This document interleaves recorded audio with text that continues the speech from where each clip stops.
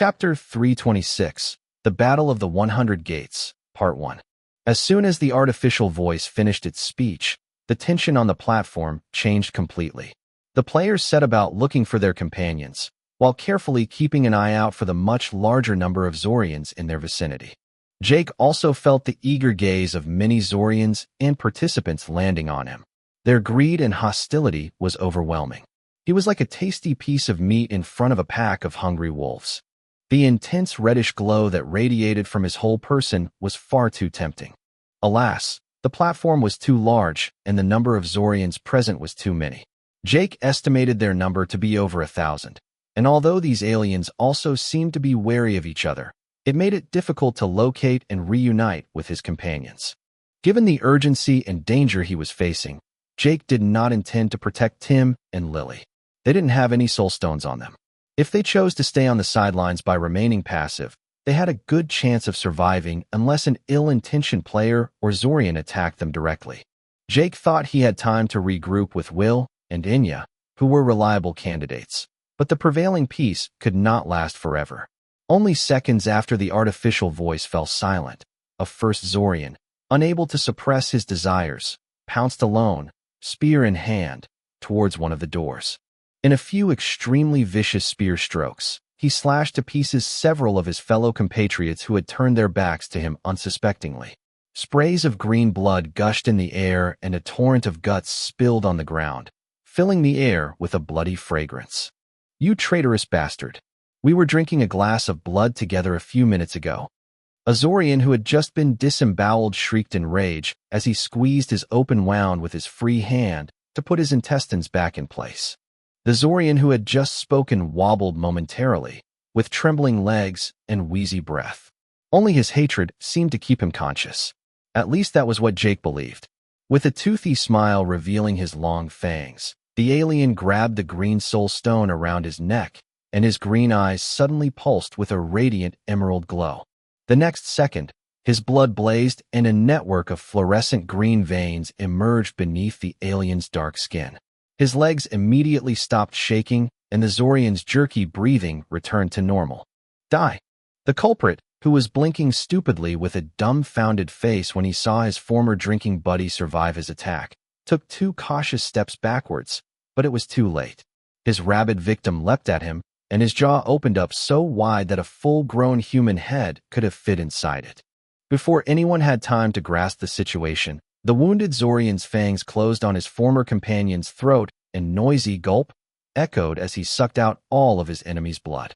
As if paralyzed by the pain or some toxin contained in the fangs, the victim witnessed his body wither and shrivel without even being able to fight back. In less than 5 seconds, the alien was reduced from a healthy adult Zorian to a gaunt mummy. At the same time, the wounded Zorian regained some color. Its muscles swelled visibly, while the gaping wound in its lower abdomen closed cleanly. The healing was not complete, but his life was no longer in danger. Moreover, all the vitality that had been absorbed had not been fully consumed. The alien was overflowing with energy and seemed stronger than ever. After this first bloodbath, a second one erupted just after, followed by a third one. Just like multiple firecrackers whose wicks had been tied together, the firing of the first firecracker activated all the others. Less than a minute later, the situation had already degenerated into a full-scale brawl, and the platform had become a deadly battlefield. Jake took a cold breath with a shiver of horror at the sight of the bloody clashes. A battle to the death between 1,000 humans was already impressive. A battle to the death between evolvers was mind-blowing. BLM, bang, slash, ta-ta-ta, clang. Explosions loud enough to kill a normal human just by the violence of their sound waves were erupting everywhere like a fireworks event. Zorians and players who were supposed to have been disarmed when they entered the temple drew firearms from who knows where and started shooting at their closest neighbors.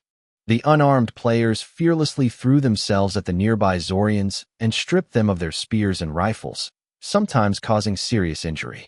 The Harmony Zorians were formidable, their mental power and vitality exceptional, but the players competing at this stage were even more so. To survive to this point, the remaining 187 participants were all exceptional in one way or another.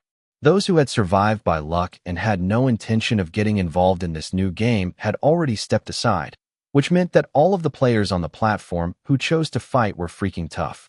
Jake hadn't yet fully grasped the situation when a group of Zorians hurled at him without warning. Multiple mental waves surged from all directions, blocking all his escape routes. Ugh, seriously? Jake's pupils suddenly shrank as these soul attacks approached, and then he uttered a short but loud cry. "Aya!" Jake shouted with all his might, and the aura of apex predator spurted out of his spirit body in the form of an irrepressible shock wave that spread out in front of him like a fan. Even the scream he had just uttered was not human.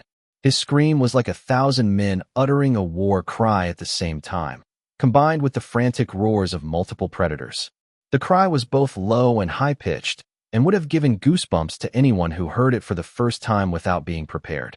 The blast was both mental and sonic, sweeping through the enemy's mental waves as if they were dead leaves in front of a hurricane.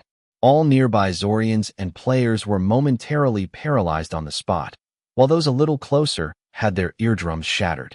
For those even closer, a few meters from the epicenter, their eyes rolled back, revealing the whites of their eyes. Blood leaked out of all their orifices, and for some, the brain had literally liquefied. It had to be said that this time Jake had given his all in this attack. After receiving his new soul glyph Apex Predator, he had tried many things, and this war roar was one of them. The scream alone was already dangerous, but combined with his spirit body and his new glyph, the effects of intimidation and side ration were multiplied tenfold. In addition to paralyzing his enemies with terror, those whose constitution and vitality were too weak had no chance of escaping unscathed. Between evolvers of similar levels, such a cry would not have been enough to hurt them. It was like being next to the sound amplifier of a nightclub or a concert. It could definitely make them deaf and cause tinnitus, but no one would die from it. However, it was different once Jake added his ether control and telekinesis. Before roaring, Jake had briefly concentrated all of his ether strength and constitution in his vocal cords. With telekinesis, he had formed a force field around his mouth and the mucous membranes of the respiratory tract to form a perfect megaphone. Such sound amplification was just terrifying. The Zorian less than a meter away from him had taken the brunt of the impact and had been blasted away, his bones completely reduced to fine dust.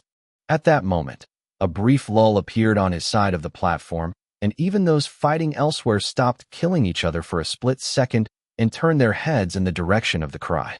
Although weakened, the sound wave was still quite strong when it reached them. Phew, good lord, that was the most creepy thing I've ever heard. Craig spat as he wiped the sweat from his greasy forehead with one of his sleeves. The Zorian he was battling nodded unconsciously to signify that he shared his opinion, but when they remembered that they were enemies, the two sides fought again with renewed vigor. Rio, the shirtless bald man who always walked around with a claymore, let out an indifferent jeer, but he wasn't so serene either. There were really too many Zorians. The players were too disadvantaged. The battle had only started a minute before, and 20 of them were already dead. Stay focused. Aleph, their instructor, barked dryly as he parried an attack with his katana before beheading his opponent with an eye strike. We have to keep moving. We must get to those doors before it's too late. Xiaoming added with a dark expression as he twisted the neck of another enemy. The Zorians' mental attacks seemed to have no effect on them. Ruby's group had already regrouped except for their sixth member Raj, who was nowhere in sight. Their situation was particularly precarious because, like Jake, each of them carried loads of blue soul stones, and their bodies were marked by an ominous sapphire light. Ruby kept silent, trotting silently in the middle of the group, as if the four men were determined to protect her at all costs. Her eyebrows were furrowed, preoccupied with something very different. Unfortunately, the more something was feared, the more it tended to happen. Halfway to the first door they had chosen, an imposing figure stood in their way. The individual was so stealthy that no one had felt it coming. We meet again at last. A giant Nosk with only one arm said with a gloomy expression. Bawopi, Craig and Rio blurted out with a shiver running down their spine. Don't make that face. You knew it was going to turn out this way. Bawopi chuckled with an icy smile. Kill them. On this order, all the Nosks still alive on the island encircled Ruby and her group. 14 Nosks, among the strongest of their species that had taken part in this ordeal. The confrontation was inevitable. Chapter 327 Battle of the 100 Gates Part 2. On Jake's side, his battle cry had achieved the desired result. Within 50 meters, there were no more Zorians or players to stand in his way. Those within that perimeter were, with rare exceptions, in a state unfit to put up any resistance.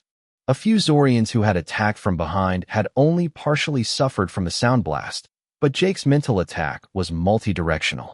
No psychic attacks had reached him, and the intimidation stemming from his apex predator glyph and killing intent had dampened the courage of even the most reckless of his foes.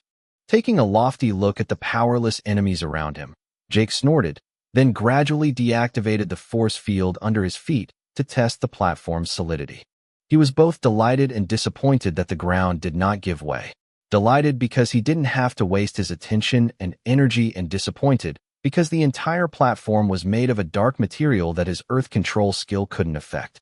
Even without having to worry about the solidity of the ground, Jake was still clumsily heavy. His enemies were unaware of his weight disadvantage, but he knew full well how slow his movements were compared to their normal performance. That's why he intended to play the nonchalance card as long as he could before his slowness was revealed. He had to maintain the image of a terribly strong and oppressive player to prevent these Zorians and players from overthinking it. Relaxed, Jake calmly stepped forward towards one of the doors without worrying about the bloody fighting around, and at the same time an invisible wave originating from his Oracle scan activation swept across the platform with almost no one noticing. We were scanned by a player. Hakrasha growled softly, as if he was talking about the weather. No Zorians or players dared to approach him within 10 meters. Do you know who he is? Enya asked anxiously.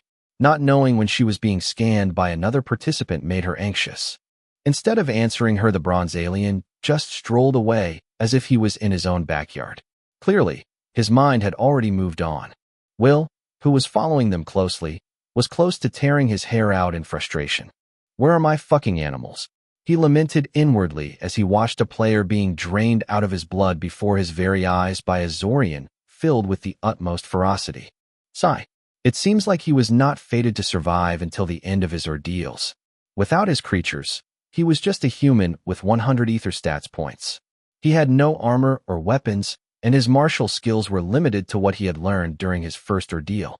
He was probably the weakest of the participants. In his self-pity, Will had fallen behind Enya and Hakrasha without realizing it. Within seconds, he found himself trailing behind and isolated from the reassuring shadows of the young woman and her bodyguard. The Zorian, who had just sucked the blood of a participant to death, suddenly turned his gaze to the slender businessman, and as if he could sense the vulnerability of this human, the alien licked his lips with a sadistic expression. As he was about to pounce on the wretched player to bite his carotid artery, Will gave him a pitiful look, and immediately his desire to kill the human was greatly curbed. When Will politely asked him to spare him, the Zorian foolishly accepted without really understanding what had just happened before running to another enemy. It was only when he moved a few dozen meters away that he realized that he had just been the victim of a soul skill or something similar. Despite the fact that he now knew what had happened, surprisingly he felt no desire to go back for revenge. The pitiful expression of this human had struck a chord deep in his heart. Unconsciously, he felt that the words of this player made sense, and that he didn't deserve to die like that for no reason. Will, on his side, was scared shitless. He had narrowly escaped death.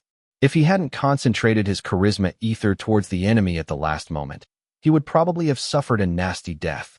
Without waiting to regain his usual composure, he dashed as fast as he could towards Enya and Hakrasha before another enemy decided to make him their snack. And he had made the right choice. A few seconds after his departure, a group of Krishas appeared exactly where he had been standing. The Zorian who had spared Will pounced wildly on their leader, but a resounding bang blasted his skull with a plasma shot.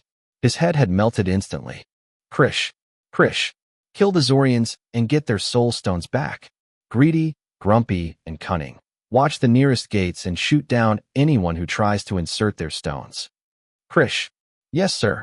The leader Krish, an arrogant warrior at his side, cast a hateful glance at the sluggish silhouette of Hakrasha, but neither of them dared to exert their right of revenge. Instead, they methodically proceeded to hunt the nearest prey, as did their other brethren. In less than 2 minutes, the battle had already reached a level of carnage worthy of the worst horror movies. Of the 187 players, only 116 remained, while the Zorians had lost almost 200 of their number, a quarter of them to Jake alone. Most disturbing of all was that no one had yet managed to open a door to be transported inside. Many Zorians had managed to insert 1 or 2 stones, but the third slot invariably remained empty. As soon as someone seemed about to succeed, another fighter nearby would kill them or force them to retreat in extremis. Nevertheless, such a status quo could not last forever. With his scan, Jake already had all the information he needed. She had deciphered the symbols in every empty slot in every door, and he already knew where to go. Naturally, being the only participant with red soul stones, his route was all mapped out. He had already walked halfway to the door of his choice.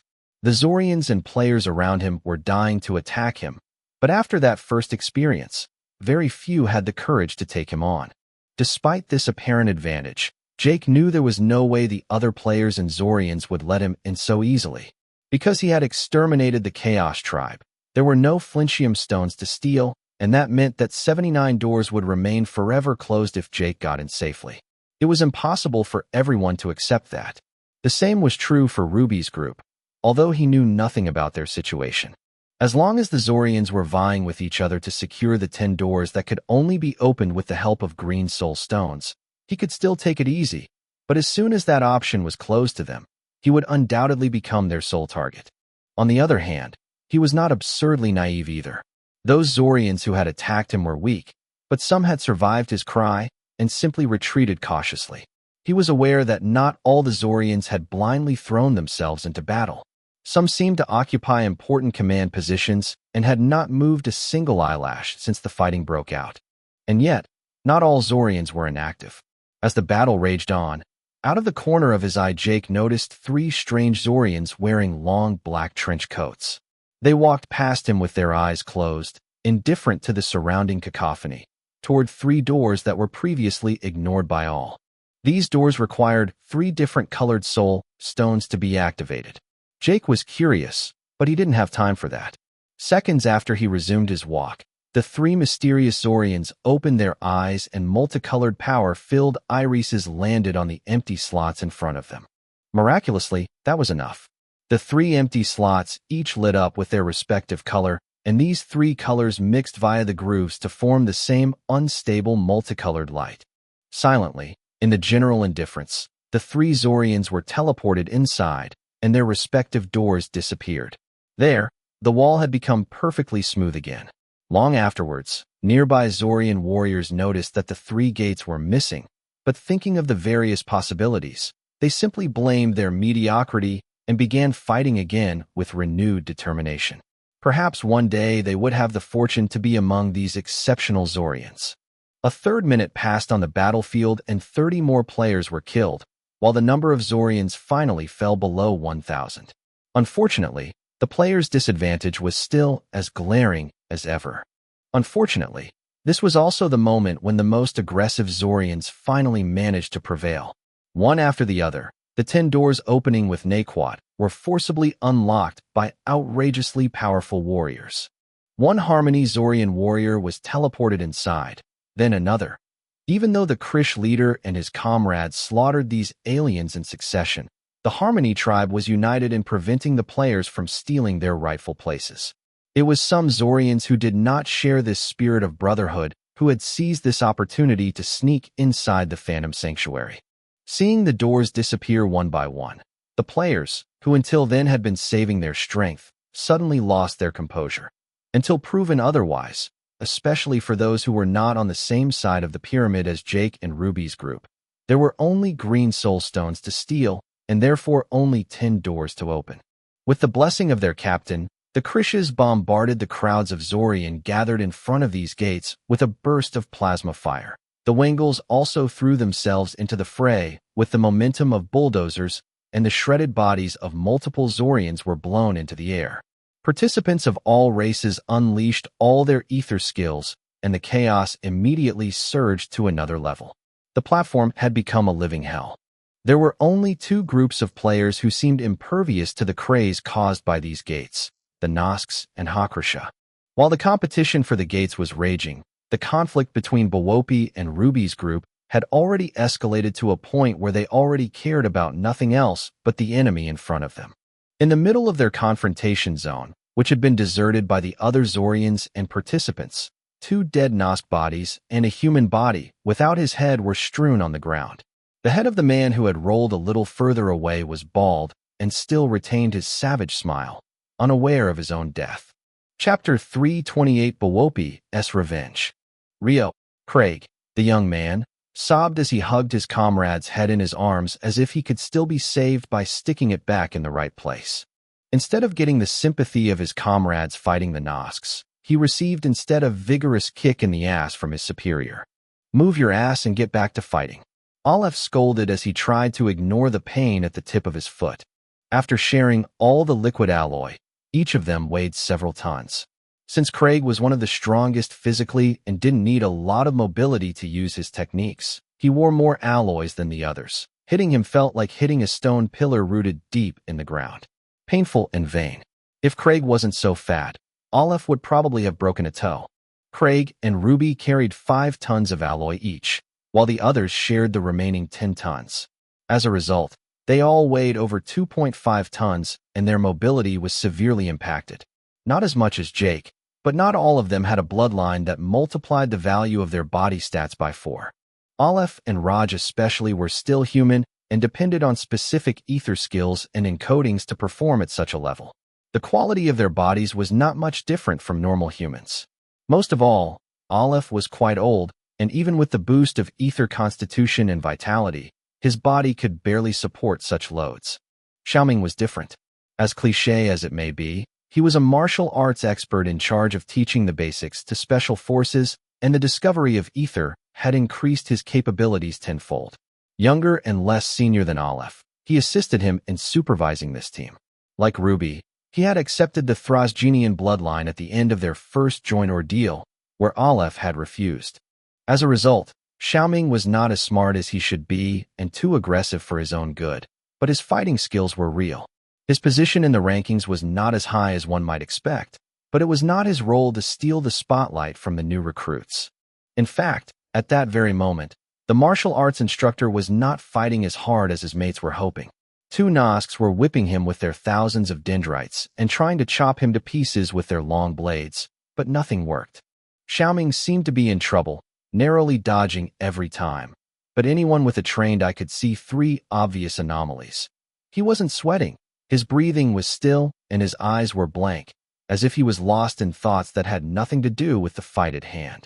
Xiaoming, Aleph, who was fighting 3 Nosks, including Bawopi himself, repeated the same action as he had done with Craig a few seconds earlier. The kick in the buttocks this time was much faster and powerful. Bam! Ouch! What's the matter with you, old man? Can't you see I'm risking my life? Xiaoming rubbed his buttocks with one hand to repress a sad grimace, while simultaneously parrying the blows of the 2 Nosks with the spear he was holding in his opposite hand. Hearing him complaining, a vein palpitated on Aleph's forehead, but when he saw Bawopi rushing towards him at the speed of a missile, he drove this irritating assistant out of his thoughts. Rio is dead. You can say goodbye to your promotion this time. He simply informed him before refocusing on his own struggle. Xiaoming's eyes widened briefly, betraying a slight surprise, but he soon regained his usual phlegm.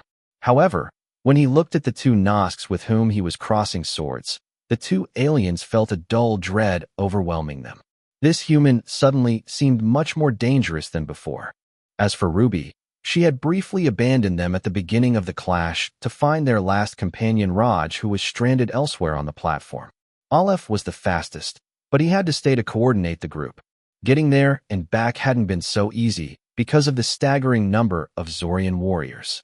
Strangely enough, half of these Nosks were in no hurry to fight them.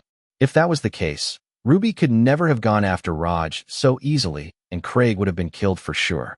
Just then, Rio had taken a fatal strike in his place. At least their so-called pride was not totally usurped. They seemed to abhor group fighting. Those who were attacking them in groups did not have enough notoriety to afford themselves the luxury of ignoring Bawopi's orders. When Ruby and Raj joined the rest of their companion, the first thing they saw were the dead bodies of Rio and the two Nosks. The young woman's face darkened abruptly, and the temperature unexpectedly dropped below zero. The fighting Nosks made a slight wince, but they were not made of the same wood as the one Jake had faced during the storm. With the exception of the two Nosks who had already died, their armor was intact with a smooth, round metallic texture that no locally handcrafted armor on this island could match. On the other hand, their build was much more developed. Their dendrites were longer and emitted an intense light. This time Bawopi had planned everything carefully before seeking revenge. "The white-haired bitch is back," Bawopi eerily declared in Nosk language to his comrades, as he spoke directly into his helmet. The language was guttural, between a growl and the cry of a dolphin with strep throat. Listening to their leader's short statement, the Nosks nodded subtly and uttered a sullen war cry with their right fist firmly resting on their hearts. For honor. After repeating this strange oath, the brightness within their dendrites intensified exponentially. Their armor and limbs were mysteriously saturated with a surge of energy, thin white flashes crackling around them from time to time, faintly giving off the roar of thunder. Faced with this miraculous turnaround, Ruby's group retreated, but deep down inside they were already foreseeing the worst. Their bad premonition was well-founded. One of the Nosk who had been fighting Craig disappeared from his position, leaving behind an afterimage. Before anyone could react, Raj, who had just arrived, was bashed up into the sky. Despite his 2.5 tons, his fractured body rose 100 meters before slowly falling down. Next, all the Nosks coiled up their dendrites to form a long cylindrical cannon and pointed the tip of their artificial cannon at the wretched Raj stuck in the air. Whoom! 13 white laser beams containing breathtaking energy instantly converged on their target, producing a blinding flash of light on impact. By the time Ruby and the others finally realized what had happened, Raj had been disintegrated on a subatomic scale. Ruby was short of breath and hyperventilating in a disturbing way, as if she were in the throes of a violent existential crisis. She had tried to save him by forming a wall of ice, but it had evaporated without offering the slightest resistance. Raj was just too far away. Faced with such a reversal, Aleph, their leader, knew at once that they had no chance of defeating Bawopi and his troops. The Nosks were already incredible opponents in normal times. If they were ready to sacrifice the energy accumulated in their dendrites, it was hopeless.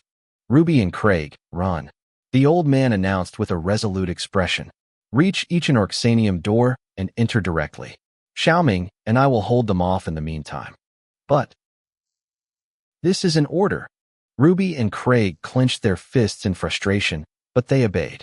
Fighting them here wasn't impossible, but it wasn't the purpose of their mission. Maximizing their rewards was their only priority. After Ruby and Craig left, the old man barked dryly at his partner. "Xiaoming, rejoice. You're finally going to be able to prove that you deserve your paycheck." Back on the other side of the platform, Jake had finally reached the door he had chosen. The symbols engraved in the 3 interstices were identical to the soul spell he had learned under the volcano. In theory, and with enough time, he didn't even need to use his red soul stones. Reproducing the soul spell was enough. In fact, with his soul glyph, Harbinger of Chaos, he could use the soul skill Bloodline Ignition at any time. He was pretty sure it would have the same effect. The door was deserted and the place calm, but alas, it was the calm before the storm. When Jake raised a hand to insert a first stone, he felt the gaze of all the Zorians within 100 meters converge on him. It was as if these aliens had been pretending not to see him all along. Several players also surrounded him in an instant, blocking all his escape routes. The massacre he had caused earlier did not seem to have impressed them more than that. 2 Wengels, almost 4 meters tall and whose close scent was perfectly matched with their appearance of human octopus, had finally decided to attack him. Their breath smelled like rotten fish, but their long claws and fangs already betrayed what their favorite diet was. Fruits and vegetables were clearly not their cup of tea. "Can I help you, gentlemen?" Jake asked kindly with an extremely relaxed posture now that he knew there was no real trouble getting in. He could have a little fun with them. The two Wengels exchanged a confused look. They were obviously not ready to see this human initiating the conversation. The Zorians all around did not change their expression. For them it was normal that the human was trying to negotiate. They were rather surprised by his composure. Was he really that confident, or was this just a facade? Chapter 329. Need a hand? We offer you two choices. The tallest Wengel initiated the conversation. His oraclean was proper, and the tone of its voice more pleasant and refined to hear than their stoutness would suggest. Give us 3 red soul stones each, and we promise to leave you alone. Jake was somewhat surprised that these two aliens were so sensible, but it wasn't unexpected either. They had no conflict and no reason to hate each other. He was not weak, and an ally was always better than an enemy. What makes you think I have enough flinchium? Jake finally replied with an amused face. Maybe I have just enough stones to unlock that door. Blah blah blah. Jake frowned and pursed his lips disapprovingly as the two Wengels burst out laughing. The way they laughed was the opposite of their refined voice, devoid of any graciousness. It's simple. If you don't have enough, we'll have no choice but to kill you. The Wengel who had spoken earlier grumbled disdainfully. Either you're lying, or there's only enough flinchium for one door.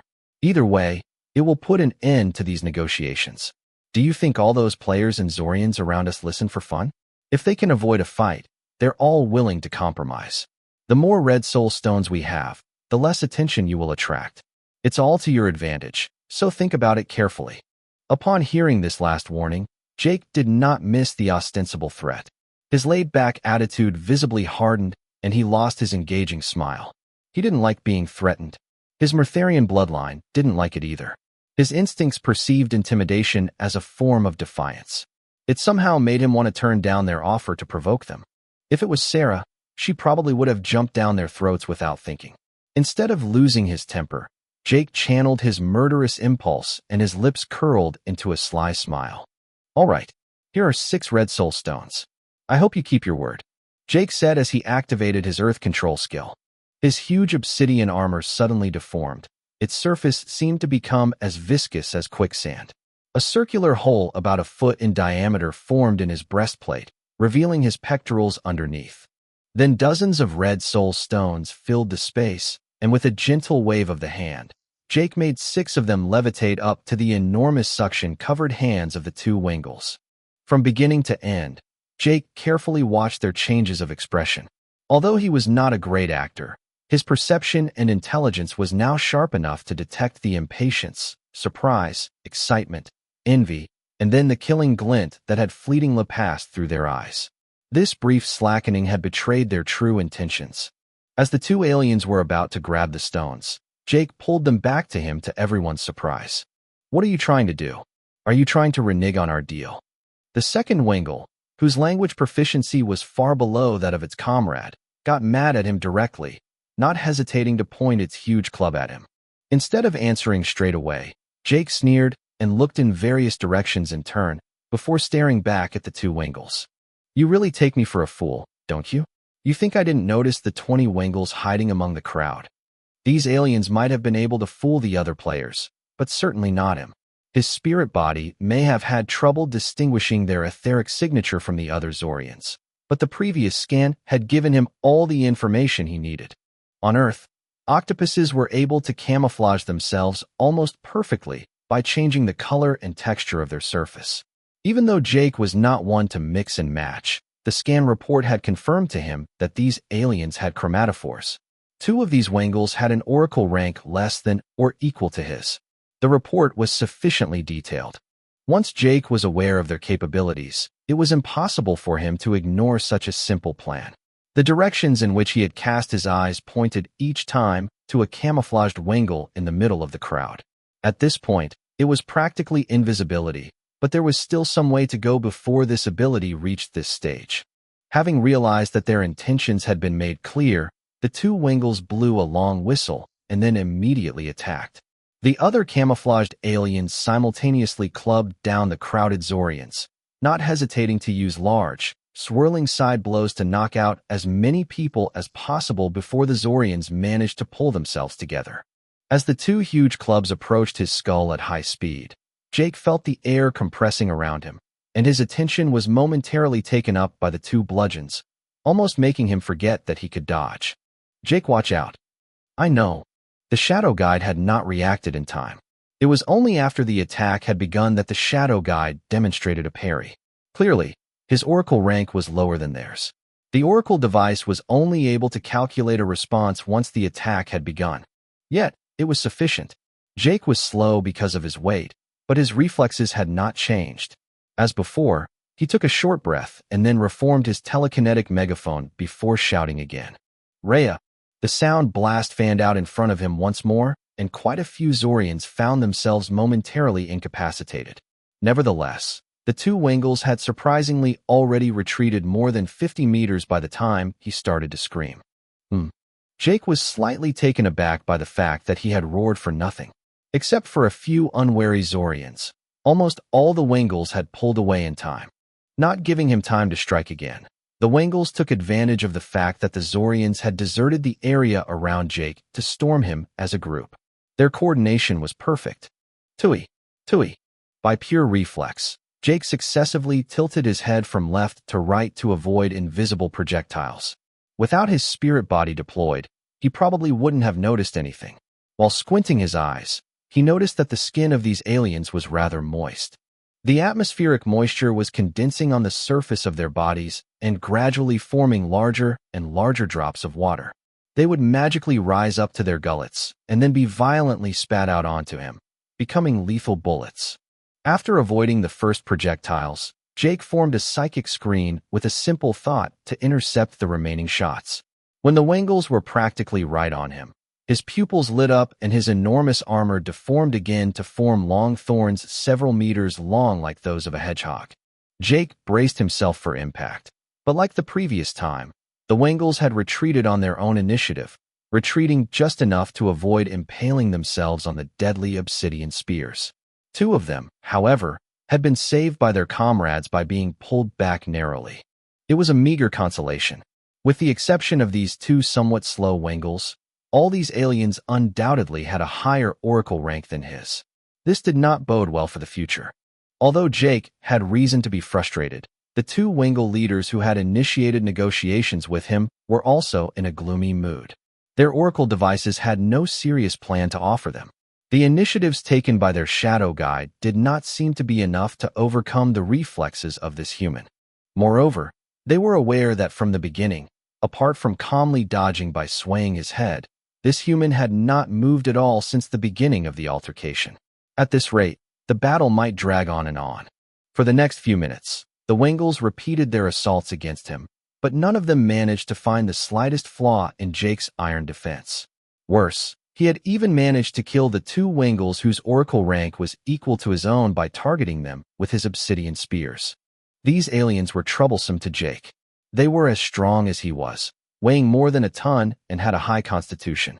They could control water to some extent, spit venom, produce strange ink smoke with unknown properties, and their spirit body was sturdy. Like his cousin Kevin, they seemed incapable of mental attacks, or even deploying their spirit body beyond 1 meter, but their spirits were unbending. They were typically the kind of enemies Jake hated.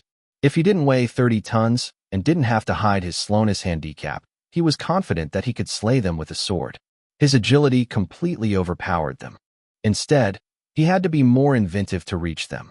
Force fields, compressed air bullets, air depressurization to deprive them of oxygen, fireballs, soul arrows, obsidian blades propelled by telekinesis, concentrated ultraviolet rays to make them tan.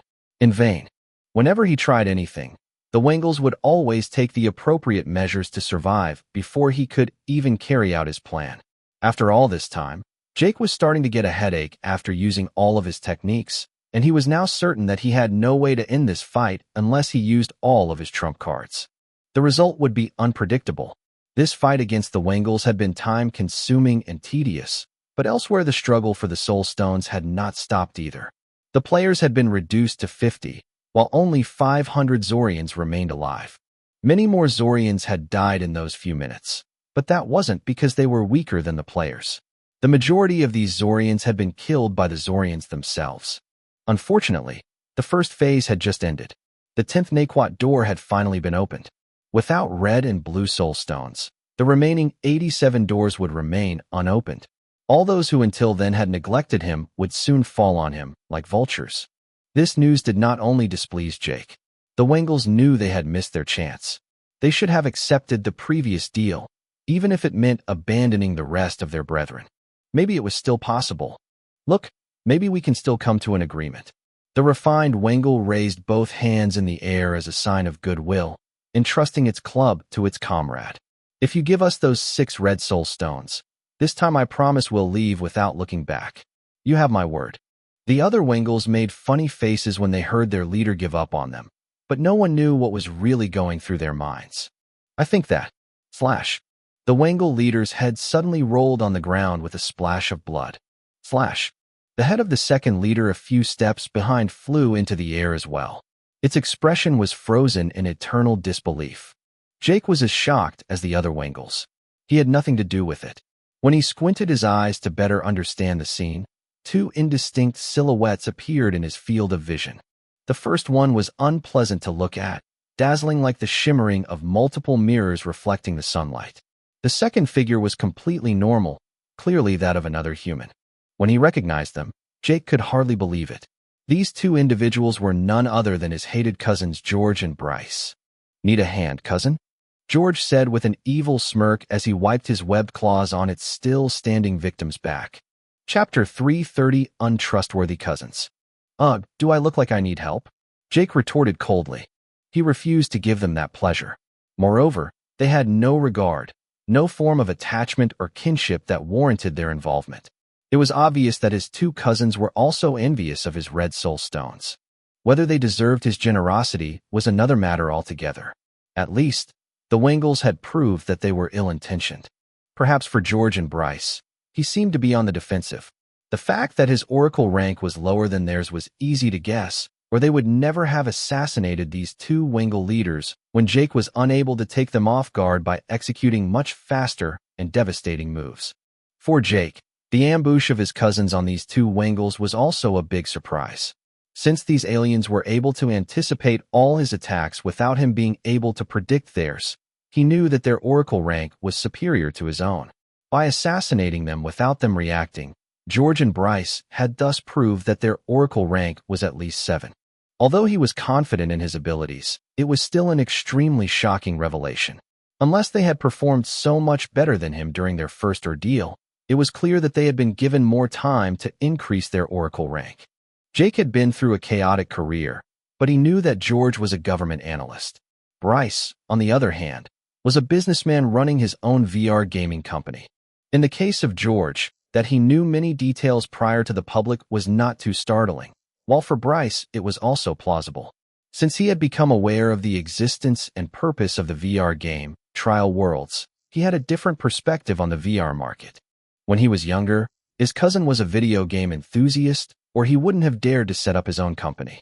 Jake didn't know him well, but he wouldn't have been surprised if Bryce was also a Trial World player in his day. Let's play fair, George said, wiping away his smile. We loathe each other.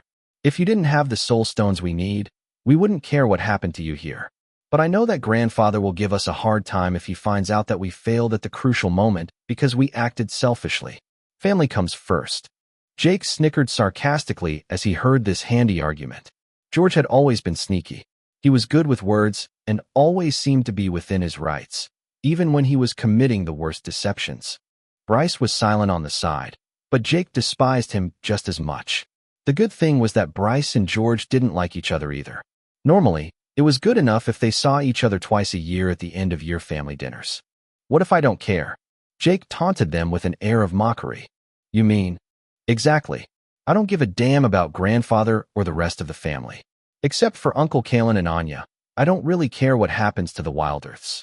Even if you fail here, your situation is still enviable compared to the majority of the participants anyway. By taking care of Lily, Kevin, Kate, Elijah, and Noemi while you were acting selfishly, I have already done more than my share. The atmosphere grew suddenly tense between the trio, but with all the Zorians and player around tightening their noose more and more, Jake eventually relented. As before against the 2 Wengel leaders, he fiddled with his obsidian armor to reveal his Flinchium Hall and threw 6 stones to his 2 cousins without batting an eyelid. And now get lost. He grunted curtly before shifting his gaze in another direction. If Will and Inya didn't catch up with him in a few minutes, he would go in without them.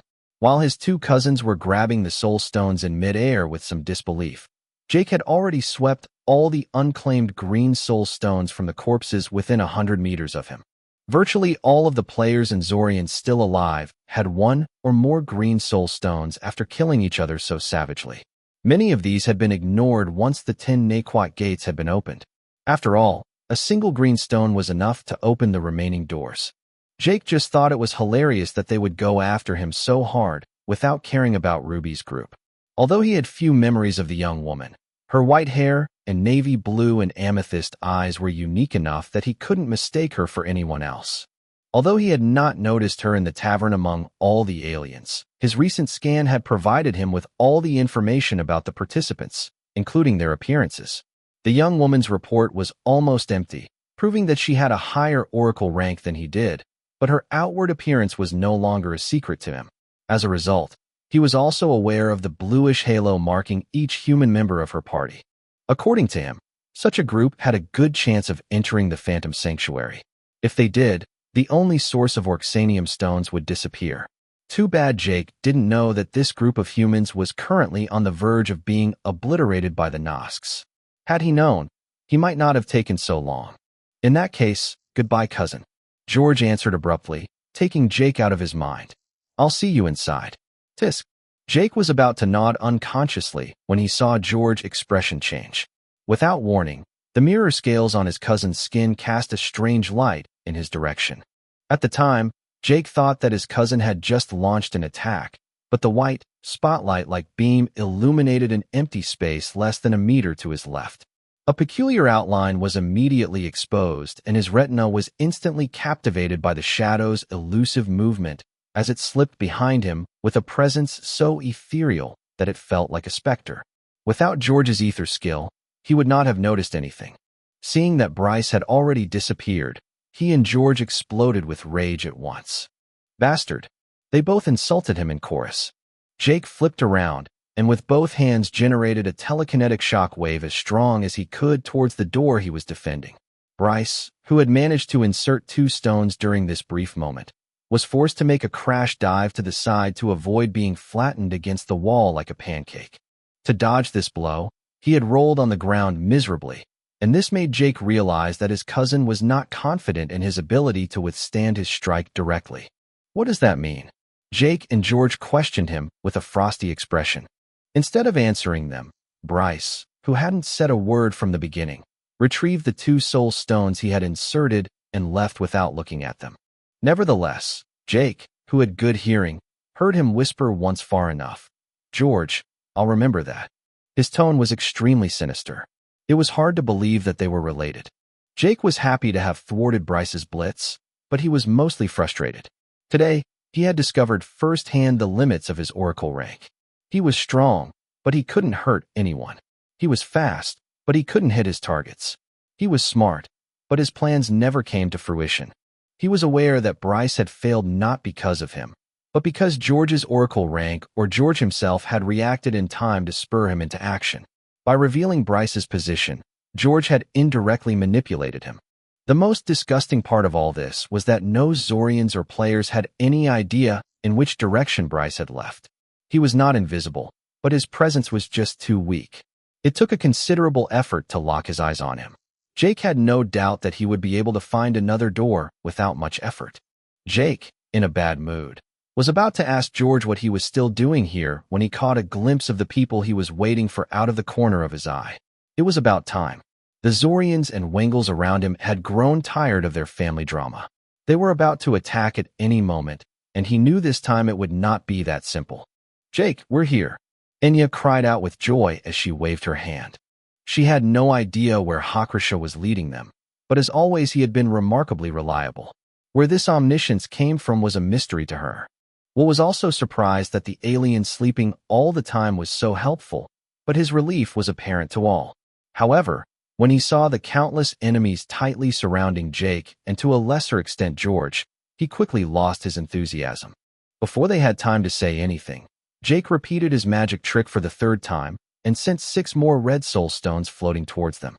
At first, Enya and Will were confused, but when they saw the reddish hue surrounding him, they understood his intentions easily. His 2 comrades grabbed the stones hurriedly, immediately drawing the attention of some of the Zorians and players to them. Right now, the best strategy was no longer to join Jake, but to flee before they too were surrounded. "See you inside," Jake said calmly as he prepared to activate his soul glyph bloodline ignition. If his hunch was right, the door would be unlocked and he would be teleported inside before anyone could react. "Wait, do you have some flinchium for Hakrasha?" Enya suddenly asked with some panic. Chapter 331, The Ether Core's Significance. Hakrasha, Jake mumbled without knowing who or what she was talking about. He had barely had time to sit down in the tavern to exchange a few banalities before they were beamed to the platform. At that moment, he had simply thought that the alien sleeping next to them had simply chosen that bench by chance. Seeing it guide them to him, he didn't need to be a genius to know who she was talking about. "Here are 3 of them." Jake complied without flinching. If Enya and Will trusted him enough to ask for help on his behalf, he had no reason to refuse. At least he knew that Hakrasha was the name of the former top 1 in the player rankings. The likelihood of another participant having the same name was laughably low. No wonder Enya had accumulated so many points in such a short time. Even Jake didn't know how to get so many points without killing other players. Hakrasha's low number of kills was a mystery, but suggested that he was not a bloodthirsty psychopath. He could give him a chance. Once the bronze-skinned alien received his 3 red soul stones from Jake, he nodded his head in recognition and then grabbed Will and Enya like flour sacks before sprinting in the opposite direction. Hakrasha was so fast that a supersonic shock wave resounded less than a second after his first step, piercing the eardrums of the nearby Zorians. Jake and George maintained their indifferent facade, but inwardly they were extremely shocked. The alien, nonetheless, had done them a great service. Some of the encircling Zorians lost interest in them and raced after the trio in the hope of intercepting the group at another gate. As terrifying as Hakrasha may be, they would need 3 gates to enter. It was 3 opportunities to steal the stones from them. George didn't dither either.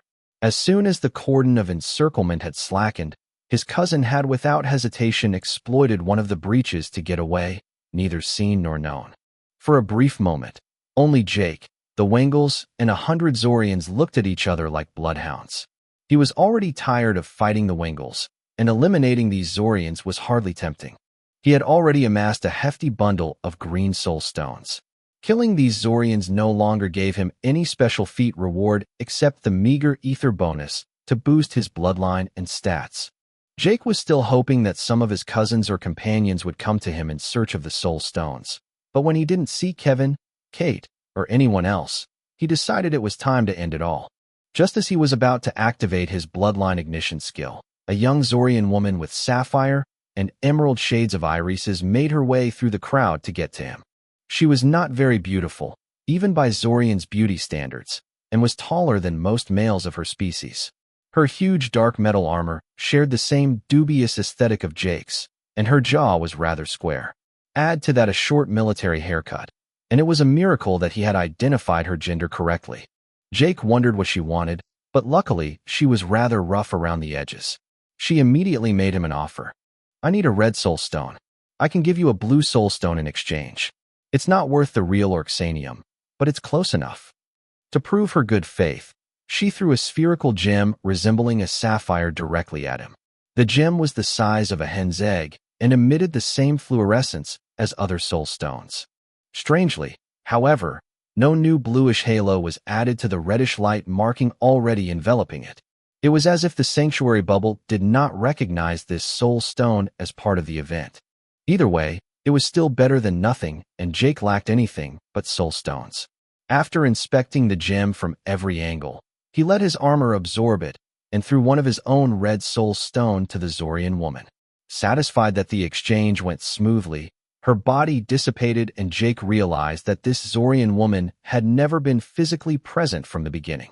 It was just an illusion produced by some unknown method. What was most intriguing was that the gem she had given him was very real. This unique energy that made him want to sleep and dream on the spot was impossible to fake. Likewise, The flintium stone he had thrown to her had also vanished.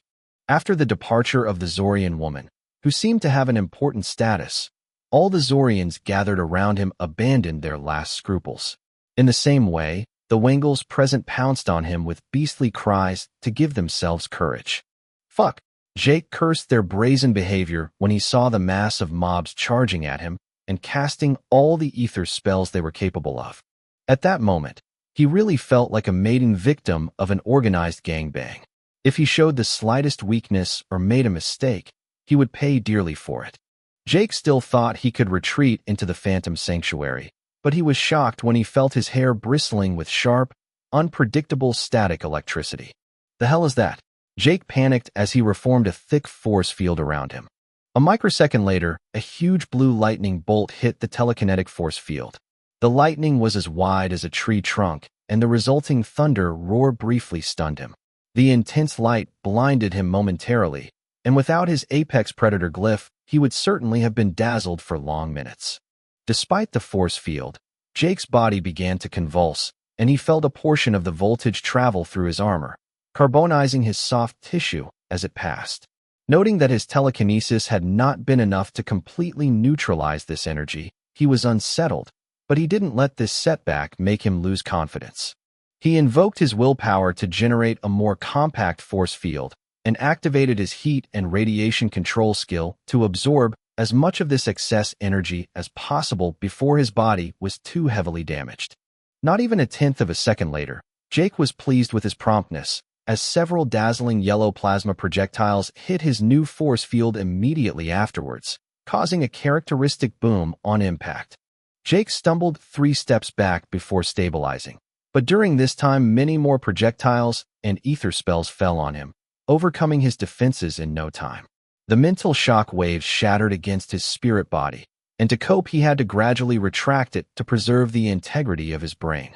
Alas, it was through the deployment of his extrasensory awareness and perception that Jake was able to channel the surrounding ether to fuel his ether skills. When he was forced to retract his spirit body, the amount of ether under his control was reduced, and his force fields became more fragile, to the point where they became so wobbly that a mere enemy arrow could defeat them. When his spirit body was driven back into his body, heavy enemy fire continued to fall on him, chipping away at his huge armor. Jake considered moving at this point, but he realized that his telekinesis had become too weak to significantly affect his movement speed. Without deploying his consciousness around him, he could only harness the ether in direct contact with his skin. The power generated was derisory. Although he could hardly move, for the first time he lifted his hands to protect his face. Tensing his muscles under the armor with all his might, he tried to move back step by step until he finally stuck his back against the door behind him. Throughout the process, he withstood the attacks, and his gray ether-reinforced armor became more and more fragmented, until it became so thin that the ruby reflection of a soul stone shimmered in plain sight, letting his opponents know that they were close to the goal.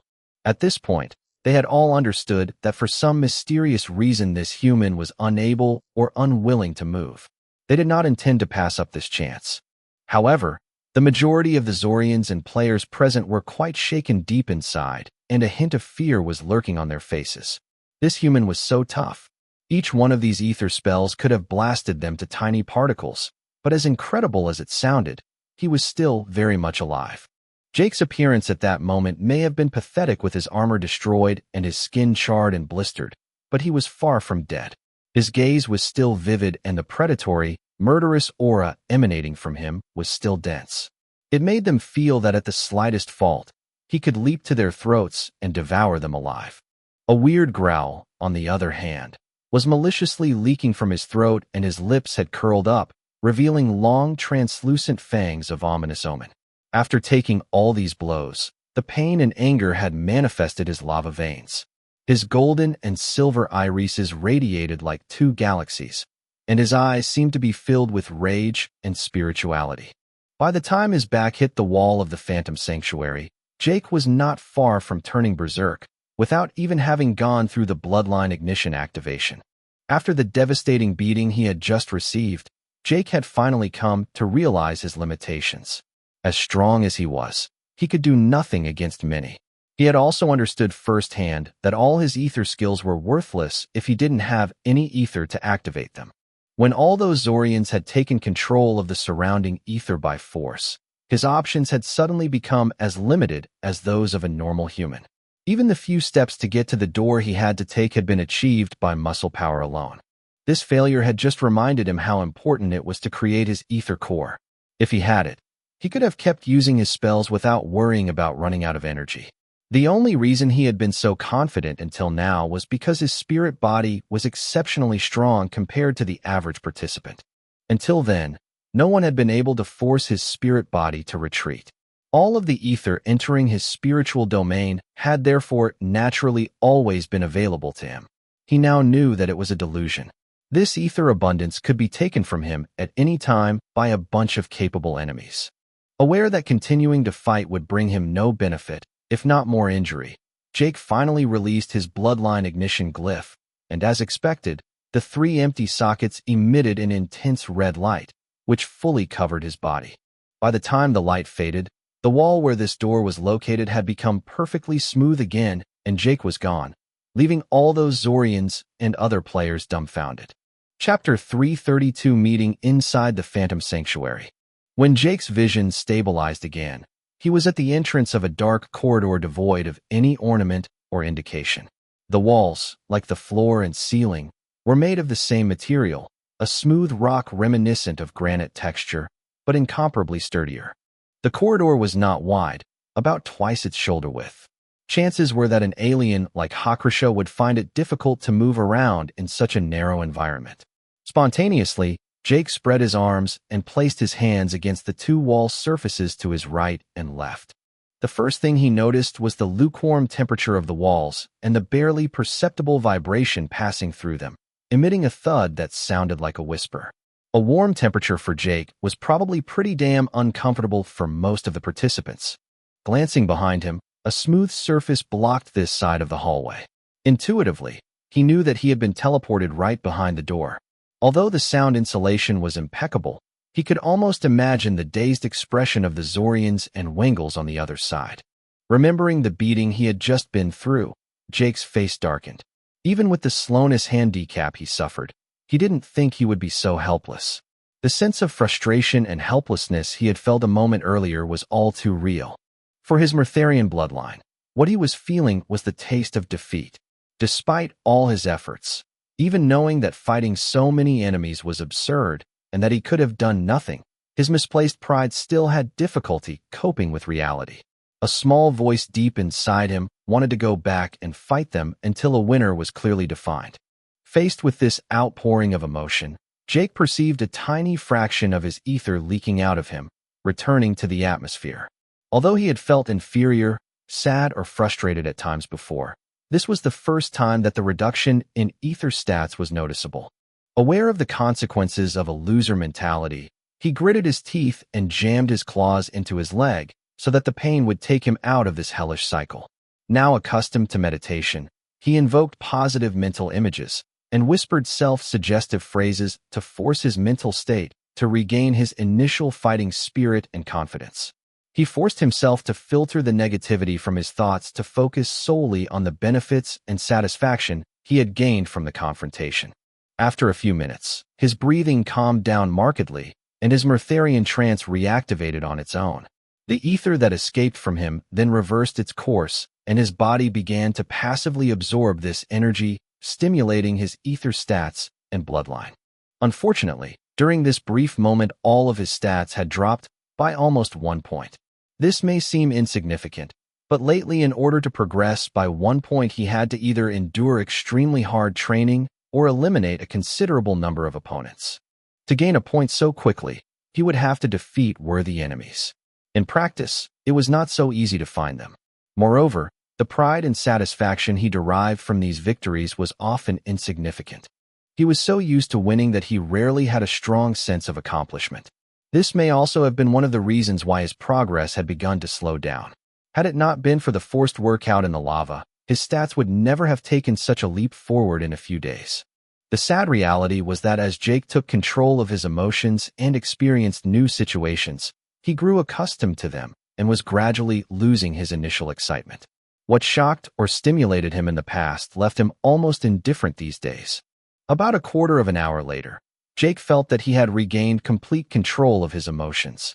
In fact, his mental state was excellent. The conditioning provided by his bloodline instincts combined with his self-hypnosis had exceeded his expectations. Focus on this feeling. You're going to need it. She warned him with a coldness and seriousness she rarely displayed. The ordeal is coming to an end. Do you know what that means? Jake chuckled almost like a growl in response. His translucent fangs radiated an ominous reflection in that dark corridor that gave him a frighteningly sinister expression. I am going to go all out. He finally responded as he slowly ventured down the long corridor, stretching far ahead of him. She remained silent, but he felt more than he saw her approval. With She's green light, he knew that the time for strategy or caution had passed. The corridor was dark, but not that long. After a few hundred meters, he came face to face with an armored door similar to the one blocking access to the vault of the Zorian catacombs. Except that this time it was not necessary for him to destroy the obstacle. When he entered within 1 meter of the door, the thick metal door slid into the ground to clear the way.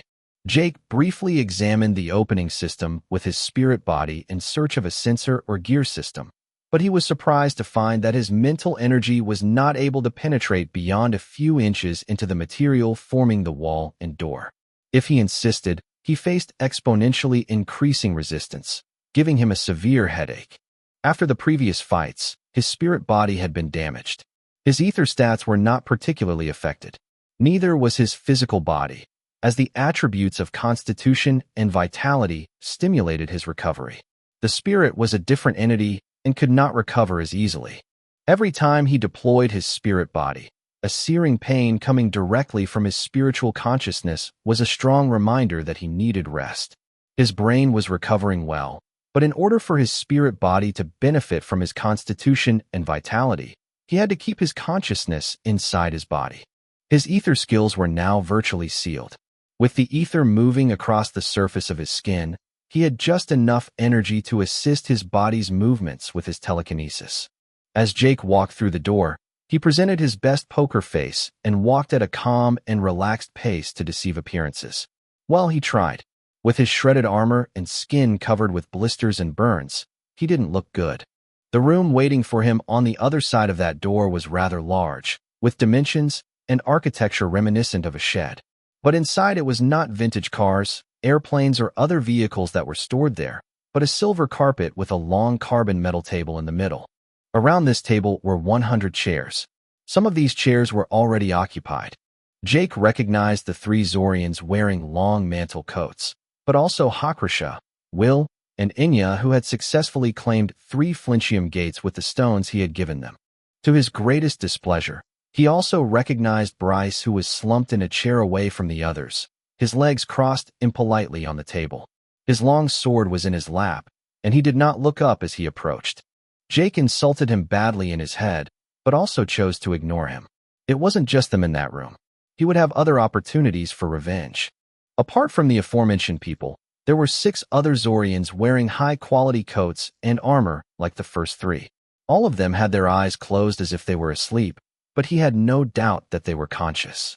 He could feel multiple spirit bodies superimposed on top of each other that covered most of the room. The surrounding ether was obviously under the control of these Zorians. He also recognized the short-haired Zorian woman who had bought from him a red soul stone. She was standing behind one of these 9 Zorians, and her body language betrayed her deference to it. A master-servant relationship. Other Zorians in armor also stood silently behind the other 8. Their deference and vigilance straddled that of a bodyguard and a butler. Finally, Jake noticed 2 Krishas. With the description Tim and Sarah had given him, he had no trouble identifying the 2 aliens. They were as ugly as he imagined them to be. Feeling his curiosity, arrogant warrior shuddered and whispered something to his leader, clicking mandibles in a language impossible to interpret. Keeping the same expression, Jake walked slowly to his companions and let himself fall into one of the chairs. Inwardly, he felt a deep relief when he finally had a chance to rest his muscles. Naturally, he didn't show any of it. Inya and Will seemed to want to talk, but the atmosphere was so heavy that they kept their lips pursed, forcing themselves to save their questions for later. The room became austere and silent again, until another reinforced door opened up. His cousin George emerged from the hallway behind it, and chose to sit alone a few chairs away from Jake. However, he did not attempt to engage in dialogue. A few seconds after George, a handsome man with black half-long hair and eyes of the same color, including the white of the eye, walked out of another door. Enya stiffened slightly upon his arrival, but she relaxed when Will put his warm hand on hers to calm her down. 10 minutes later, Jake finally met Ruby face to face. Her appearance was as ragged as his. Her skin was covered in blood and soot, and her hair was a mess, making her look like a homeless witch. She seemed pretty pissed off. Craig, the young chubby black man, arrived almost simultaneously in a similar state. The two companions chose 2 chairs in another corner and set about dressing their wounds. Almost an hour later, 8 more doors opened at the same time, revealing 7 majestic Nosks covered in red and green blood, as well as Xiao Ming, also covered in blood. Upon seeing him, Ruby and Craig displayed relieved expressions, but she became gloomy again when no one else came into the hall after them. Exactly 2 hours after the 4th trial started, the ground beneath their feet began to shake and a pressure similar to that of a speeding plane fell on their shoulders. The Phantom Sanctuary had taken off once again. Chapter 333, Follow the Arrows. Upon arriving in the hall, Bawopi and the other Nosks had directly riveted their attention on Ruby, Craig, and Xiao Ming, but seeing the other participants and Zorians all sitting together without making a fuss, he had suddenly hesitated. Finally, he had dropped a few words in the Nosk language and his comrades had picked out a few free chairs.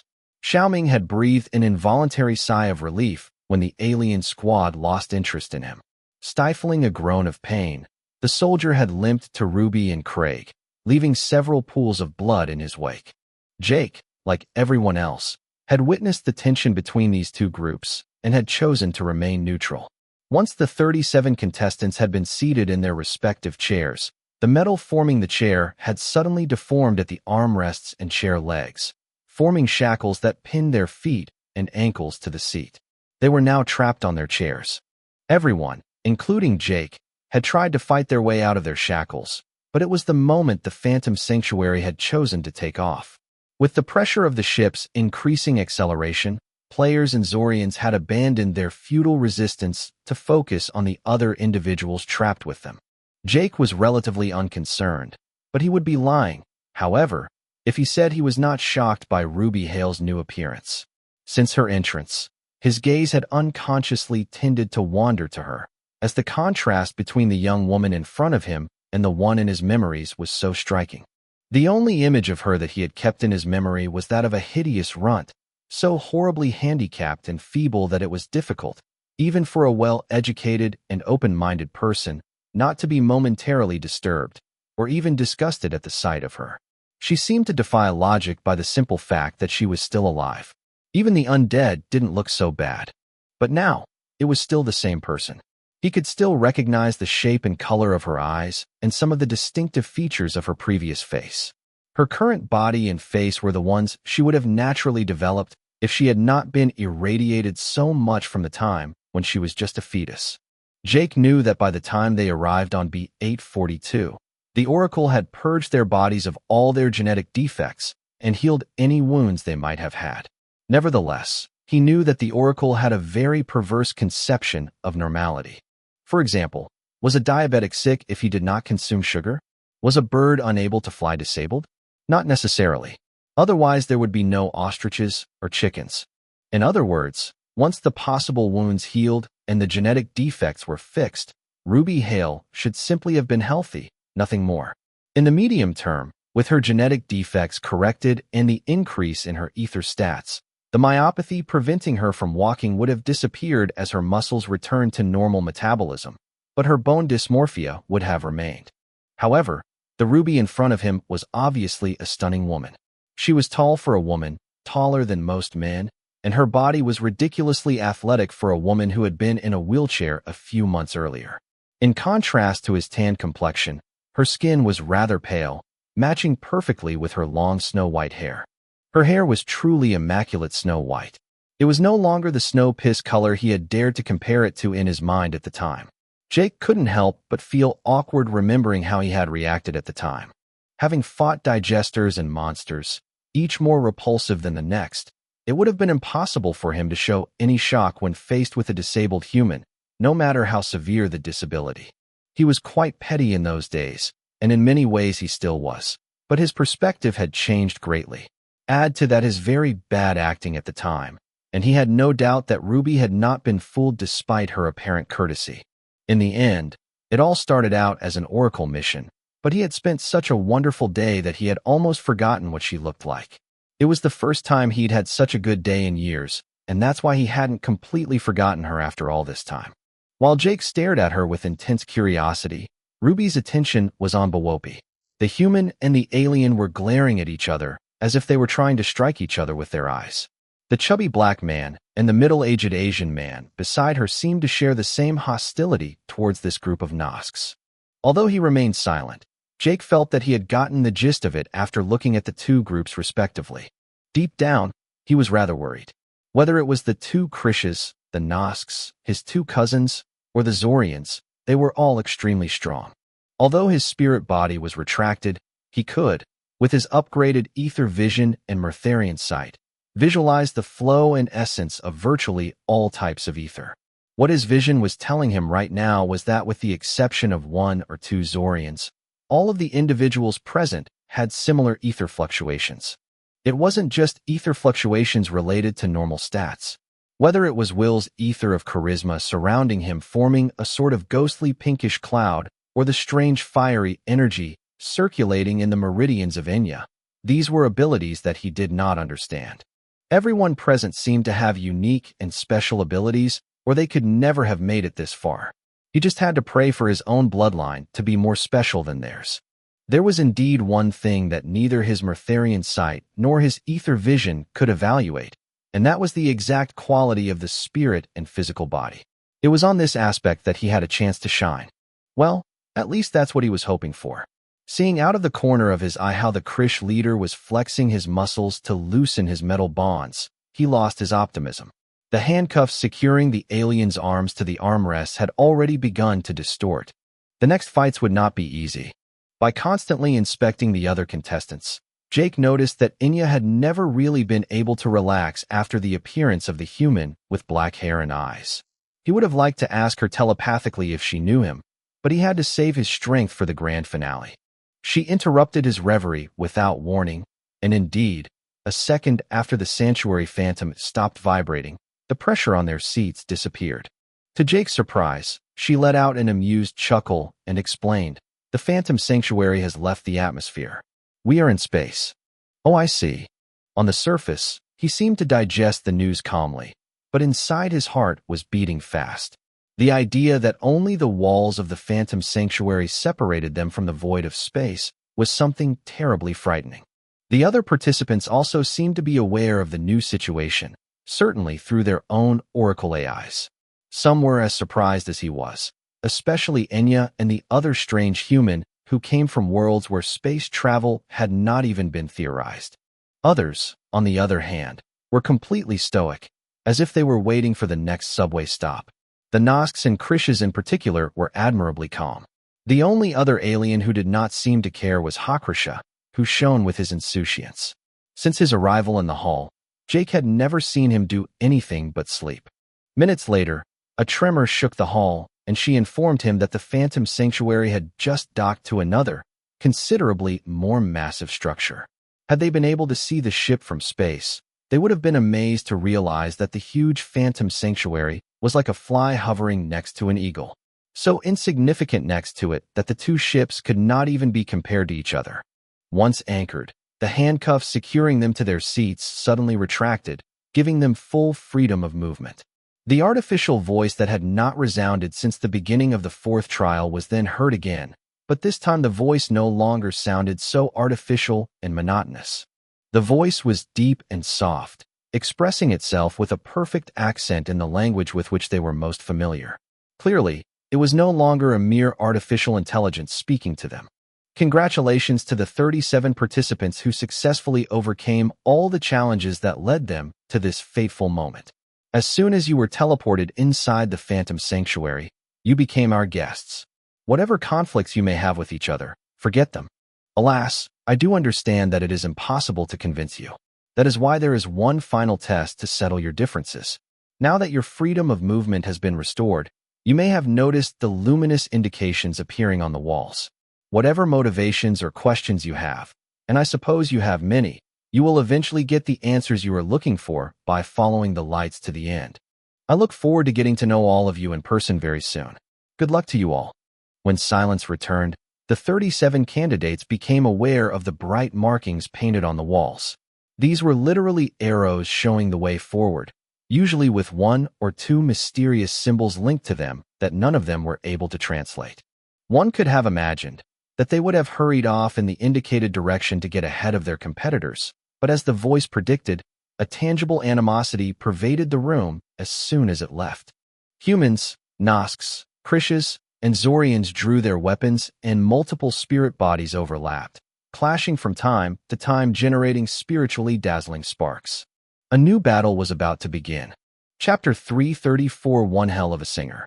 And for sure, those who wanted to fight didn't waste a second to indulge themselves to their heart's content. Bang! A supersonic shock wave pressed Jake against his seat again, while the long steel table was covered with a thin layer of ice in the blink of an eye. An icy smoke billowed out of it, and the temperature in the hall plummeted to a dangerous low. Ruby had lost her cool first. VVs. Jake's eyes almost popped out of his head when he saw the Krish leader switch on what strongly resembled a lightsaber. Bawopi and the other Nosks had jumped backwards to shield themselves from the icy aura, but the Krish had taken the opportunity to immediately attack its closest neighbor, George. His cousin, who usually has a calm and mysterious expression, shouted in panic and threw himself under the table while it was sliced in half by the plasma blade. Holy shit, George groaned under the table, rolling over to avoid another vicious sword blow. His mirror scales retaliated with a powerful flash, forcing the Krish to protect his eyes with his free arm. The brief respite allowed George to crawl to the other side of the table, successfully escaping the alien's assault. Jake wanted to laugh, but, as he turned his head towards his other cousin, he realized that the bastard had already disappeared, taking advantage of the confusion to get a head start. He squinted and saw the guy at the other end of the hall, already about to pass through the door pointed by the luminous arrows. This son of a... Jake cursed before he remembered they were related, although his mother deserved such a title for raising such a scum. Of course, Bryce's behavior had not alerted only Jake. The Krish leader clicked his mandibles and left George to dash to the door with the other Krish by his side. Meanwhile, the fight between Ruby and the Nosks had heated up, and energy shots were constantly banging against thick walls of ice. In some places the temperature was close to 100 degrees Celsius, while in others, puddles of molten metal composed partly of the table, partly of the floor had begun to spread. The silver carpet was already emitting an intense smell of burning, and pestilential flames were already licking the legs of their chairs. Craig and Xiaoming, I'm holding them back. Hurry up. Ruby shouted as she uprooted the metal chairs from the ground with her telekinesis and threw them one by one onto the Nosks in front of her. She was keeping a decent pace of 2 chair throws per second, but she was already running out of ammunition. Considering that these chairs could support Jake's weight, this ammunition was not to be taken lightly. Craig showed signs of reluctance, but Xiaoming whacked his face with a resounding slap to bring him to his senses. The two humans hastily ran after Bryce, and Jake was surprised to discover that they were not as fast as their ether fluctuations suggested. Jake, who was still feeling heavy and clumsy, took advantage of the fact that everyone ignored him to contract his muscles violently, his face turning red in the process. After a superhuman effort, he managed to pull himself up on his legs as if nothing had happened. Whatever, you can use my seat. Jake muttered into his beard, dusting off like nothing was wrong the stalactites that had formed on his armor remnants. Despite the happy memory he shared with the young woman, he had no intention of helping her. To be frank, he was not even sure that she remembered him. His appearance had changed a lot, and he wasn't positive that he had told her his first name back then. Maybe she had remembered it by reading it on his work uniform, but it wasn't really important. For now, until proven otherwise, they were strangers. Their paths were parallel.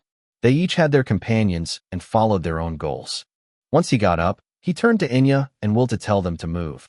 but he realized that they had been standing for a long time and were looking at him with a mixture of concern and suspicion, as if he were a sick child with a deadly, highly contagious disease. "Are you hurt? Why are you so red?" Will asked telepathically by connecting his spirit body to his own. When Will initiated the contact voluntarily, Jake was able to respond telepathically back with a reassuring tone. "Everything is fine. I just gained a little weight recently." Will stared at him incomprehensibly, but as he swept Jake from head to toe, he had to admit inwardly that his comrade was looking more and more like a monster. In comparison, the businessman only reached his shoulder, and his build resembled that of a 12-year-old prepubescent child next to his own father. Too embarrassing. In the end, he chose not to care. All that mattered was that he got out of that hall quickly before the Nosks considered them the allies of the white-haired woman. Reaweawa. Ruby, who had just been pinched by Bawopi and two other Nosks, gave a roar similar to the one Jake had given earlier to knock out all those Zorians. At that moment, she looked like a shining sorceress, her white hair gleaming like headlights while a network of electric blue veins shone under her skin.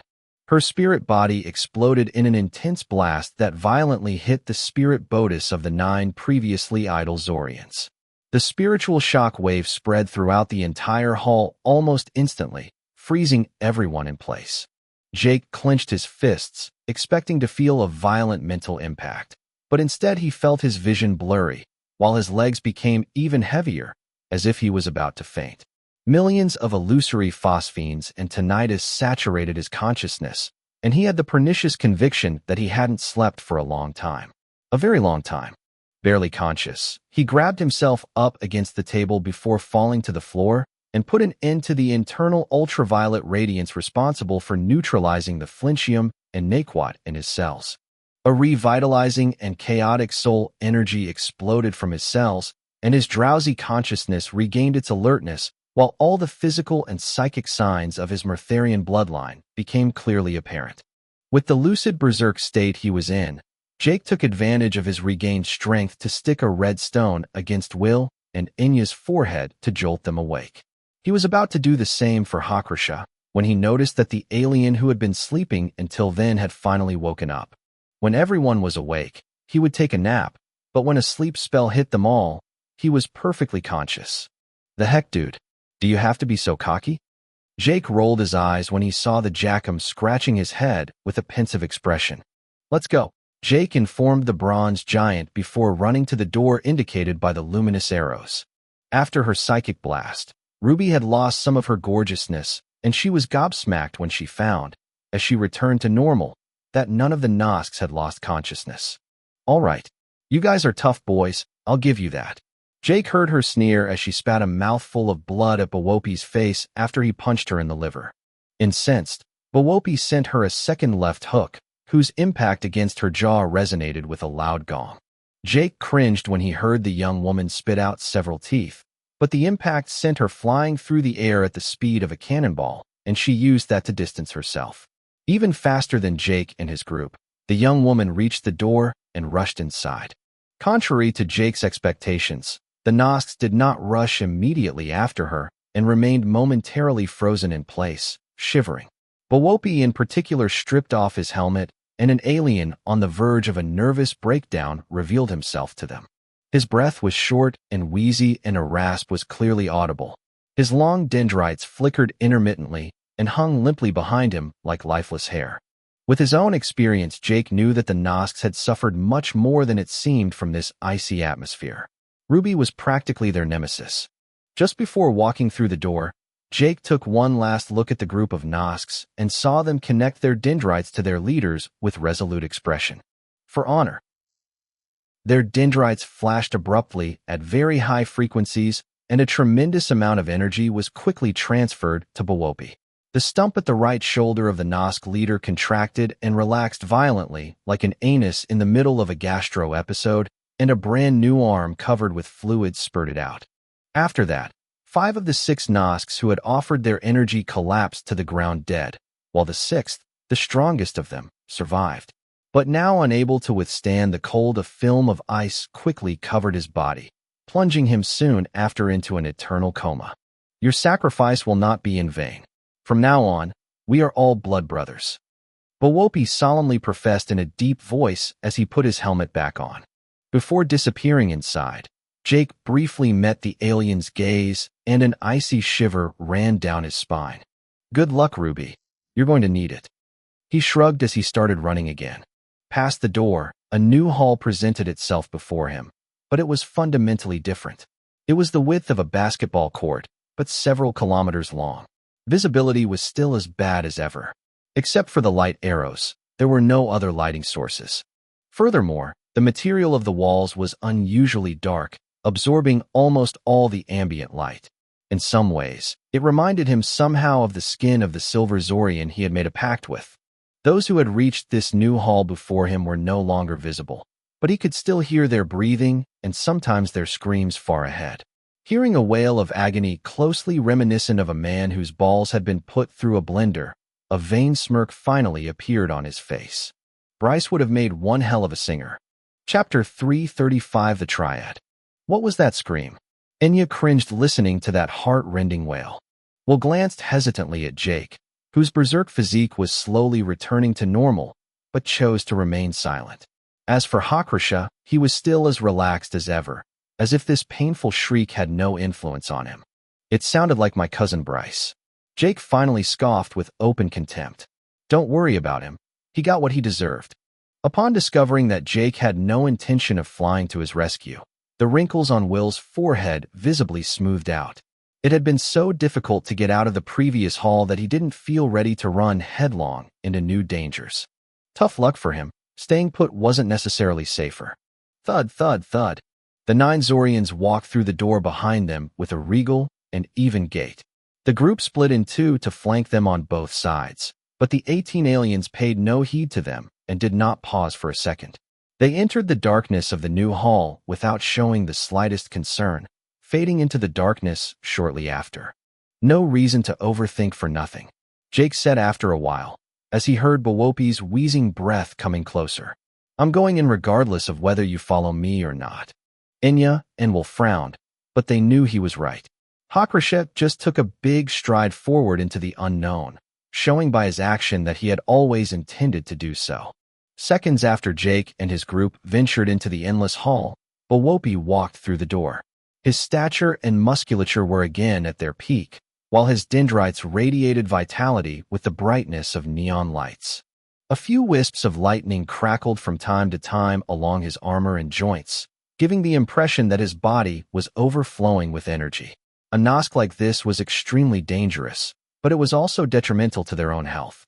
Except for the few echoes of screams far ahead of him, Bowopi found no sign of the humans he was chasing. Calmly, he sniffed the air several times and pressed his ear to the ground before getting up with a violent killing intent. Just you wait. The Nosk then stepped into the darkness and his figure disappeared, letting the rumble of thunder rattle in his wake. With Bowopi, all the participants had left the original room. At least that's what the alien thought. The black-haired, black-eyed human that Enya seemed to recognize entered the second hall long after Bowopi had disappeared. As soon as he approached the darkness, his body melted into it like a shadow, or rather some kind of smoke. He was now impossible to locate. Back on Jake's side, after covering just a few meters, he lost all his sensory bearings. Even when he decided to retrace his steps, he found only infinite darkness to welcome him. Only the luminous arrows were still present, showing him the path to follow. He could no longer hear the breath of his comrades either, and when he whispered and then shouted to them, the distant echo of another participant's voice came to him instead. Aware that there was nothing he could do to help them, he sighed wearily and resumed his walk, this time in the right direction. Jake wasn't afraid of the dark, but with his perception and apex predator glyph, he regretted that his night vision was still so bad. The material or paint coating on these walls was truly amazing. After a 10-minute walk without knowing if this long haul had an end, the decor finally changed. Plop, plop, plop. Feeling a drop, then another one falling on his face, Jake halted momentarily with a puzzled frown. What the hell is going on? It was still dark, but as he moved forward, the rain intensified from a light drizzle to a torrential downpour. In just a few minutes, a frightening wind rose from a cool breeze to a hurricane that no normal human could have withstood. Well, except for Jake. The floor and the walls being perfectly smooth. Even a physically super mighty player would have been unable to move against such a wind, but for him, it was child's play. With his 30 tons, the wind was just too light to dislodge him from his position. If that was all this test had in store for him, he had nothing to fear. Silently sneering at the storm, Jake raised one hand to protect his head from the wind and rain and continued to move forward, step by step, with a sardonic smile plastered on his face. Sadly, his smile didn't last. Untiringly, the wind and rain continued to intensify until it reached such a level a few minutes later that his body began to wobble. Watching his body slowly slide backwards against his will, Jake began to freak out for real, his confidence gone. By reflex, he mobilized what little telekinesis he could deploy without catching a splitting headache. But just a minute later, that wasn't enough anymore either, and he tilted backwards. Before he could even get up again, the wind and rain intensified once more, and the water level gradually rose without him being able to do anything to prevent it. With absolute darkness reigning in this wide corridor, Jake felt like he was reenacting his adventures in the abyss, except that at the time he knew how to go back. "She helped me." Jake finally cried out in heartfelt dread when the hall was completely submerged and his body was swept away by a gigantic wave propelled at insane speed by a wind strong enough to blow a small mountain. Radio silence. When Jake realized that he couldn't even feel the warm presence of his Oracle AI, he really flipped out. After sharing his consciousness with her, she was a part of him for better or worse. When she vanished, he experienced it as the amputation of a limb, only worse. He also noticed that he no longer felt his Oracle device, nor the Oracle system. The ether stats overload he kept as a last resort was no longer accessible either. He couldn't even access his ether storage. "Jake, calm down. Think about it. There's got to be a reason for that. There's no way an incident could happen during every ordeal." That's probably what she would have shouted to him if she had felt his distress. Yeah. No matter how wide that hall was, at the speed this tsunami was carrying him away, he should have long ago returned to the door of the previous hall. Yet, what he was feeling was real. The lack of oxygen, the pressure of the water on his chest, and the liters of salt water burning his bronchial tubes. This pain can't be faked. Crunch. Alas, it was not his cat. It was just the sound of his leg being gobbled up by a sea monster of colossal proportions. The intense pain caused him to lapse briefly, but an even more searing pain in the back of his neck jolted him awake. Faced with his imminent death, all his neurons were firing like never before, and his instincts took over. He turned on all his glyphs, including bloodline ignition, but the increase in his power gave him only a brief respite. When he didn't have any more hope, Jake also switched off the ultraviolet radiation blocking the soul energy of the flintium and naquat in his cells, and then, the pain was gone. Cough, cough. Blah. On all fours on the floor, Jake coughed, spat, and vomited everything in his stomach until the taste of bile was the only thing left in his mouth. He had never felt so weak. "It's all right, Jake. You made it through." She's reassuring voice suddenly trumpeted in his head, as if everything he had just experienced was a bad dream. After his breathing returned to normal and his convulsions stopped, Jake noticed that he was still in that wide, dark corridor, but he could see the door to the first hall a few meters behind him. Despite all the time spent following these arrows, he had barely taken a step forward. What happened? A spiritual attack? Jake asked coldly, not daring to reactivate his ultraviolet radiation. His body was burning up very quickly, but he didn't dare to end his berserk mode. "I don't think it was a simple player," she calmly elaborated. "None of the participants, not even these Zorians, have such capabilities. If I had to bet, I'd say it was an illusion fueled by Orxanium. Bluestone cell." Jake thought he was immune to the Soul Stone's energy with its ultraviolet radiation, but he realized he had been too naive.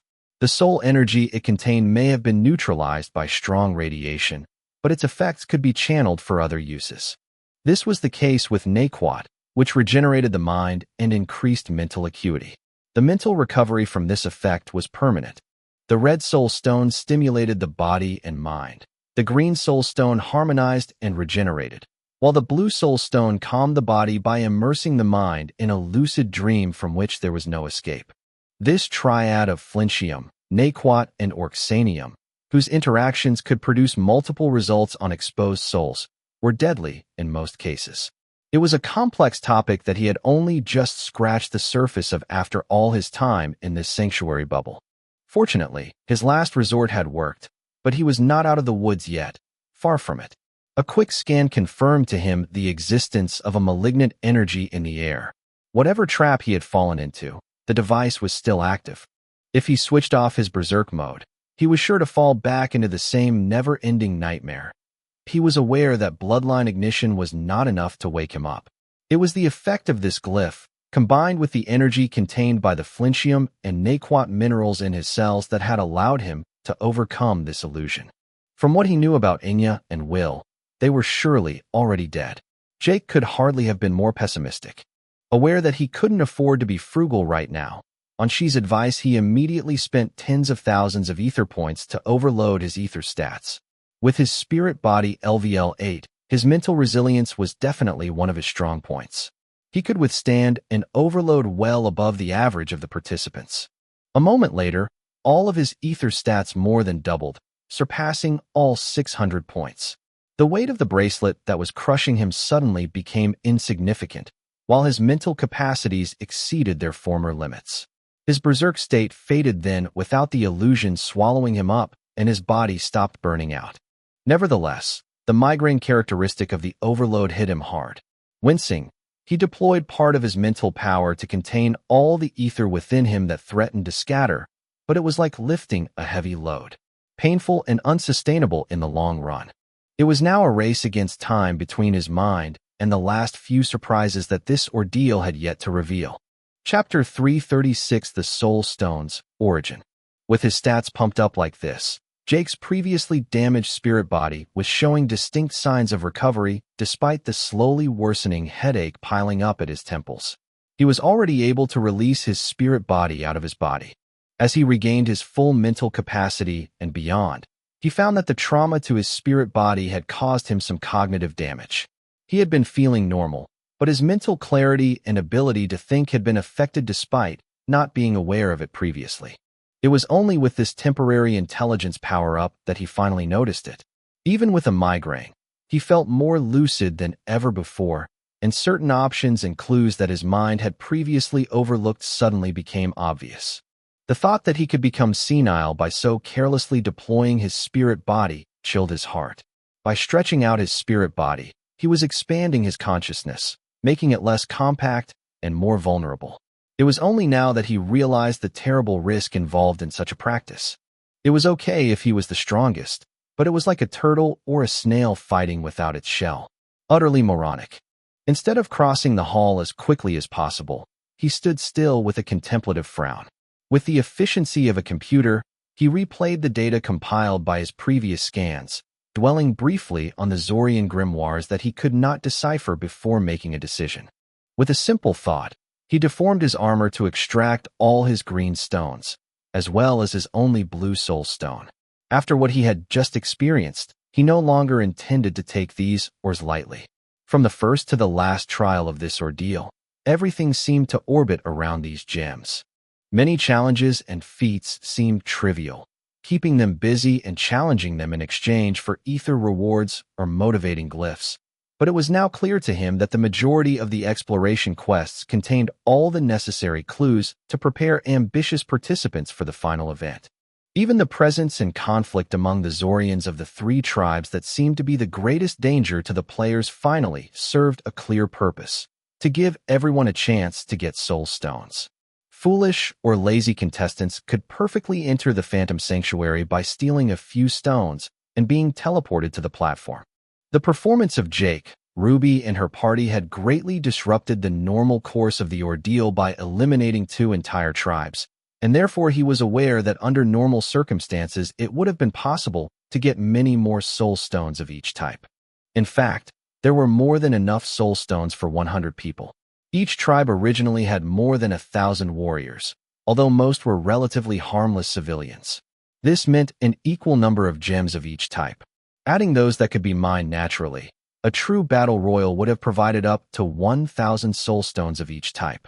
In a communist utopia, Each contestant entering the Phantom Sanctuary could theoretically have obtained 10 soul stones of each color. Once this ideal postulate was established, it was not difficult for Jake to draw the appropriate conclusions. He turned off his ultraviolet radiation again and caught one of the green soul stones in his right hand. The energy that poured out of it was immediately absorbed by his spirit body, and he felt his mental fatigue diminish significantly. However, by lifting the ultraviolet radiation, he also felt the flinchium energy contained in his cells spreading through his being, and he felt his body transforming as a chaotic, bestial aura emanated from him without warning. His body resumed burning itself by burning calories at an alarming rate. Remaining unperturbed, he grabbed in his other hand the blue soul stone that the Zorian woman had previously exchanged with him. An energy of a very different nature seeped into his body, and as with Naquat and Flinchium, his spirit body received a lot of it. His chaotic thoughts and vacillating lucidity subsided significantly, as if he had just poured cold water on fire. His lava veins disappeared, and his fangs and claws returned to their normal size. His berserk state had been completely quelled. And yet, he was not pleased with this discovery.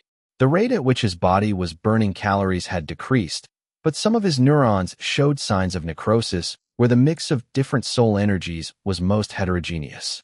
In addition, his heavy eyelids, tinnitus and phosphenes within his field of vision insidiously reminded him that Orxanium was a powerful sedative and hallucinogen.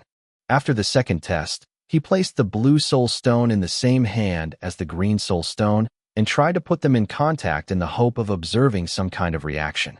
Nothing happened, except that these energies refused to mix with each other. However, on contact with Naquat, the Orxanium stone produced its soul energy at a much higher rate, while the green soul energy was significantly weakened. Nevertheless, once out of their respective stones, the two energies rarely interacted, even when Jake forced them to collide with his consciousness. Just as when water and oil are forcibly mixed together, the mixture would eventually settle to form two distinct layers. Each time, though, the blue soul energy came out stronger. The same was true when he repeated the experiment with the red-green, blue-red, and blue-green-red combinations. The three energies were difficult to mix, but the resulting cocktails were deadly. The worst reaction was the red-blue cocktail. The stones repelled each other violently, and spiritual sparks formed when they came into contact, emitting a distinct radiance. The calming quality of Orxanium did not neutralize the exciting quality of Flinchium. During these brief clashes, chaos and dream became one. His mind would lose its sense of reality, being both awake and asleep at the same time, immersed in a dream blending with reality, while at the same time his body would be swiftly consumed by his berserk state. He now knew what had killed him during his second trial. At least he had a pretty strong clue. The last test he performed was to vary the dosages. Flinchium and Orxanium being too dangerous, he carried out this experiment with Naquat. The final verdict was that in sufficient quantities, the green soul stones could completely repress the other stones by exploiting their low miscibility, but each accidental contact would intensify the other two energies. After a few tries, Jake got the hang of it, and without hesitation he grabbed as many green soul stones as he could. A torrential flow of green soul energy from his fist holding the stone engulfed his body, his soul, and then his spirit body, and a comforting feeling of indescribable peace overwhelmed him. His mental fatigue instantly disappeared as his mental clarity reached such heights that for the first time in his life, he felt enlightened. But this could not last. Faced with so much green soul energy, the Flinchium in his body began to glow more beautifully, the frequent contact between these energies amplifying exponentially the intensity of his berserk state. Likewise, the illusory energy of the device hidden somewhere in the hall gradually increased in intensity, feeding off his Naquat. At the same time, his spirit body was accumulating energy so quickly that he envisioned for the first time the possibility of seeing his own body and mind implode. The feeling of peace and serenity continued to build, and he felt as if he was returning to the embrace of Mother Nature, his drives and desires being washed away as his mind and body went numb, becoming as stagnant and selfless as an old oak tree. When Jake became aware of this strange transition in his mindset, he was scared shitless. Terror brought him back to the present moment, and he noticed that his spirit body had begun to stiffen, forming strange crystalline reflections. His soul was turning into a soul stone. As soon as Jake took note of these multiple dangers, he cut the current and put away his green stones in a hurry, but during this brief moment his spirit body had cracked in several places. Yet, his mental energy was still overflowing.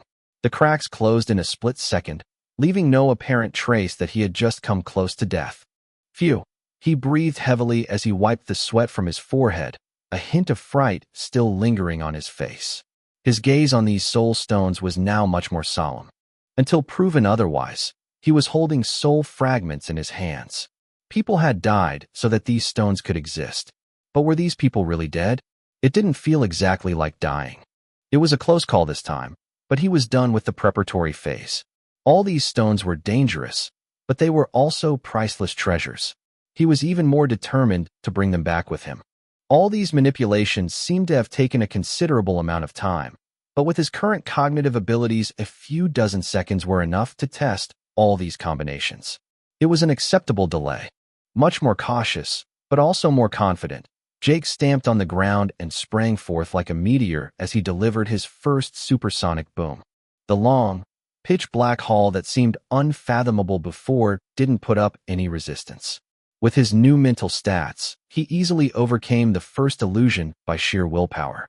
The trap only stretched for a few hundred meters, but Jake came across several corpses during his crossing, but Bryce, Enya, and Wills were not among them. To be exact, he didn't identify any of the other 36 contestants. These bodies, although intact, belonged to individuals he had never met before, probably players from previous ordeals. Incredibly, everyone had passed the first trap. They probably overloaded their ether stats when they got here. The other possibility was that they were already in contact with a green soul stone. Unlike you, they can't produce ultraviolet radiation to defend themselves against it. There also remains the possibility that they were prepared for that first trap. Jake nodded, but frowned at the possibility that Will and Enya had kept this information to themselves. In the end, he shook his head to dispel this thought. Even if they hadn't gotten enough time to discuss anything. They had been teleported to the platform far too abruptly, and the fourth trial started immediately afterwards. Once the first trap was cleared, his sight and hearing came back to him at once. In addition to the luminous arrows, he could easily distinguish every detail of the corridor in front of him. He understood that the previous sensory deprivation had been intentional. With his senses restored, Jake discovered another door identical to the previous one. As he passed through it, a huge room the size of a soccer field presented itself to him. Despite the resilience of the walls, the place was irreparably damaged, as if 30 tanks had decided to play bumper cars together. Almost all the candidates were in the room, and as he expected, the second trap was already at work. A red soul spell. Chapter 337 Bryce, S. Forsyth. Apart from the severely damaged condition of this room, the most striking thing was that the majority of the candidates were indeed there, though not all alive. Even Bryce, whom he imagined to have failed miserably, was in this new hall, fresh and dashing. However, his pupils and skin pores were dilated, and his breathing was shallow and erratic. His hair and clothes were soaked, and he reeked of a putrid ammonia smell. To escape from the previous trap unscathed had not been so easy, and he had obviously paid a heavy price. At the very least, he had lost his ethereal presence. Jake had no trouble focusing his attention on him anymore, just like the other players, who were now carefully watching his every move in case he felt the urge to disappear again. Will and Enya had also gotten there before him and were keeping a close eye on Hakrasha, not daring to venture any further.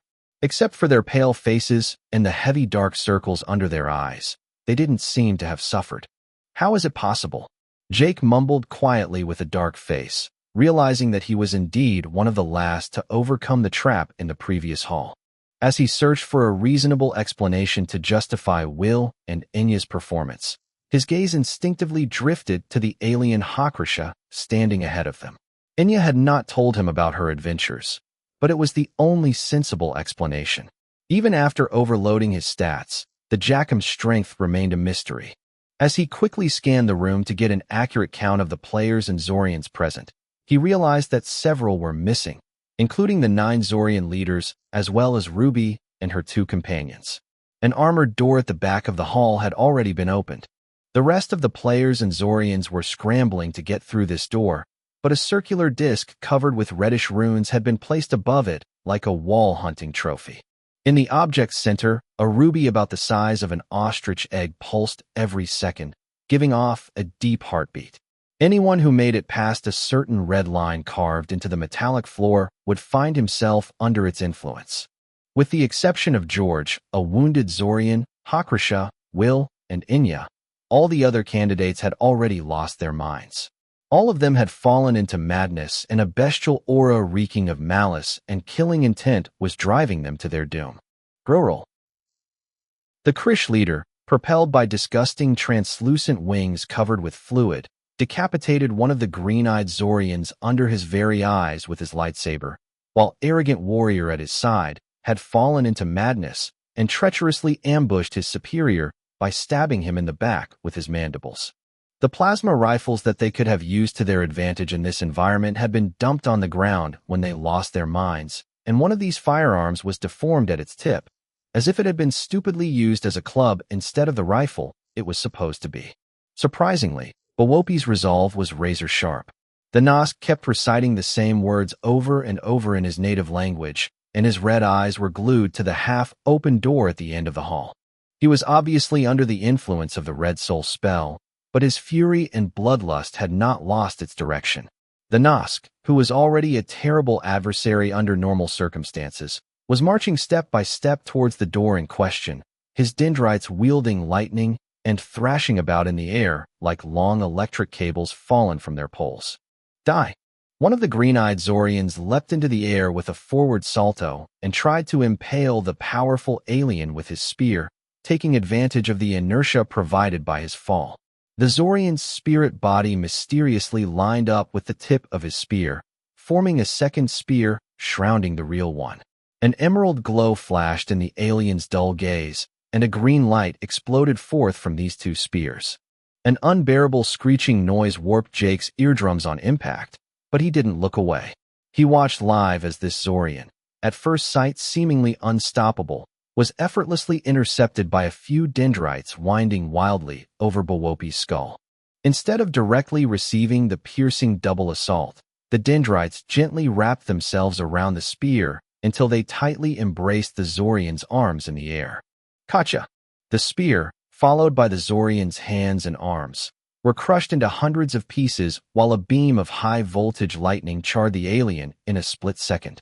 Without Bawopi once taking his eyes off the door in front of him, the dendrite then threw the corpse away, which struck like a missile with surgical precision arrogant warrior whose mandibles were still trying to sever the spine of his leader in 2. His mandibles broke cleanly on impact, while the Krish flew off into the distance until it hit one of the walls with a big bang. The Krish leader, who had regained his mobility, displayed a comical expression while the pain briefly restored his sanity. He quickly took note of the situation, including their discarded plasma rifles, as well as the mandibles of his comrades still stuck around his ribs. He immediately felt the fury and outrage devouring this meager newfound lucidity and hurried to retrieve from his space storage an object shaped like a metal marble, which he pressed against his forehead. A beep sounded and the object liquefied, streaming like shampoo down his body. Indifferent to the humans and Hakrasha, who did not have the courage to enter the soul spell domain, he flew to the side of his still-stunned underling and grabbed him by his broken mandibles as if he was holding a steering wheel, and turned violently to the right to force the Krish to lie down. He then took out a second metal ball and repeated the procedure. When arrogant warrior came to his senses, his large, expressionless fly's eyes wiggled in all directions, visibly prey to intense inner shame.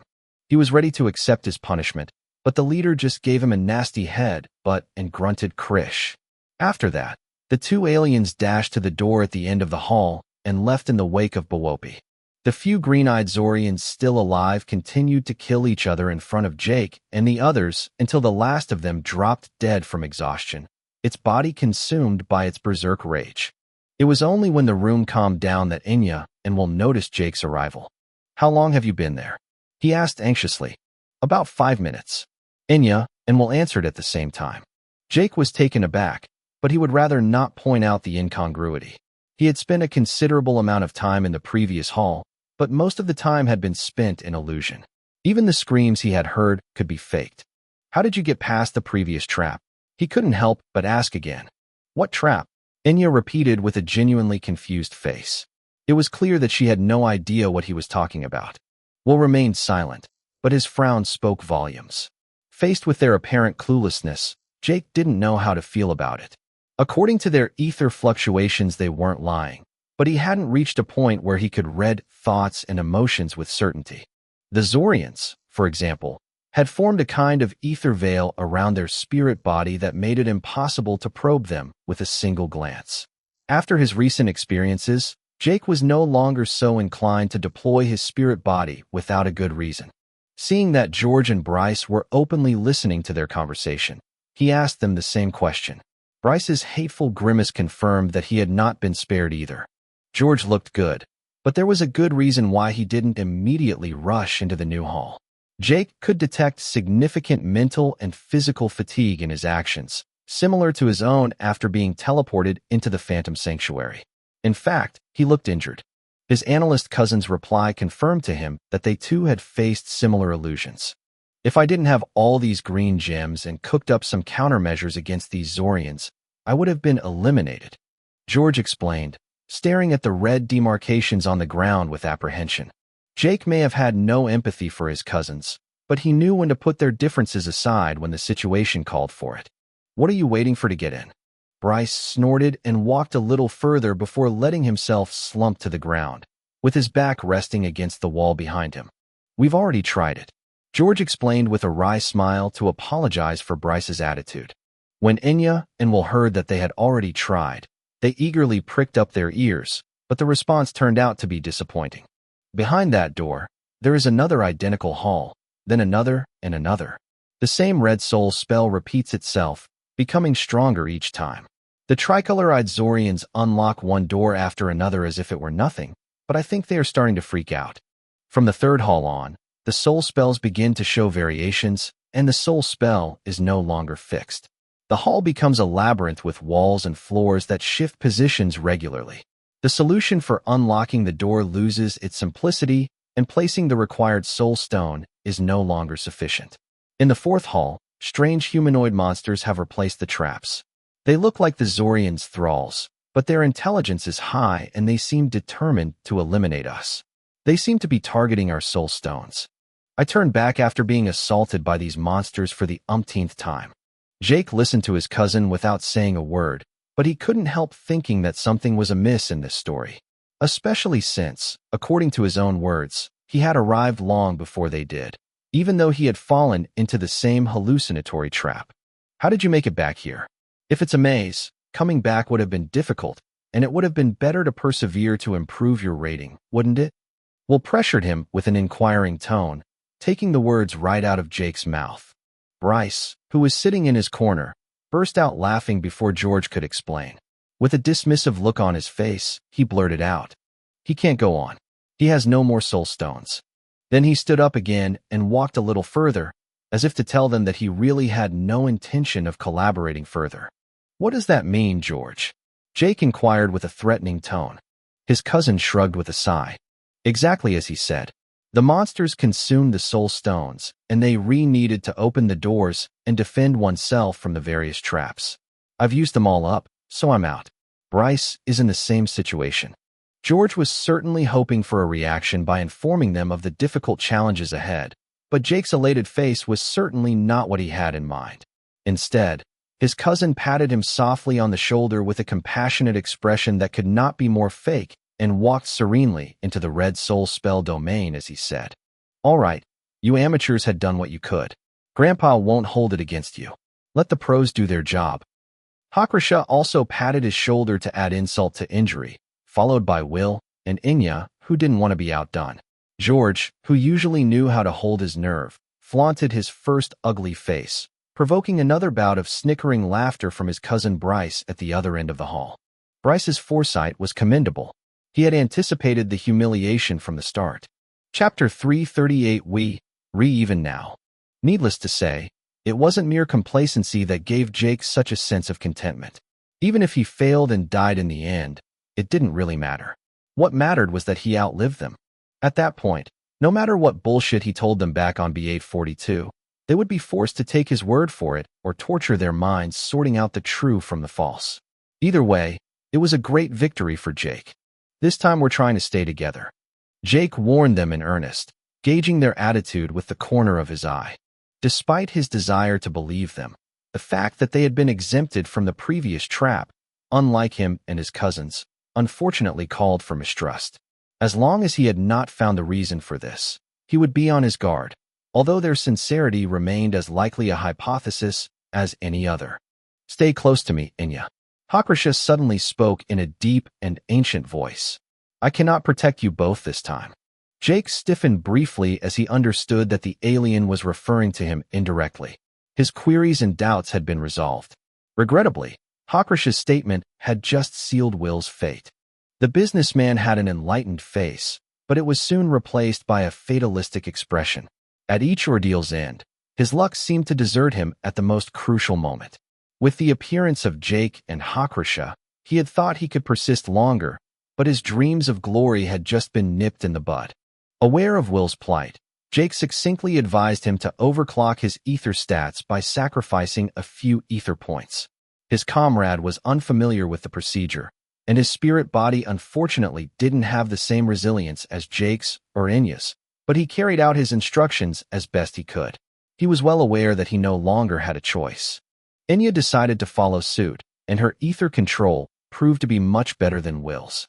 At least she had overloaded her ether stats by about 80%. The businessman was struggling to get over 60%. Past that point, the ether would leak out of him like a barrel filled with holes. Seeing how Will was struggling to contain and manipulate the ether excess, Jake couldn't help but scold him, including Inya, in his admonitions. Even before acquiring his Murtharian bloodline, he was not struggling as much as they were. "Serves you right for neglecting your training." He chided them with exasperation. "Now you can understand why I spent so much time working on my ether core." Will was ashamed, but he knew he was the one at fault. Besides, he wanted to become a rich tycoon on B842, and ultimately the whole mirror universe. Becoming an invincible god had never been his first aspiration. He would willingly leave that kind of ambitious goal to tireless monsters like Jake. While Will familiarized himself with his new abilities and the headache with which Jake had long been familiar, Hakrasha entered the Red Soul spell domain alone, and Inya jogged after him, throwing a guilty smile at them. Even though they were all friends, she would have been foolish to abandon Hakrasha after all the help he had given her. She more or less understood the alien's character. Very generous, but only when it didn't directly affect his own plans. Fortunately, the Jackam's most ambitious goal seemed to be sleeping on a full stomach. In any case, helping oneself meant helping the whole team. By becoming stronger and getting better rewards, she would more easily be able to compensate her sister and eventually Will. Once Hakrasha and Inya on his heels walked through the door of the second hall without showing any sign of transformation, Will had an envious expression, but he no longer seemed to be in pain. The ether had also stopped leaking out of his body, his ether stats stabilizing at about 162 points. Compared to Jake, it was insignificant, but for the 30-year-old man, it was an astounding power-up. The intelligence gain alone could make anyone's head spin. Should I have used my charisma on Hakrasha? Jake listened to him grumble quietly, but he pretended he didn't hear anything. With his upgraded ether vision, he had no trouble discerning the strange ether flow running through Will's body. It was very similar to the Zorian priest's method of crowd control, but he had the decency to hold it inside. The moral difference between the two individuals was clear to see. Instead of letting Will wallow in self-pity, Jake calmly nudged him forward. Passing the boundary line carved on the floor, the businessman's behavior changed drastically. His aura became anarchic and tinged with wrath in a flash, while his look remained the same or almost the same. The Homo sapiens bloodline was as crappy as it sounded. The etheric code of the Earthlings, human or not, was as blank as it could be. There was no hidden potential, no etheric code to amplify. Except for a slight gain in strength and a slight increase in his size and musculature, Will hadn't changed much. Therefore, He wasn't burning that much energy to maintain this berserk state. Oh, I guess it's not all downsides to being human, Jake commented with a sense of wonder. Under the effect of the same soul spell, he would have turned into a terrifying demon, but under optimistic circumstances he would only have had a few minutes or hours left to live after that. Don't. Jake stretched out his arm, resting his palm against Will's forehead to prevent the raving lunatic from attacking him. Stupidly growling like a ferocious beast with drool on his lips, his fists were flailing in the air as he missed Jake by more than 3 inches. With his reach advantage, keeping Will at a distance was effortless. George and Bryce watched this ridiculous show not knowing whether to laugh or cry, but they refrained from making any inappropriate remarks. If his cousin got ticked off, only God knew what he would do. He was actually able to nail them directly onto the soul spell device and let them rot in the general indifference. Not giving a damn about his 2 cousins, Jake cast an ultraviolet beam from his palm positioned over Will's forehead, and his friend momentarily stopped swinging his fists around. The businessman was still in his berserk state, but the overall soul spell intensity had at least halved. That was enough to restore a semblance of lucidity to him. "Thank you, Jake," Will said, clenching his teeth to prevent himself from growling like an animal. Jake came to realize that he had unconsciously ruled out ultraviolet radiation as one of his options when he had fallen into the previous trap. This was a mistake. That the illusion was affecting him didn't mean that his ultraviolet radiation had no effect on it. George also seemed able to shoot light through his scales. If this light extended to the ultraviolet spectrum, it might explain how he had overcome the illusions. However, this was probably not enough for what was to follow, or someone so arrogant would not have retreated with his tail between his legs. Yet, when Jake brought Will out of his frenzy with his ultraviolet rays, George and Bryce showed a very subtle change in expression. This ability was something they had not anticipated. "Wait!"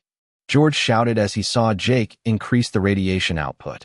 Bryce did not utter a word, but his eyes widened fully as if he did not want to miss a single detail of the next scene. George facepalmed himself when he saw that he had been ignored and watched Jake pay the price for his madness.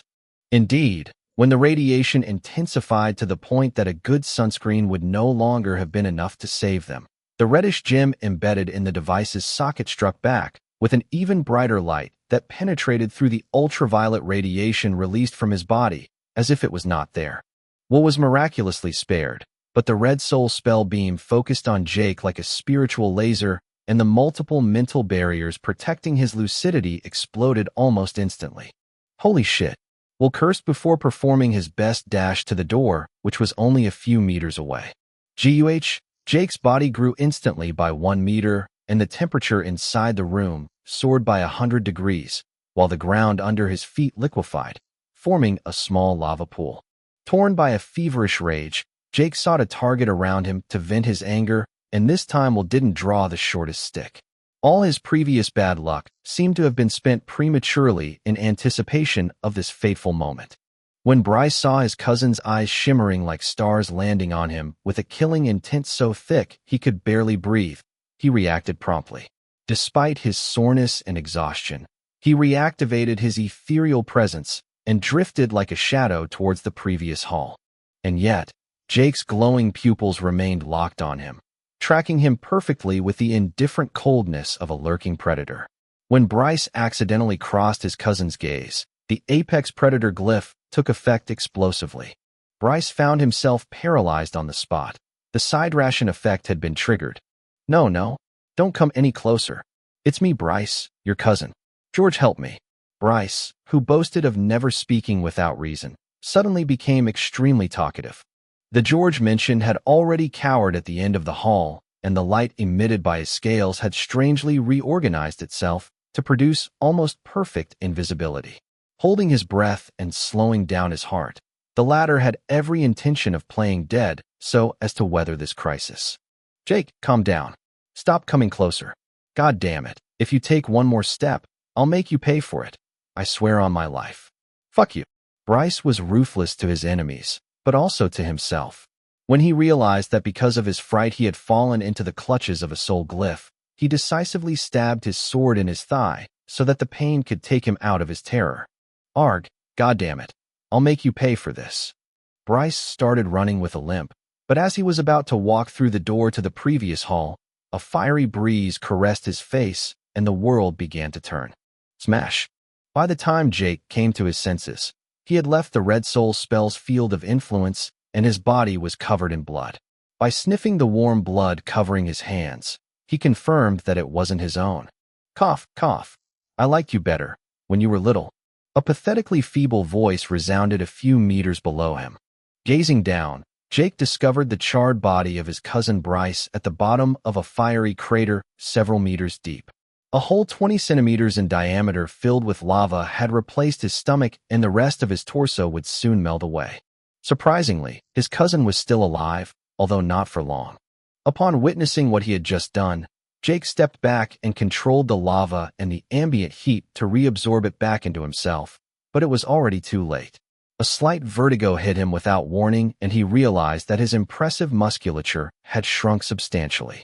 By consulting his status, he discovered that he had lost almost 40 kilos during his short blackout. In addition, his bones were cracked in many places as if he had used more power than they could bear. It didn't matter. This time he had only lost a little muscle, water, and fat. But 2 or 3 similar accidents, and his mummy corpse would surely rot here for eternity as well. Regardless, Jake didn't think much of his deed. Although he had never intended to take revenge so directly on his cousin, it had happened. It could be considered as a fair retribution after all the mean things his cousin had done to him in the past. He could even be considered the bully now. From his point of view, they were even. Wait! George yelled again as he once again became visible at the other end of the hall. I know. Jake grunted with a sullen expression. No ultraviolet rays or anything to do with the sun if he wanted to survive here. He had finally realized that the Blue Soul spell in the previous hall would never have been so powerful if his body hadn't held in all that radiation. The Zorians were vulnerable to the sun. Whoever had set the traps, he had made sure that their nemesis would not be able to get off scot-free. Not finding Will in the hall, but still seeing his name in the player rankings, Jake heaved a sigh of relief. At least he hadn't killed his comrade by mistake. Cooking Sarah alive was enough for him. Not being completely insensitive, Jake helped George stabilize Bryce, who had already fainted. With his temporary 616 ether vitality points, it was child's play. There was nothing he could do to save him. But with his cousin's constitution, he could surely survive a few more hours once all the wounds were cauterized and the healing process started.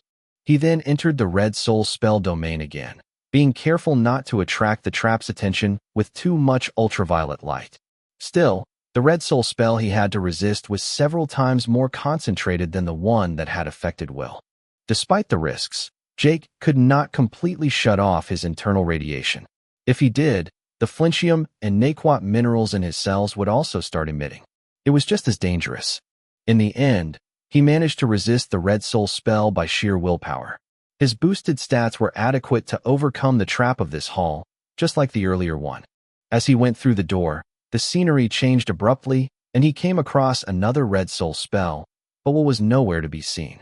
The darkness was back, and except for the luminous arrows pointing to a half-open door, he couldn't see anything, not even the etheric signature of another player.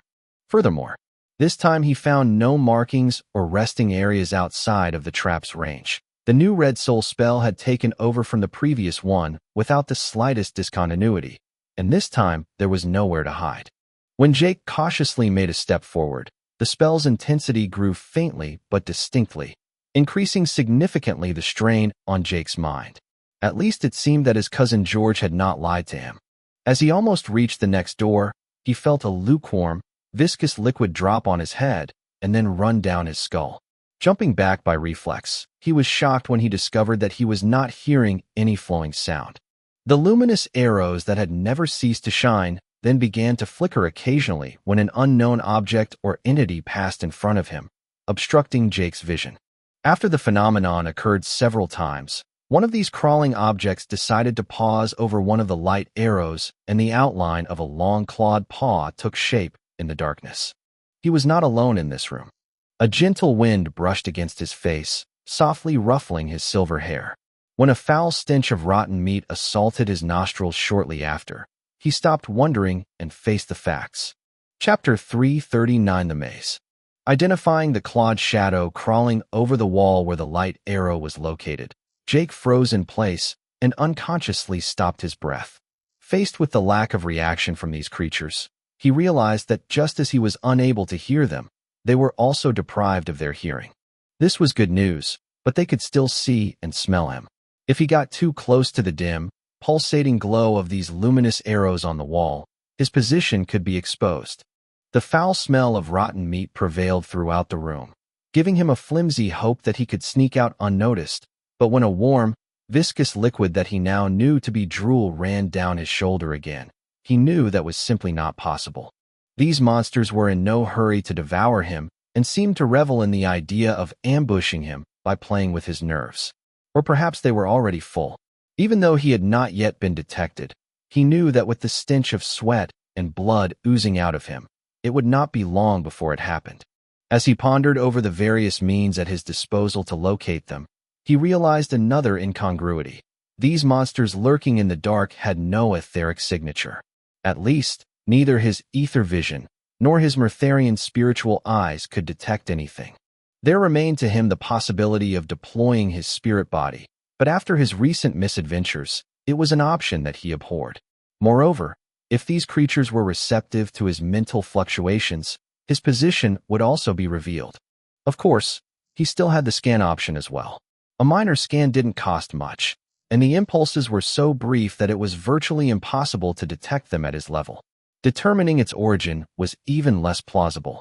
When another trickle of slobber joined the first one and a warm, pestilential gale came blowing in front of and behind him, he stopped stalling and took action. A scan ripple spread throughout the hall and beyond, revealing all the monsters nearby. As he mentally reviewed the scan report, Jake drew a sharp breath and a chill ran down his neck. There were not just one or two monsters around him, but hundreds. He felt as if he was watching these stupid reality TV challenges where participants had to put their hands in a tub full of sedated and venom-deprived tarantulas. Except that here, these creatures were much bigger than tarantulas and were perfectly alert. These beasts were between 1 and 2 meters long, with a narrow abdomen, 6 legs, and a long tail, and they crawled all over the surfaces, including the floor, walls, and ceiling. The only reason he hadn't squashed any of them so far was because they had silently moved away from his path, just sniffing at him. He was so shocked because, according to the scan, the jaws of half a dozen monsters were within 5 centimeters of his face, and he had been totally unaware of them. Worse, one of them was even riding on his back. He hadn't felt anything at all. Their faces roughly resembled those of the Zorian thralls, but their eyes were blind, while their long pointed ears had also disappeared in favor of 2 strange antennae. Their jaw and their fangs of vampire had also developed abnormally, giving them a dentition reminiscent of a smilodon. If it were not for their dark and hairless skin, as well as the scan confirmation, he could never have guessed that they were thralls. Like any human facing such a situation, Jake felt both a strong sense of fear and visceral disgust. His first instinct was to rampage forward first by darting to the half-open door before these monsters could react. With a flick of his wrist, he released his claws, and as if spreading his wings, he slit the throats of the 3 monsters directly in front of him before they had time to retract their necks. He also twisted his neck at 180 degrees and spat out gobs of drool at several hundred Celsius degrees into what he thought were the eyes of the thrall clinging to his back. His saliva evaporated instantly as it exceeded its boiling point, and it was a burning vapor that hit the monster instead, the pain making it immediately let go. Weirdly, whether it was his claw strokes or the physical contact with the monster hanging on his back, he did not receive any physical feedback. His sense of touch also seemed to be negatively impacted in this room as well. He also did not hear their bodies falling, nor their shrill shriek of agony. Without this auditory feedback, Jake was bewildered and struggled to feel the severity of his predicament. All he knew was that he had to get out of there as fast as he could before things got worse. Upon sensing the death of their brethren, the hundreds of creatures swarming around him went from a placid, almost lethargic stillness to a coordinated frenzy, as if these monsters shared a single mind. Less than half a second after his first claw strike, all the thralls pounced on him like a huge black tide. A second scan's psychic ripple burst out of Jake once again, and he promptly chose the least crowded direction. Taking advantage of their blindness and deafness, he performed all sorts of acrobatics and contortions in the air to slip through the net. The monsters on his way that he could not avoid were torn to pieces by his claws, while he smashed like a battering ram all those that he failed to kill in time. The distance to the half-open door leading to the next chamber was short, and therefore the battle turned out to be extremely brief. Nevertheless, when Jake finally closed the armored door on the other side to confine the thralls, he was pale, and his body was littered with lacerations and bites. The jaw of one of the monsters was still clamped on his right shoulder blade, even after Jake had torn the monster's spine out with his own hands. Once safe from these abominations, Jake groaned in pain and engaged his ether of vitality on the most worrisome lesions to stabilize them. With dismay, he realized that the wounds were still bleeding profusely, even the most benign ones. With his vitality, standard cuts were supposed to clot in less than 9 seconds. By scrutinizing the reports of the previous 2 scans more extensively, the saliva emerged as the culprit. In addition to being loaded with extraterrestrial bacteria abundant in feces and rotting flesh, it also had powerful anticoagulant functions. These creatures would maintain the luster of their claws by smearing them with slobber and enjoyed sucking blood and rotting flesh off them after their meal until they were spotless. The logical consequence was that they had the same bacteria and anticoagulant properties. After reading the report, Jake felt even more like vomiting. But instead of feeling sorry for himself, he just flushed away the contaminated fluids and blood from his wounds with his telekinesis. The wounds finally started to heal after his diligent cleansing. Feeling better, Jake was finally able to pay proper attention to the new room he had just landed in. This room was not very large, about 30 square meters, and had the merit of being well lit. The red soul spell was also gone. Conversely, he found the design of this room strange. The entire wall section on his right had been replaced by dark metal bars, but a greenish force field shrouded what was on the other side. Jake was becoming increasingly confused as the situation had already diverged from George's account. He and Bryce had followed the 9 Zorians closely, at least up to the 4th hall. The creatures had only appeared afterwards. As for him, he had crossed these monsters as early as the 3rd hall.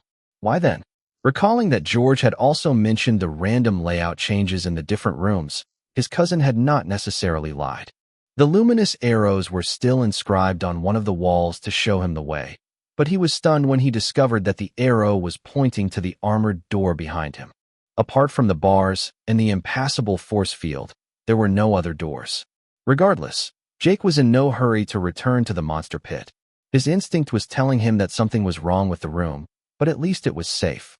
For now anyway. Although it was a waste of points, Jake let the excess ether dissipate out of his body to relieve his growing headache. His healing powers declined markedly, but he immediately felt immense relief at his temples and forehead. He allowed his back to slide on the floor against the armored door behind him and closed his eyes to rest for a short while. Feeling safe, he deployed his mental force throughout the entire room to perceive every detail and focused on his body's sensations to guide the healing more actively. This time he had nowhere to bury himself, no warmth to speed his recovery, but he determined that this was as good a time as any to ingest the blue soul stone that the Zorian female warrior had exchanged with him. When he had assimilated the Flintium and Naquat stone, his bloodline had evolved by 1 level. Despite the outrageous power-up that this had given him, the side effects were not negligible either. Without the ultraviolet radiation, he would have been constantly under the influence of these 2 elements and would certainly have died long ago. Last time he was unconscious when he digested these stones, but this time he was determined to witness the process. Sitting comfortably with his legs crossed, he gobbled down the Orxanium stone without faltering, and it landed safely in his stomach, joining the liquid alloy lump that he was still unable to digest after all this time. With a mixture of apprehension and excitement, Jake turned his senses on his stomach in anticipation of a miraculous response, but nothing happened. Like the liquid alloy piece, the blue soul stone remained indifferent to his gastric juices. He mused about this phenomenon for a brief moment, and the only explanation he could think of was that the conditions were different compared to the last time. He had acted instinctively in his berserk state back then, but she had told him that he had used the lava heat to induce the assimilation. Unfortunately, having no external heat source with him, Jake chose to generate it himself. To put all the chances on his side, he waited patiently until his mind was perfectly rested, and he spent again a few tens of thousands of ether points to overload his stats. With his mental and physical capacities boosted, he didn't waste a single second and stretched his spirit body all over the room to control and absorb a maximum of ether. With his heat control skill, he converted it into internal heat and directed it to his stomach. His veins lit up like magma, and his stomach also began to glow under his skin. The air around him swirled upwards due to the rise in temperature, and the metal floor he was sitting on also began to emit a worrisome blue smoke as certain impurities were expelled from it. For the first few minutes, nothing happened, but about 15 minutes later, when his digestive system reached its optimum temperature like a preheated oven, the Orxanium nugget suddenly melted. Within seconds, it was done. In its liquid state, the blue soul stone looked like a phosphorescent liquid sapphire, and it quickly migrated into his duodenum and then to his small intestine, where it was quickly absorbed. Once the Orxanium passed into his bloodstream, the minerals dispersed throughout his body and were absorbed indiscriminately by his cells. At this microscopic scale, his perception alone was no longer sufficient to monitor the situation, and his status took over to inform him in real time of what was happening inside him. In the end, the Murtharian bloodline lived up to its grade 8, and the assimilation went smoothly.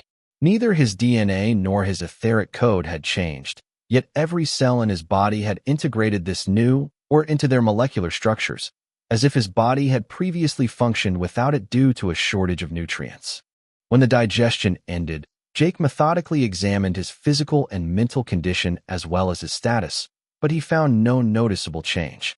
His bloodline had not changed, but he could feel that there was something different about him, especially in his mood and mental clarity. He felt more relaxed and rested.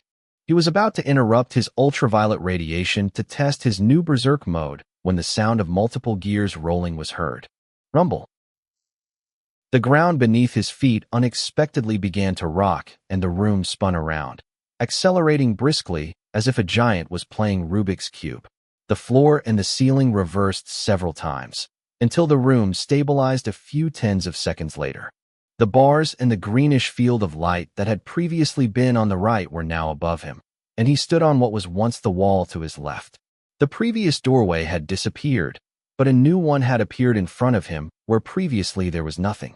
He had not yet fully appreciated this change that the armored door in front of him opened wide, and two individuals burst in before jointly closing the door behind them, combining their strengths as if their very lives depended on it. Bang, bang, bang. The hammerings coming from the other side struck repeatedly, forming bumps in the steel plating. Then the impact sounds grew less frequent, until they ceased completely. A muffled roar resounded from the other side, but it soon became silent again. The two injured individuals were finally able to adjust to their new environment and discovered that they were not alone in this room. Instantly, they became alert again, and a hostile atmosphere pervaded the room, which was perfectly normal. For in front of Jake stood the Krish leader and arrogant warrior, the Krish having once hunted Tim and Sarah. Chapter 340 Fight to the Death. When Jake recognized them, he immediately forgot the idea of gleaning any information, let alone forming an alliance. They were the assholes who had chased Tim and Sarah weeks earlier. In addition to being hideous, inexpressive, and smelling of cockroach, they only knew how to say Krish, and the sound was like a cricket chirping with a sore throat that would have been amplified 1,000 times. Under other circumstances, he would have tried to engage in dialogue, but he was not willing to take such a risk. Their futuristic weapons represented a mortal danger for him, not to mention their superhuman physique. The fact that they had survived until now in this labyrinth also proved that their minds were not too shabby either.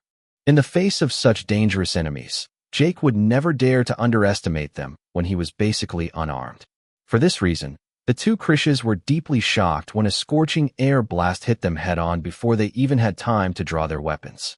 The two aliens raised their arms to protect their eyes, but the blast lifted them off the ground and slammed them hard against the armored door behind them with a loud bang. The bumps in the plating that the monster pursuing them had left in the door were immediately smoothed out. Yet these two aliens were wickedly resilient, and such an impact was not enough to hurt them. Even this hot air was not enough to scorch their hair. On their exposed fur, their bodies had been coated with a kind of sap, which when hardened provided effective protection against the environment and most blunt attacks. No doubt another technology of their own, if not a natural defense. For this last trial, they had pulled out all the stops. And so had Jake. Because just after they had steadied themselves against the door, a heat blast unlike the previous one burnt their skin to a crisp, followed very closely by the claws of a berserk Jake, whose current appearance could only be described as demonic. With the lava network covering his body, his eyes sparkling with galactic ominous light, and his long, white-hot fangs and claws, the human species listed in the player ranking could not have been more misleading. Feeling the Reaper's scythe drew dangerously close, the survival instincts of the two Krishes kicked in, and they ducked catastrophically, letting Jake's gleaming white-hot claws sink into the metal door like butter. Faced with such a scene, both Krishes felt a sense of horror, but not because of Jake. Until now, they had believed that these doors could withstand anything, and that was indeed the case in the first two halls. If this door could melt so easily, then they were not safe at all. Indeed, just after Jake struck, he tried to remove his claw from the metal door and felt some resistance, as if something on the other side was gripping his claw firmly. Seeing that he was stuck, the Krish leader took the opportunity to switch on his lightsaber, while Arrogant Warrior pulled out his last plasma rifle, which was in poor condition. He decisively pointed his weapon at Jake and opened fire, sacrificing one of his last rounds of ammunition. "Krish, don't!" the leader shouted vehemently, but his subordinate was not known for his savvy. The euphoria at the thought of defeating such a tough opponent had made him completely forget the current situation. Bang! The plasma projectile, a ball of ionized and condensed gas of about 5,000 degrees, hit the back of Jake's skull, but the shot did not have the desired effect. First, Jake's head did not explode. In fact, it hadn't even moved a millimeter. It was as if the plasma had hit a huge rock instead of a simple human made of flesh and bone. Secondly, it didn't hurt him either. The silver hair, veined with gold on direct contact with the plasma, absorbed the heat contained inside almost instantly, and the hair burst into flames, suddenly shining with the same intensity as the sun's surface. Thirdly, the explosion that normally followed the shot did not occur. Deprived of its energy, the ball of condensed gas solidified and fell to the ground to shatter like a vulgar ice pellet. With this energy shot, Jake's cells were revivified and the combustion of his body due to the berserk mode was momentarily stopped. In contrast, the temperature of his claws had correspondingly increased, and a shrill cry of agony resounded from the other side of the door. The thing that was blocking his claws immediately let go of him, but alas, after it had half melted, so did the door. Jake found himself face to face with a dark room devoid of any light, but an angry scarlet eye kept him from lingering. "Krish, oh crap, that sucks." Arrogant Warrior trembled over the consequences of his action. His leader was so enraged that he was close to beheading him with a single lightsaber stroke, but a violent roar brought the trio back to reality. Jake, who had finally gotten out of the door, saw the eye approaching as fast as a bullet in his field of vision, and the next moment a huge monster as hard as a rock rammed into him violently and clutched him with two long arms packed with boundless strength. Jake crashed into the opposite wall, and the wall also began to melt on contact with his skin. To throw it so easily, in spite of its 30 tons, the monster held a strength beyond imagination. Slightly stunned, he bit his tongue to stay focused and flexed his muscles with all his might to get out of the creature's embrace. His stone skin, which he used passively while moving underground, was also activated, and his skin took on a dark, rough, granite-like texture. In his berserk state, all the abilities of his Murtharian bloodline had been promoted to the next level. Once exposed to light, the monster's appearance became clear to them. A Zorian thrall about 4 meters long with 3 legs and 4 arms, only 1 eye, and an emaciated, bony, and slender musculature. Nevertheless, despite the creature's miserable appearance, none of them took it lightly. Jake in particular could sense the monster's awful physical power and fought with all his might not to have his bones crushed. When he saw the alien's fetid jaws open wide and then eagerly approach his carotid artery, he had absolutely no desire to laugh. Far from rescuing him to get rid of the creature, the Krish leader turned off his lightsaber and fled with his comrade into the dark room they had arrived through, leaving Jake alone to get rid of the monster. Damn it! Jake cursed as the thrall's long yellow fangs landed on his neck. A stream of drool spilled down his collarbone and a long, shrunken tongue licked him once, as if to taste its next meal prematurely. Already ticklish to begin with, he was absolutely not ready to share this kind of kinky games with such an atrocity. Fuck off. Even if it means dying, one should have no regrets. His spirit body enveloped the room, and a mental arrow pierced the monster's skull, stunning it momentarily. Jake then infiltrated the ether breach and mobilized all his will and telekinesis to play doh with its brain. A heart-rending scream escaped from the monster's jaws, and an even more powerful psychic response repelled Jake's consciousness with the impetuosity of a madly stampeding bull. His consciousness retreated, but not without repercussions. He was bleeding profusely from his nose, eyes, and ears, and the pain twisting in his skull was so severe that it felt like his brain was about to explode. He was half unconscious, and his tense muscles relaxed when he lost his alertness. Similarly, his overloaded ether stats began to slowly release their excess ether. Luckily, the thrall didn't come out of it unscathed either. After Jake crushed its brain with his mental blast, coupled with his telekinesis, it was downright impossible. As a result of its mental retaliation, the monster seemed to have exhausted its last ounce of strength and let go as well. With its brain reduced to mush, the spark of intelligence shining in the monster's soul, I was soon extinguished. Human and alien collapsed to the ground like two disarticulated puppets, and for a few minutes there was no movement or noise in the room except for Jake's snoring as his nostrils were filled with clotted blood.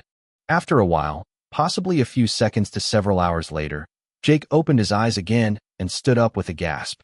He still had a bit of a headache, but he relaxed visibly when he noticed the body of the thrall in front of him. The two Krishes were nowhere in sight. Chapter 341, Solving the Maze Part 1. How long was I unconscious? He asked, pressing his nostrils one by one with his fingertips to blow his nose. With his nose unclogged, he immediately felt much better. Not long. About 3 minutes. She answered gently. It was much shorter than he feared. I took the initiative to activate alloy coating to protect your brain before impact. She explained calmly when she saw his incomprehension. Given the amount of metal circulating in your body, it was relatively simple. The monster's mental wave was intercepted at more than 80%. It was all I could do in such a short time without a reliable oracle path. Jake reflected briefly on her explanation and nodded his head in approval. Thank you, he said with heartfelt gratitude. If it happens again, don't hesitate to take such initiatives of your own free will. All right. Her voice sounded indifferent, but Jake could sense her immense relief. Without her intervention, he might not have died, but several million ether points had been consumed for this tiny alloy coating. It was preposterous how expensive these oracle device skills were, but he was aware that the level of control and compression required to encapsulate his nerve cells with metal without damaging his body tissue was probably such that he might never be able to do it. At least not for a very long time. Where are the two Krishes? Jake worried again as he heard no noise from the other room where they had fled. Already far away, but I heard one of them screaming. They must have met with another mishap. Jake let out a cheerful chuckle, but their two names had not disappeared from the player rankings. He lost his good mood, however, when he discovered that Will's name was nowhere to be found. He had expected this from the first trap, but it was extremely disheartening. His comrade was indeed unlucky. His abilities might have shown in many circumstances, but here he was almost as helpless as a normal human. It was impossible for these thralls to give in to his charisma when they were probably already under someone's control. As a precaution, Jake overloaded his ether stats for the third time in a row and examined the corpse of the creature at his feet. The first thing that caught his attention were the nasty scars zebrazing the surface of the creature's dark, hairless skin. The alien had likely been tortured. A scan surprisingly revealed that the monster was apparently not a thrall, but a Zorian prisoner named Keshem. His species was preceded in the report by the mention corrupted. A rusty metal chain from which hung a bronze plaque with inscriptions hugged the monster's neck, sinking several millimeters into its flesh. perhaps an identification number, and presumably the alien's name in its native language or that of its jailers. By comparing the symbols with those of the Zorian grimoires he had in his database, he was able to confirm that it was a different language. Increasingly perplexed, Jake slowly began to sense that this last test was not so simple. The Phantom Sanctuary was supposed to be some kind of sacred place for the Zorians and the few players who managed to enter it. But why did it look more like a prison? At first, he had thought that the labyrinth and all those traps were a way to test them one last time. But the whole picture was probably more sophisticated. Gurgle. Ugh. Jake grunted when he heard his stomach rumbling with hunger. By activating bloodline ignition, his body had shed another 50 kilos. His proud stature was not much larger than that of a plucked eagle, and the weight of the alloy in his body was felt all the more. Standing had become painfully taxing, his wobbly legs almost failing him. Eat Keshem, she coldly urged as he wondered how to remedy the problem. Jake shuddered at the thought, but he soon forgot his moral preconceptions when his stomach rumbled again. To survive, he might even be able to eat another human, especially if that person had tried to kill him. This Keshem had gone mad long ago and could no longer be considered an intelligent life form with sensitivity. Pressed by time, he raised his hands and generated an intense field of hot air to meticulously cook the creature. He hoped that this way the alien would not taste too bad. Alas, the monster's roasted meat turned out to be disgusting. It took Jake long minutes to devour half of the monster, and by preheating his digestive system, he was able to assimilate the nutrients in no time whatsoever. The longest part was spent chewing, and in the end, he just swallowed while suppressing his urge to vomit. Morally, although he was full, he was sickened by his deed. Nevertheless, his body ballooning at a glance made him forget his grievances. Here, it was the law of the jungle that prevailed over everything else. About an hour later, all that remained were the bones of Keshem and the offal that Jake hadn't deigned to eat. The Zorian's body contained traces of flintium, orxanium, and naquat, but his cells were already saturated with those minerals. Instead of being assimilated as before, they continued to circulate passively in his blood vessels. Other than forcing him to slightly increase the output of ultraviolet radiation, there were no tangible benefits. By the time Jake regained his strength, the labyrinth's conformation had changed 6 times, and Bryce had finally died, whether from his injuries or otherwise. Just as he was about to resume his exploration, Inya's name also disappeared from the player ranking, brutally awakening his pessimism. Thanks to Hakrasha, he had thought she would have nothing to fear, but obviously he was wrong again. He was now the only human from his original group still in the running. Counting Ruby, Craig, Xiaoming, George, and the other human Inya seemed to know, they were now only 6. Of the other players, only Bawopi, Hakrasha, and the 2 Krishas were still alive. Before leaving, Jake temporarily turned on his berserk mode and used it to try to melt the bars separating him from the mass of greenish light, but he soon gave up.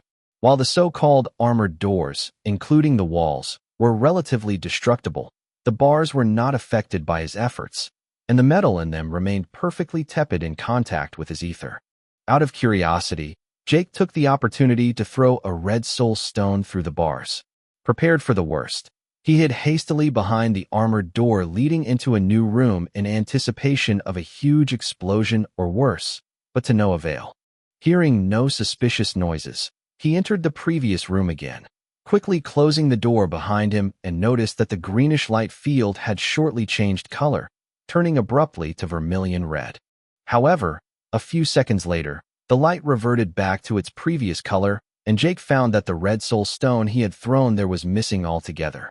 Whatever that force field was, it was impassable. Firing a few ultraviolet lasers didn't make any difference either. On the contrary, the greenish radiation intensified violently in response. The bars being impossible to melt, he scraped the metal covering the walls to make himself a new sword. Fighting with his claws was too limited in the face of these overarmed Zorians and players. His earth control didn't enable him to finally manipulate metal, but with his telekinesis and enough heat, he could perform more or less the same feat. In a few minutes, his armor was restored and a thick splitter about 1.5 meters long took shape. He did not dare to make a larger weapon because of the limited size of most of the labyrinth's halls. Jake then injected the gray ether into it at the cost of a few more points, and once he was satisfied, he set off. With his armor intact and a real weapon in his hand, he immediately felt more confident. The room next door was quite ordinary, but much more spacious. No traps seemed to be hidden there, but there were several doors, one of them forming a trap door in the ceiling. He had long understood that rooms could change orientation, so he was not upset. As he explored the new hall, he realized that 3 of the 4 doors were already half open and that the light arrows pointed only to one of them.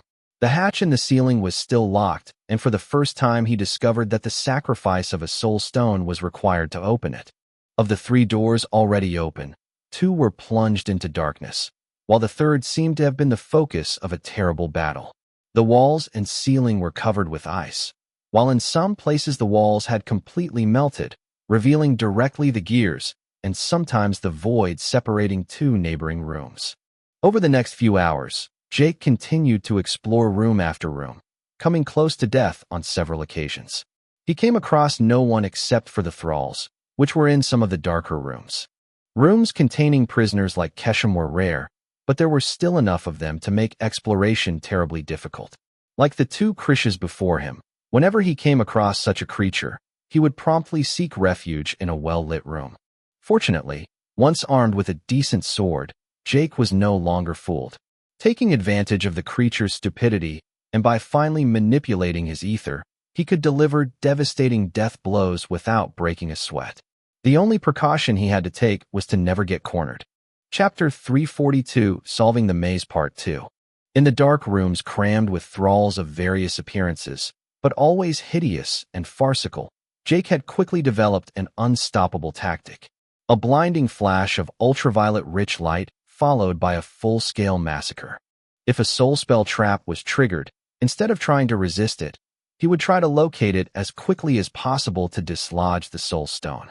After a few misfires, he was becoming familiar with the design of the place. Red soul spell traps were generally easy to spot, but difficult to destroy, while blue soul spells were often hidden, but comparatively more fragile. Up until now, he had only encountered 1 green soul spell trap and almost died in it. After about 6 hours, Jake faced his first major dilemma. The lobby he had just entered was strangely familiar to him. He recognized the 3 doors already open and the trap door at his feet, which had previously been on the ceiling. This was another precaution he had taken to remember his way in. Each time he entered a new room, he left his mark there in the form of an engraving of the tip of his sword. The carvings near the other 3 doors proved that he had already been there. This was a troublesome dilemma because until now he had followed the luminous arrows, trusting in vain in the artificial voice. The evidence had just proved that it was a lie. Not necessarily. She bluntly contradicted him with an amused tone. She seemed to enjoy this type of puzzle, especially when he was struggling. Over time, Jake had lost his former enthusiasm and incorporated at once her cynical remark into his own inferences. He tried to mentally remember how many times the rooms had changed configuration and which doors and walls had replaced the previous ones at each change of position. With his almost perfect memory, it was not so complicated, and he effortlessly reconstructed a virtual hologram with She's help. Each room, with its doors, traps, and monsters, was visualized and reassembled like a puzzle, taking into account the various changes of configuration. By exploiting the acceleration forces acting on his body each time the labyrinth was set in motion, estimating the shifts of each room in which he was located at the time of the layout changes proved to be relatively simple. By the time he completed his holographic model, several hundred cubes and rectangles had together formed a complex polyhedron resembling a huge sphere. By using the departure hall, he began to have a vague idea of the 3-dimensional shape of the spaceship he was in. Assuming, as suggested by She, that the luminous arrows were not lying, he tried to deduce the location of their final destination. This could only correspond to one of the empty spaces he had not yet visited. With his model about to be operational, he figured that he was now at the eastern end of the labyrinth. He calmly waited for the next position shift, and when it happened, he paid close attention to the sudden accelerations and decelerations affecting his body, as well as the changes in gravity. When the environment became stable again, he knew that the room had migrated several hundred meters westward. The light arrow had also changed direction and was now pointing above him.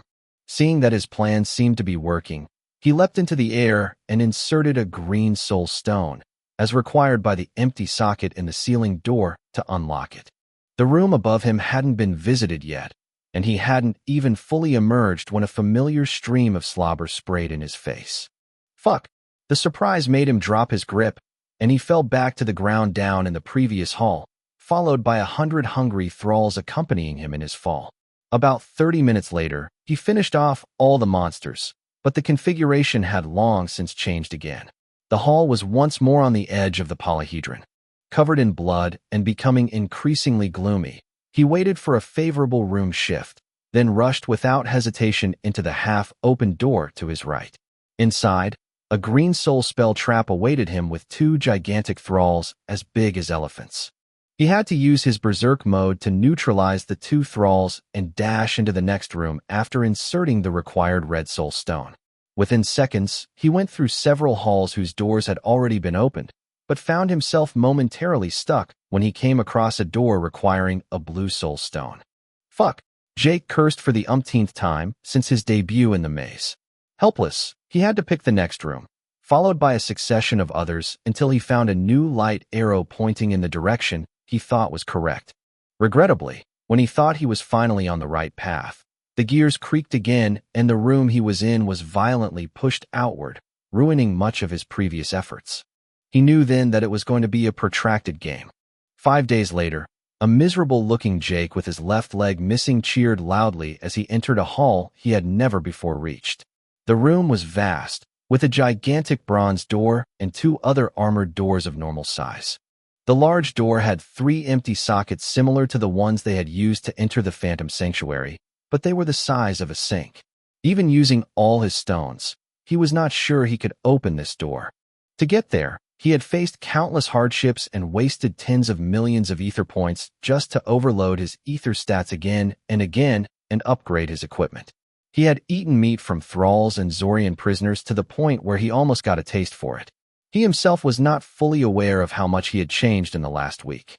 Astonishingly, no other players had been eliminated during those 5 days, but an alarming amount of blood smeared on the floor and walls told him that someone had been here before him. The mixture of blue, green, and red blood suggested that the Zorians had preceded him and probably murdered each other after facing a final threat. Yet, with the exception of the door he came from, the other 2 were still locked. He had long known why. These aliens were emulating soul spells to operate the doors. This allowed them to open them without sacrificing soul stones, and with a few more manipulations, relocking the door was not impossible. Even with soul stones it was possible by spending an extra gem once on the other side. Jake had been using this method for a long time to save his flinchium. For the other soul stones, unfortunately, he had no choice but to expend them one by one. He had managed to accumulate a few blue soul stones by deconstructing the traps he had destroyed, but this was too rare a phenomenon. After a few days, the blue soul spell traps had all been defused, and renewing his stock had become nearly impossible. The remaining traps had gradually grown stronger, as had the thralls, whose number, size, and power had increased rapidly over the days. He had lost his left leg the day before, ending up in the stomach of a thrall as big as a small mountain. It had been a real ordeal for him to hobble so far. The only reason the situation had gotten better for him was because the blue and red soul spells had finally run out of fuel, with the flinchium and orxanium inside entirely consumed. This had confined the danger to the thralls, which were still pouring in from who knows where. Aware that he was at the right place, Jake sat cross-legged in a corner and waited patiently for the other participants to arrive, attending to his wound. 2 days went by without anything happening, except for his leg, which had partially grown back, forming a disgusting stump. Without good soil and an external source of heat, it was unrealistic to hope for a quick recovery.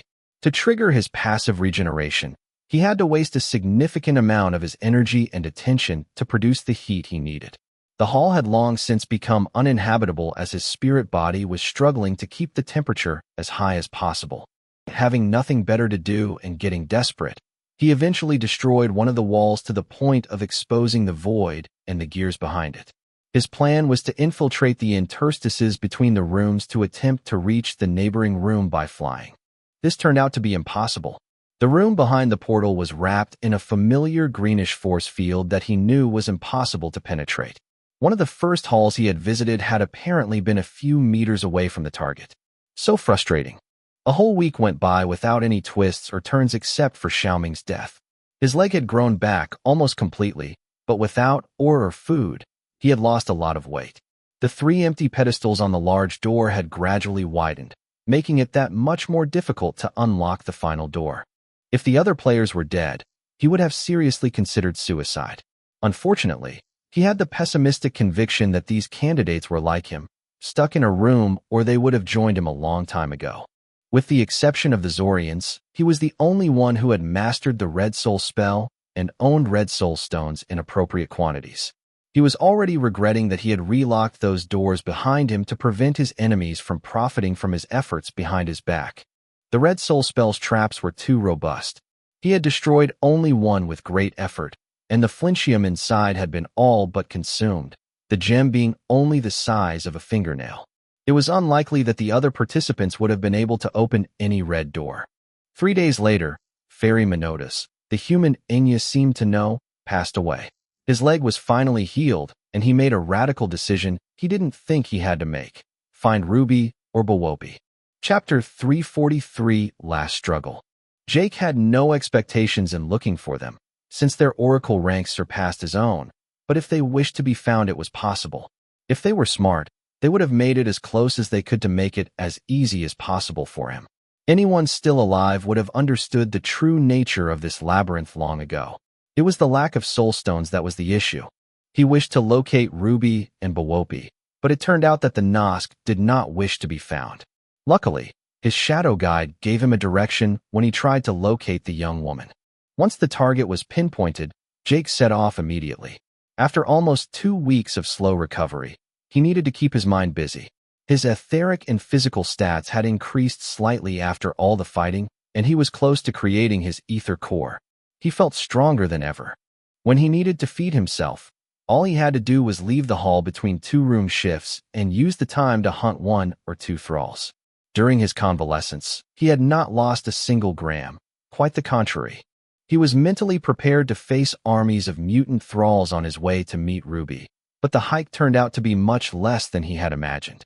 After crossing 4 deserted halls, he heard people screaming and the racket of detonations behind a locked door to his right.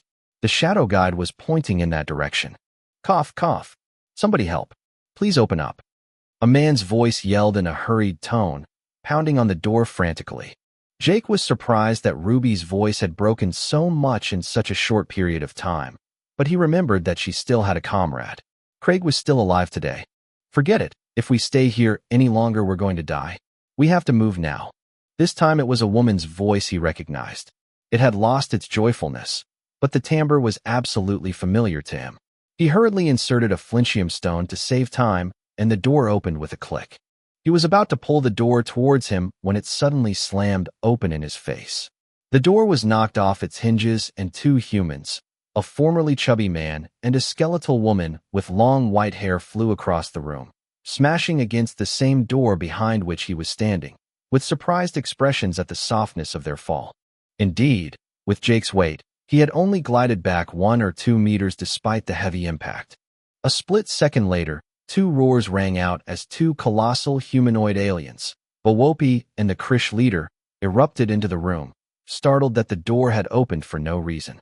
Upon discovering that Ruby and Craig had collapsed over the door, Bawopi's eyes emitted a sadistic glow, and his dendrites, less plentiful and lengthy than originally, curled without a second thought to form a huge cannon. The Krish leader was not to be outdone, and with his only remaining arm, he pointed his rifle at them to fire 2 successive bursts of plasma. The 2 aliens definitely wanted them dead. Ruby stood up with a jerk and waved her hands to slow down the projectiles with her telekinesis and a wall of ice, but her mental fluctuations were abnormally weak. The projectiles barely slowed down, and a mental assault from Bawopi disrupted the young woman's technique, and she reeled off with a bloody nose. Bam!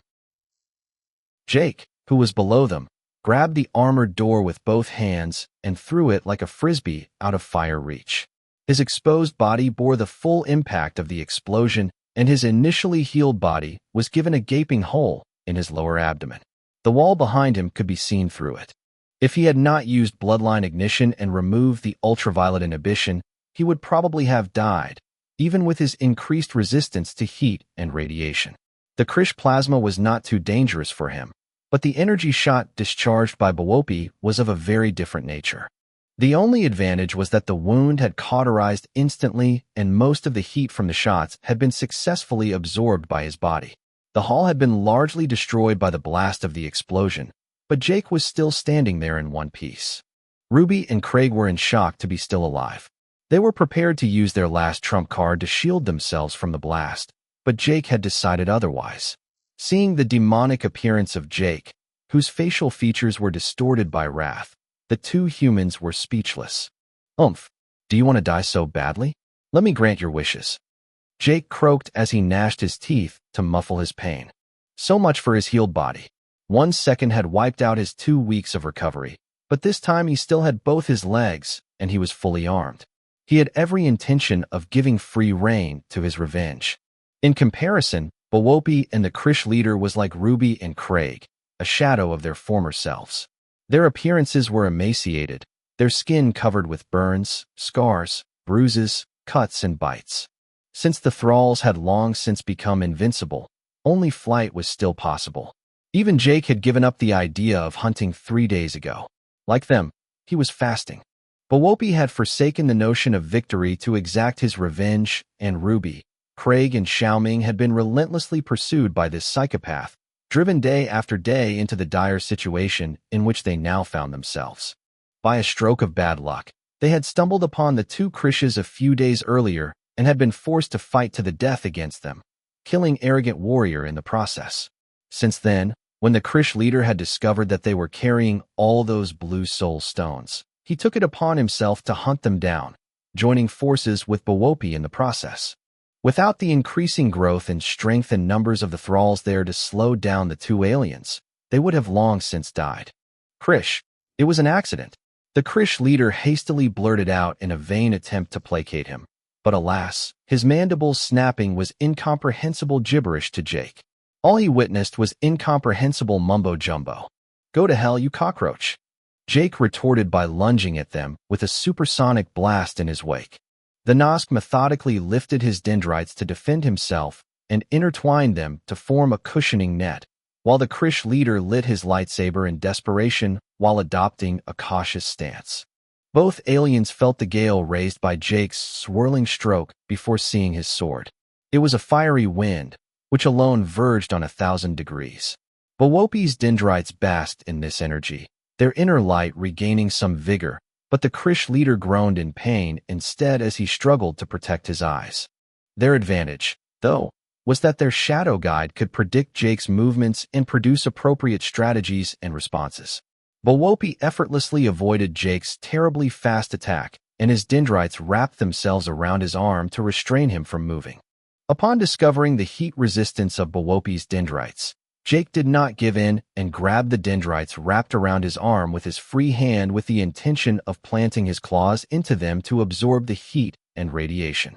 The Nosk reacted accordingly and released him before Jake could execute his plan. The Krish leader standing beside had already turned off his lightsaber and fled in the opposite direction, his shadow guide having already determined that winning was probably impossible in a battle at such a short range. His massive figure faded away after passing through another door and just left them in peace. Bawopi, on the other hand, was a Nosk through and through and was willing to fight to the death for his beliefs and honor.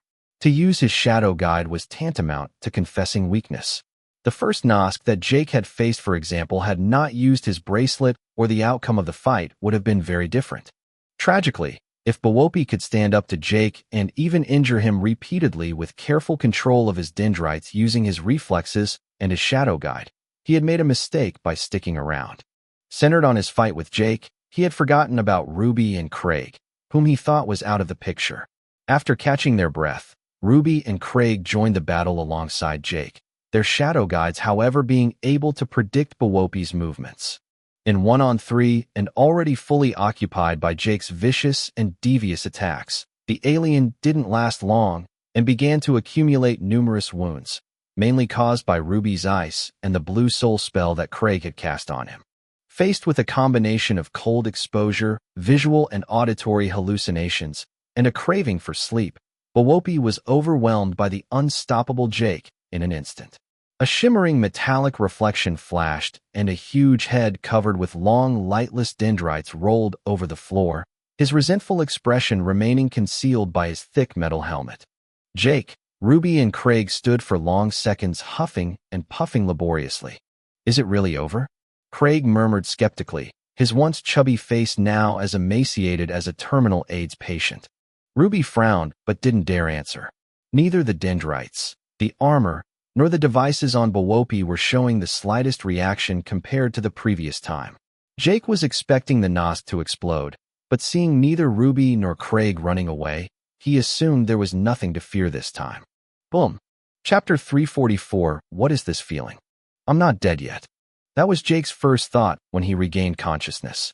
He was then engulfed by a searing pain sweeping through his entire being, cruelly bringing him back to reality. Guh. It was the only half-stifled grunt that escaped from his tightly clenched teeth, half of which were broken. His body had almost melted, the bones of his skull visible in some places, had lost their whitish luster and had turned a charcoal gray color. He looked awful, like out of a horror movie, but somehow he was still miraculously in one piece or so. He was missing both arms, and his body was disfigured and charred, without skin or connective tissue. As for his bones, most of them had held up, but he still had quite a few fractures. As he tried to lean on his missing arms to get up, he lost his balance and fell flat on his head. His forehead hit the steel floor with a resounding gong that rattled his brain. Paradoxically, instead of knocking him out again, fleeting images of what had happened a moment earlier came to his mind with the impetus of a tsunami. Jake felt so overwhelmed by this flood of information and emotion that he felt as if a vice was squeezing his chest, his breathing cut off, as if he were having a violent asthma attack. A few minutes earlier, boom, a flash of white light blinded Jake, Ruby, and Craig before they had time to really savor their victory. A shock wave, accompanied by a very high-temperature blast of energy, caught up with them a split second later, and each reacted differently. Craig, already at the end of his rope, was mentally exhausted after casting his blue soul spell. The side effect of this spell was that the caster himself had to endure the same fate as his target. With the relief and exhilaration of victory over the Nosk, he could barely stand upright, and his alertness was at an all-time low. The explosion killed him instantly, the radiance disintegrating his flesh and bones indiscriminately. Jake had not deactivated bloodline ignition, and his alertness had never been broken. His past experience had proven to him that the Nosks were dangerous even after their death. With his oracle rank being the lowest, he had never stopped monitoring Bowopi's remains, ready to react to the slightest change. His ether of strength, agility, and constitution condensed in his legs to make the most breathtaking backward leap in his short life, while a telekinetic force field added a second level of thrust to help him accelerate prodigiously. But then his oracle device did something he hadn't witnessed in a long time and never thought he would see again in such an ordeal. Side mission: save your soulmate, Ruby. Hail whatever it takes. Jake, who was about to break the sound barrier, shuddered when he encountered this mission, and to his own surprise, he wheeled towards the young skeletal woman with long white hair a few feet away from him. His broad build and muscular arms caught up with the young woman, frozen in place in a flurry, and wrapped her in their embrace, shielding her from the coming blast. Ruby's sea blue, amethyst eyes suddenly widened, but the shock wave a few centimeters away from her face momentarily stopped closing in on her, and the scenery began to flash before her eyes at breakneck speed. Yet, even Jake could not run away from such an explosion in such a confined space, with such a heavy load of metal within him. The blast caught up with them.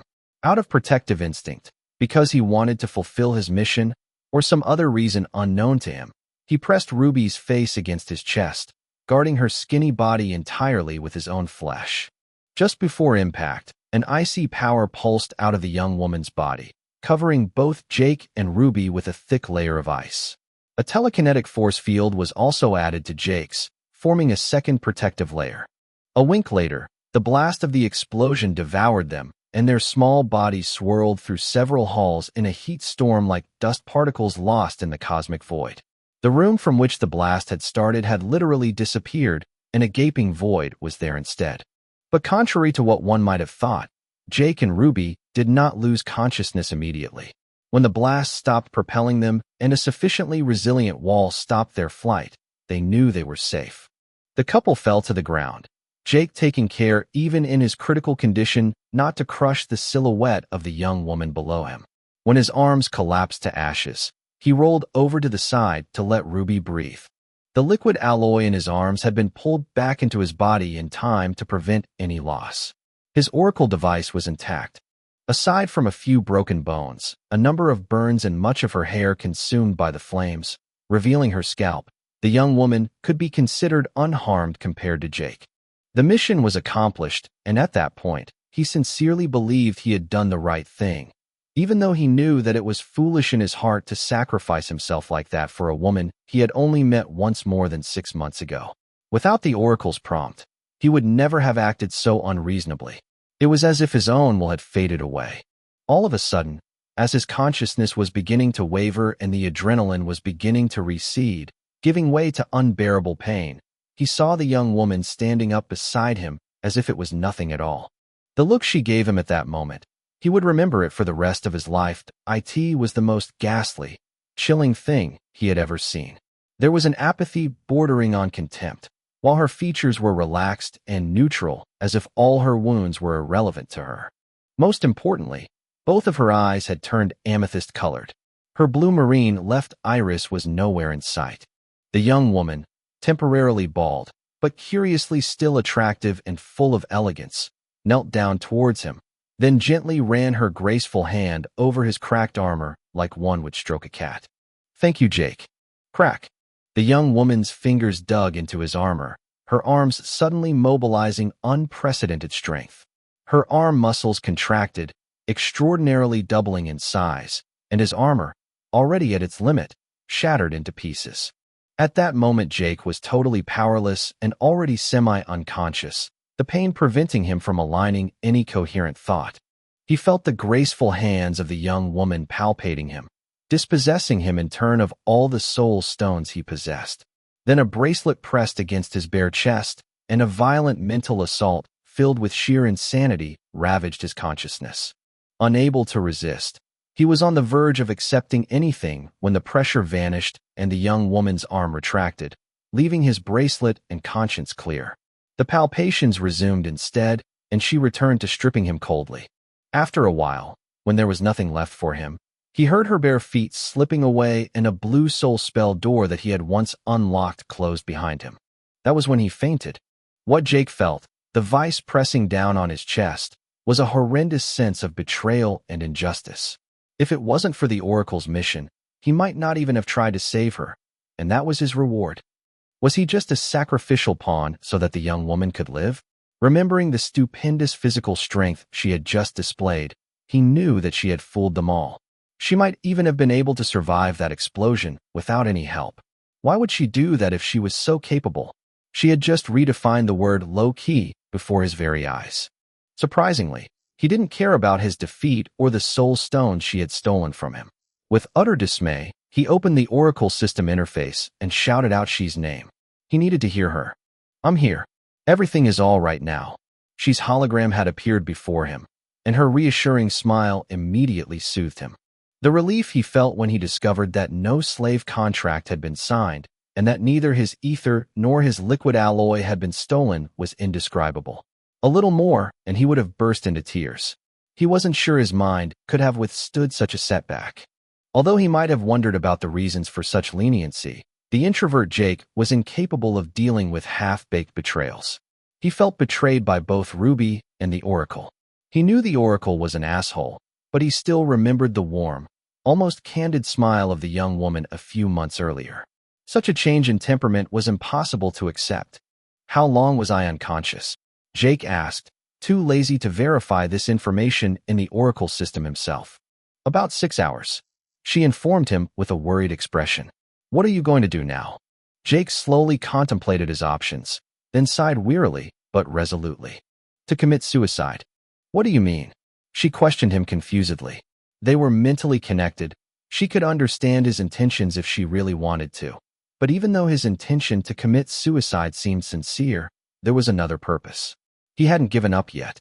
Look at the player ranking, Jake just said with a laugh. It was a laugh that was both joyful, but also filled with sorrow and grief.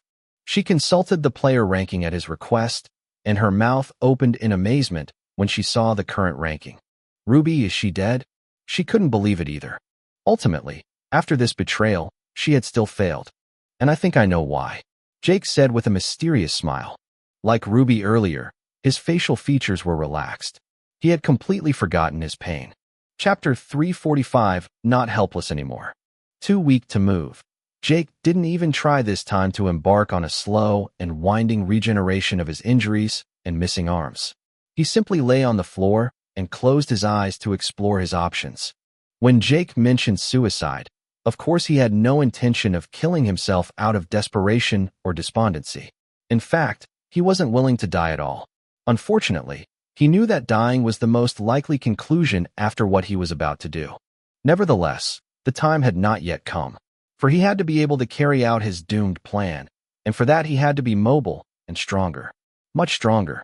With each passing second, the thralls and other prisoners were getting more powerful, becoming more terrifying and imposing with each passing second, their abilities evolving in unpredictable ways. Even if Jake could find a way to unlock the doors to return to the ultimate room, defeating these creatures had become impossible. At the same time, the walls themselves were becoming more durable, their resilience gradually approaching that of the first hall where the players had gathered around a long table. For this reason, Jake was fairly relaxed when he made his decision. Being too weak to hunt the thralls, full recovery was impossible anyway. His bloodline had not yet evolved to the point where he could regenerate his limbs from heat and radiation alone. Without quality soil and minerals, the resources needed to grow back both arms would be naturally drawn from the rest of his body. He would come out of it, if he survived the healing process, much too weak. In that case, he might as well give up the idea of healing. In any case, he would be fully healed at the end of this ordeal. That was why Jake lay on the floor like a charred log with his eyes closed, immersing himself in deep meditation. By defeating Bawopi, he had collected all his points. Although they had all spent astronomical amounts of ether points over the past few days inside the maze to overload their stats or use certain oracle device skills and spells, Jake now had over 400 million ether points. His first place in the player ranking was fully consolidated. Saving Ruby had also given him 1 XP points by completing the coach mission, but it was a paltry reward, leaving him extremely bitter. In principle, with his ordeal rating, his oracle rank should be promoted quite a few times, making such an amount of XP completely meaningless. At this very moment, of all the players having entered this ordeal, only Jake, Hakrasha, the Krish leader, and George were still alive. Those who had failed to enter the Phantom Sanctuary had been kicked out of the sanctuary bubble a long time ago. Well aware of George's character and abilities, Jake knew that his cousin was utterly helpless. Unless he had hidden some secret tricks, which was not impossible, George was probably like him, stuck somewhere in a room at the edge of the maze, surrounded by hordes of thralls. The Krish leader had fled, but Jake hoped not to meet him in his current state. Fortunately, by fleeing through a hall full of thralls, the alien was probably as wounded as he was. He didn't have to worry about his safety for the moment. Unaware of how much time he had left, Jake made the most of every second.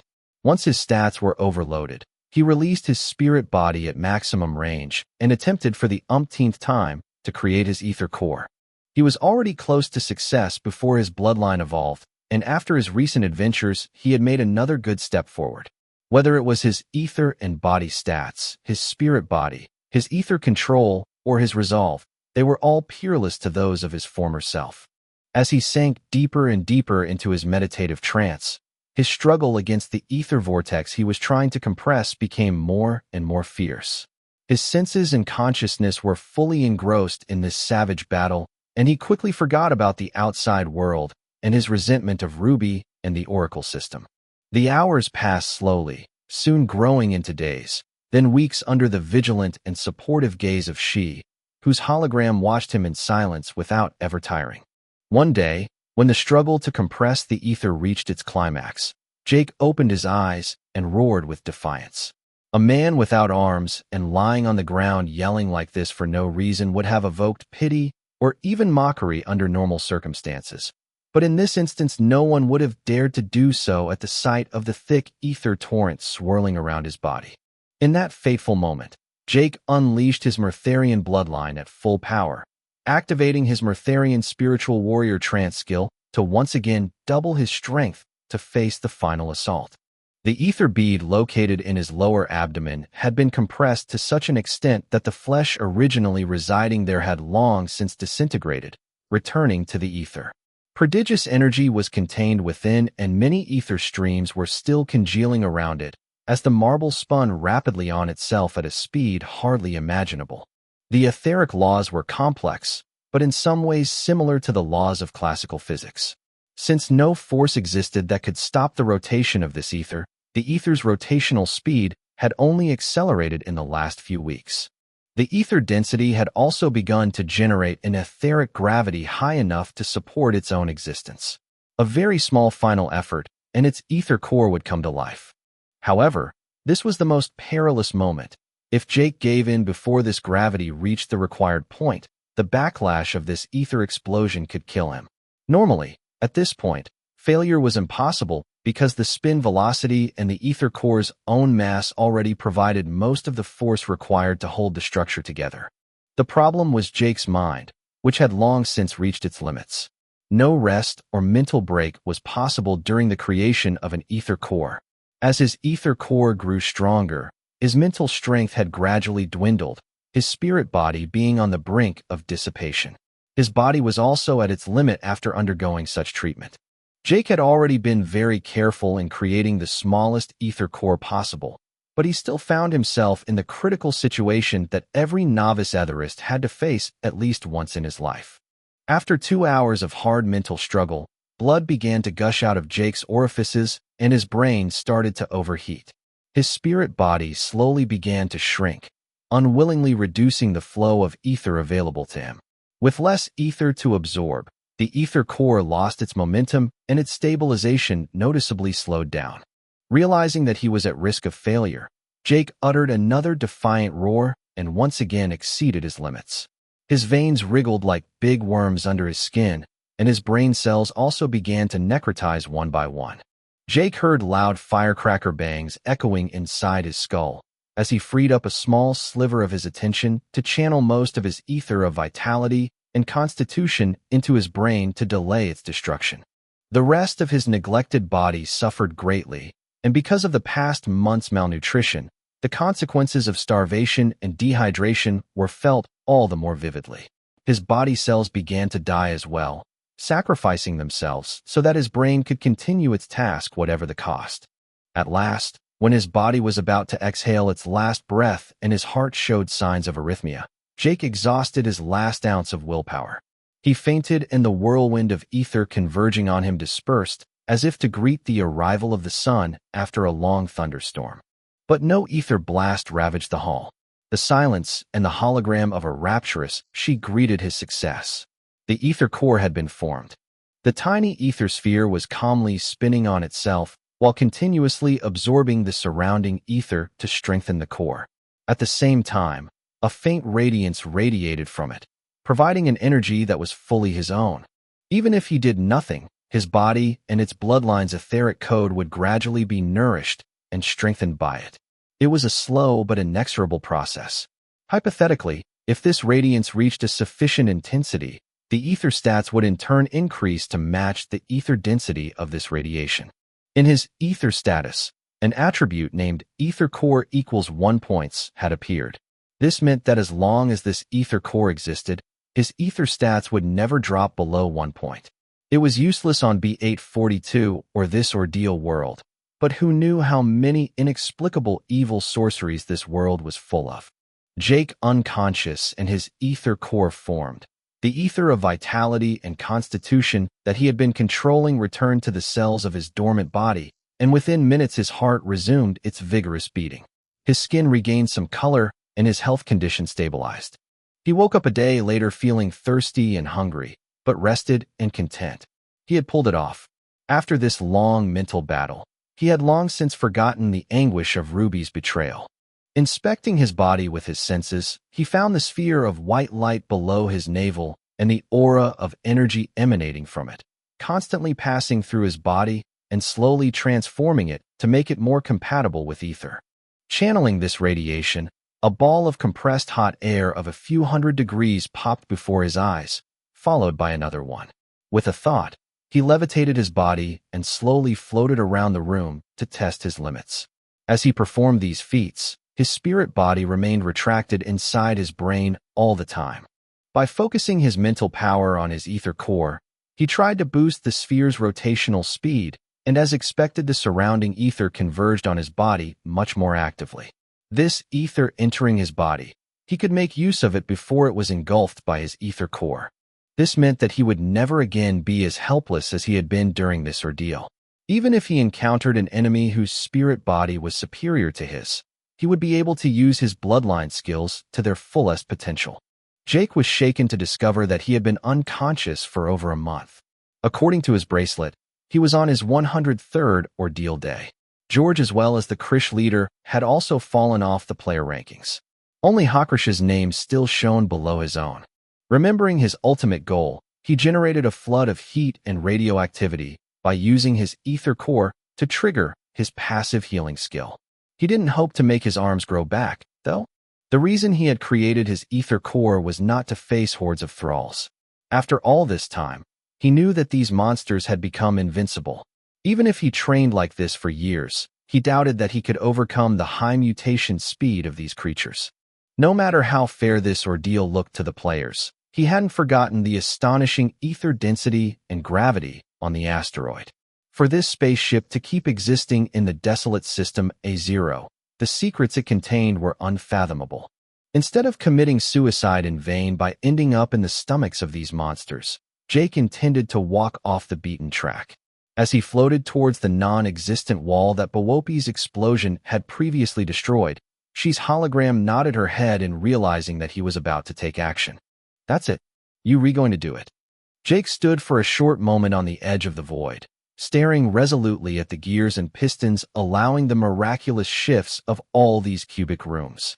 Then he raised his head and saw in the distance a spark of green light reflecting his destination. The time has come to find out if I'm a genius or an idiot. Jake finally lampooned himself as he flew off with a psychic thrust into this void filled with cogs and wires. Chapter 346. Welcome, Jake. Based on his understanding of the labyrinth, Jake flew directly towards the green light glittering in the darkness like a dying star lost in the firmament. During his journey, his hearing was frequently subjected to the incessant din of ceaselessly operating cogs, pistons, and gears. From time to time, short psychedelic light impulses would travel across the wall surfaces of the various structures, forming a network with mysterious functions. Sometimes, as he brushed past a cubic room whose walls had been damaged by previous battles, the animal grunts of the thralls and prisoners inside would reach his ears. Each time, he would accelerate sharply to get away as quickly as possible for fear of being spotted. Who knew what the current thralls were capable of? To reach the emerald field of light took him a considerable time, much more than what his holographic model had calculated. The labyrinth was larger than his boldest estimates suggested. There was a magic at work here that was beyond him. Nonetheless, a few hours later, Jake reached his destination safely, the greenish field of light stretching magnificently before him, bathing him in its spectral radiance.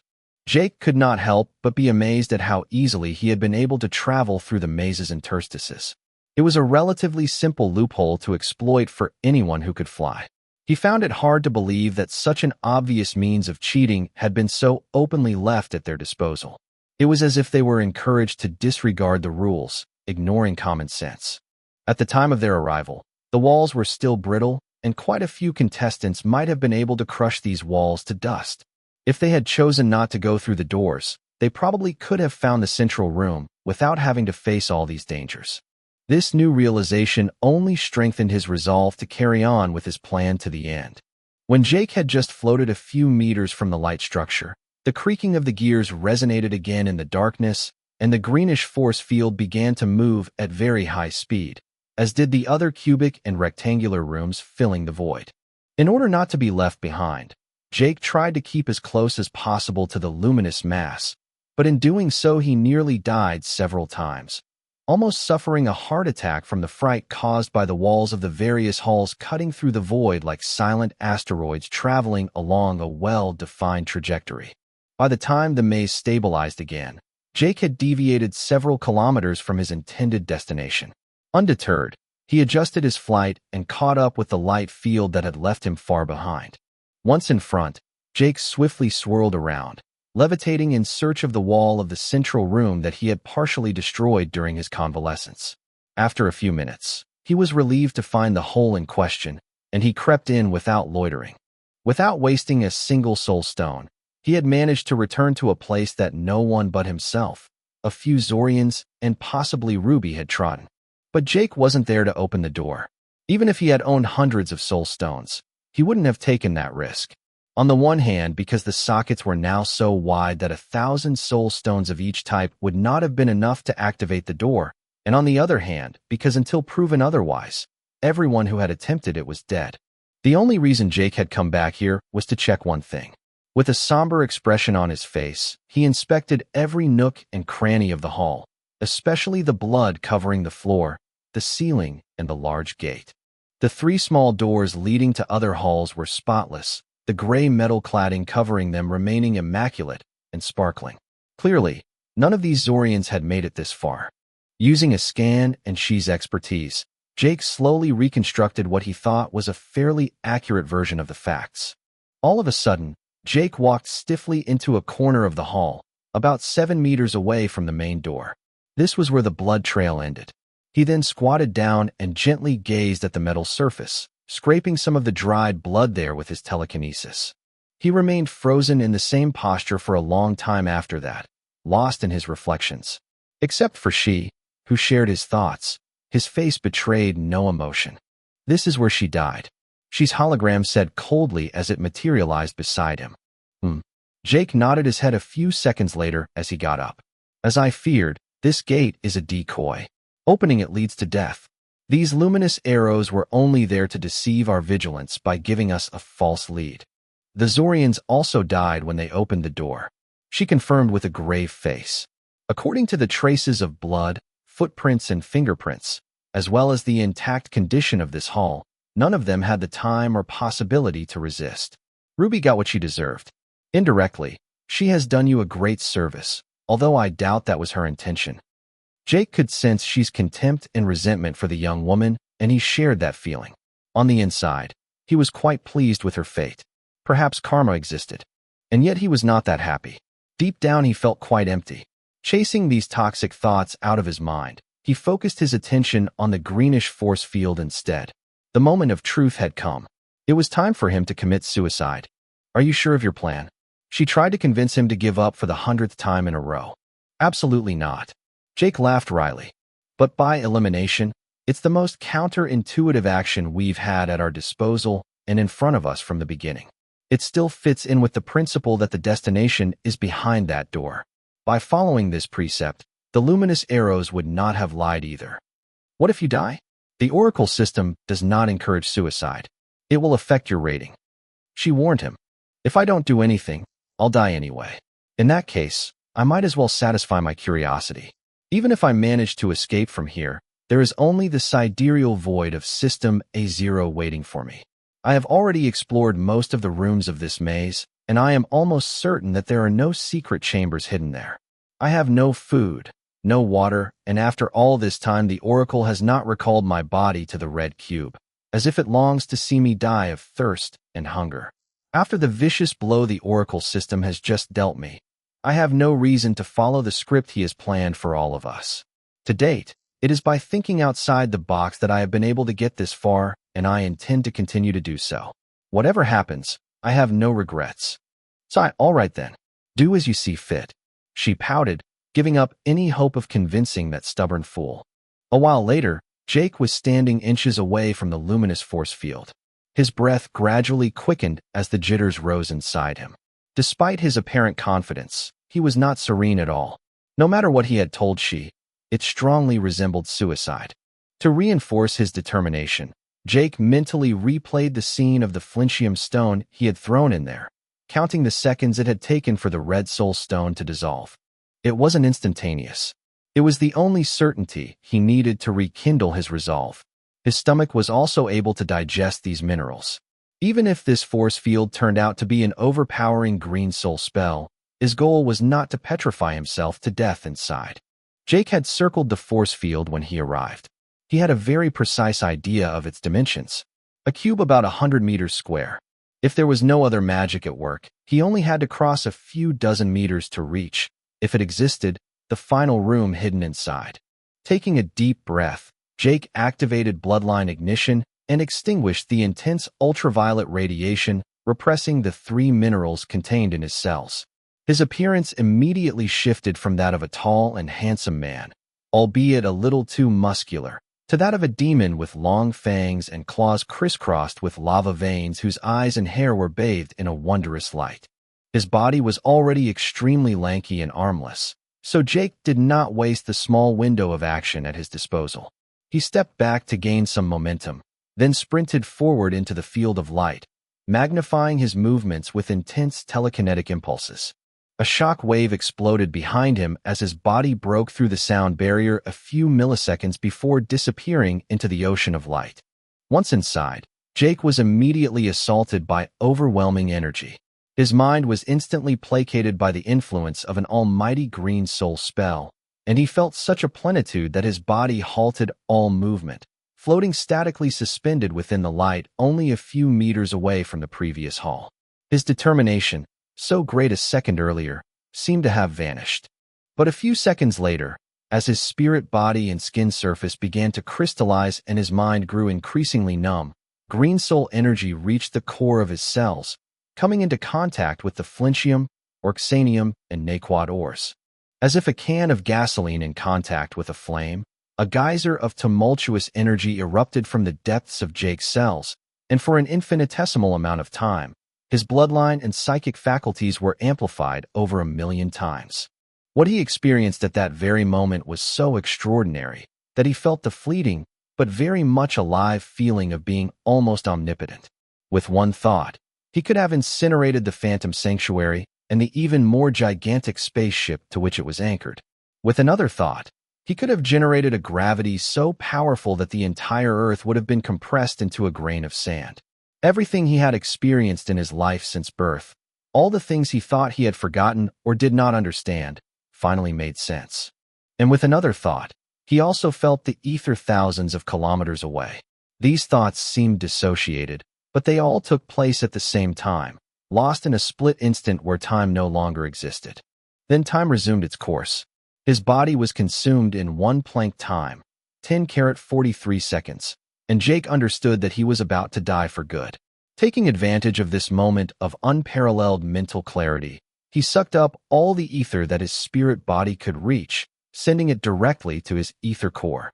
Just as his last neuron was about to collapse, and he expected to find the reassuring darkness of the red cube, the world miraculously stabilized, and an astonishing vision unfolded before his astonished eyes. In a dark room, dimly lit by phosphorescent crystals hanging on the walls, 3 individuals stood calmly in front of him with different expressions, but what they all had in common was that none of them were surprised to see him. "Welcome, Jake." At right, Jake recognized the massive bronze silhouette of Hakrasha, who appeared to be sleeping standing. At left, one of the 9 Zorians was watching him with curiosity. In the center, an old Zorian with silver hair and eyes wearing a long dark robe smiled at him with a friendly expression. It was this person who had just spoken, and Jake recognized the artificial voice that had announced the results of all the trials so far, except that it had now lost its monotone pitch and had regained the depth and nuance that the voice of an extremely ancient living being was supposed to have. In disbelief, Jake squinted his eyes, staring intently at the old man's face as he thought of a possibility. Faced with his reaction, the old Zorian chuckled elegantly, visibly accustomed to this kind of attitude. "Your deduction is indeed correct, Jake. Let me introduce myself first. My name is Zian Zolver, but you may know me better as the Ancient Designer." Chapter 347 Answers. Jake was stunned for a brief moment by the bomb that the old alien had just dropped, but he recovered immediately. There wasn't much left to surprise him after all he had endured in that ordeal. Treading on an asteroid? Check. Being eaten alive multiple times? Check. Drowning? Check. Camping in the magma chamber of a volcano? Check. Exterminate a tribe of man-eating aliens? Check. Meet their primordial god or ancestor. At this point, he had already become insensitive. His amazement came simply from the fact that it was unexpected for him that this alien had taken the trouble to save him. After all, Jake had exterminated an entire tribe of his descendants. In contrast, the fact that such an individual knew his name was not so strange. Zolver looked like the silver Zorian woman he had met after plundering the Chaos tribe, but considerably older. The alien was about 1.7 meters tall and had a slightly arched back. His skin, streaked with wrinkles, betrayed his great age. Despite the sluggishness of his gestures, his eyes sparkled with vitality and benevolence. However, an extreme melancholy sometimes shone through, betraying the alien's mental exhaustion. It saddens me indeed, but just as the Oracle players aren't really dead, these Zorians are also very much alive. Zolver said calmly, guessing what was bothering him. Jake nodded, accepting this explanation. It made sense, or it would have been totally unfair to these aliens. Ahem, some of them seem to have been living here for a long time. Jake mentioned as he remembered the stalls and the town under the volcano. Most of the Zorians here had been primitive civilians with limited combat capabilities. That's because their treatment is different from yours. The Zorian warrior who had reached this room before him answered the question this time. After your ordeal is over, the surviving Zorians are not sent home. Only death would allow them to do so. Some choose to settle here because life is easier here. Their presence also serves the interests of other influential Zorians outside. The ancient designer cracked a faint smile when he heard this short explanation, but he didn't contradict it, signaling his approval. Nevertheless, a certain weariness was vaguely oozing out of him. Enough joking. Our time is limited. The old Zorian suddenly clapped his hands and excitedly exclaimed, "Now that the last participant has arrived, it's time for me to reward you and answer your questions. But before I do, I'd like to show you something. Follow me." Hakrasha, who had been sleeping until then, brusquely opened his eyes and a solemn expression filled his usually relaxed face for the first time since Jake had met him. He was perfectly alert. The Zorian participant also had his eyebrows knotted by intense concentration. As the ancient designer began to move, Jake realized that the alien was not walking on the ground, but was silently levitating a few inches above it, taking great care not to touch anything. Seeing how the metal slabs deformed slightly with each step he took, he realized that the old Zorian was probably taking this precaution to avoid damaging the area. Like Jake, he was probably much heavier than he looked. Seen from outside the greenish force field, the room shouldn't have been so big, but in the end they walked several hundred meters and passed through a number of automated doors before entering a laboratory equipped with all kinds of futuristic instruments and machines. In the center of the room, there was a sort of raised platform covered with mysterious engravings and inscriptions. There were 3 empty sockets triangularly positioned in a similar way to the entrance doors of the Phantom Sanctuary. At first glance, it looked as if one of these doors had been laid flat on the ground. Zolver gave them no time to freely explore the rest of the laboratory and immediately drew their attention to this platform. For a brief moment, Jake thought he would ask them to each place a soul stone of the proper color, but this did not happen. Instead, the old Zorian unfurled his spirit body about a meter in length as if he wanted to perform a demonstration for them. Whether it was Jake, the Zorian warrior, or Hakrasha, they were deeply shocked when they saw the manifestation of this mental strength. The ancient designer's spirit body was solid. It looked like an indestructible multicolored crystal of extreme complexity. In the face of their amazement, the old Zorian remained indifferent, and 3 times the crystal, forming his spirit body, changed color. Each time the crystal stabilized, first red, then blue and green, a crackling sound was heard, and a soul stone detached from it to insert itself perfectly into the dedicated empty socket. The most confusing thing for Jake was that the aura contained by these soul stones were familiar to him. It had taken him a while to realize this, but he had recently realized that two identical soul stones did not always have exactly the same aura. But the unique aura of these soul stones, he had experienced it somewhere before. Trying to remember every past action during this ordeal, Jake easily identified where that familiar feeling came from: the huge Naquat deposit on the ocean floor that supported the entire island. Despite the crazy theories that were running through his mind, he kept his questions to himself for later. The demonstration was not over. Once the soul stones were in their place, Zienzalver pushed a switch nearby, and the inscriptions all over the platform lit up, producing a scorching heat that even Jake couldn't stand. Simultaneously, the three participants took several steps backwards, protecting their faces from the burning air. Soon an immaterial force field enveloped the platform, insulating them from the immense temperature. The light inside the platform continued to intensify, turning from a pale red to a fiery white. Obviously, the temperature was still rising. When the light became so strong that they no longer dared to open their eyes, the ancient designer waved his hand, and the radiation was immediately filtered by a kind of dark energy veil.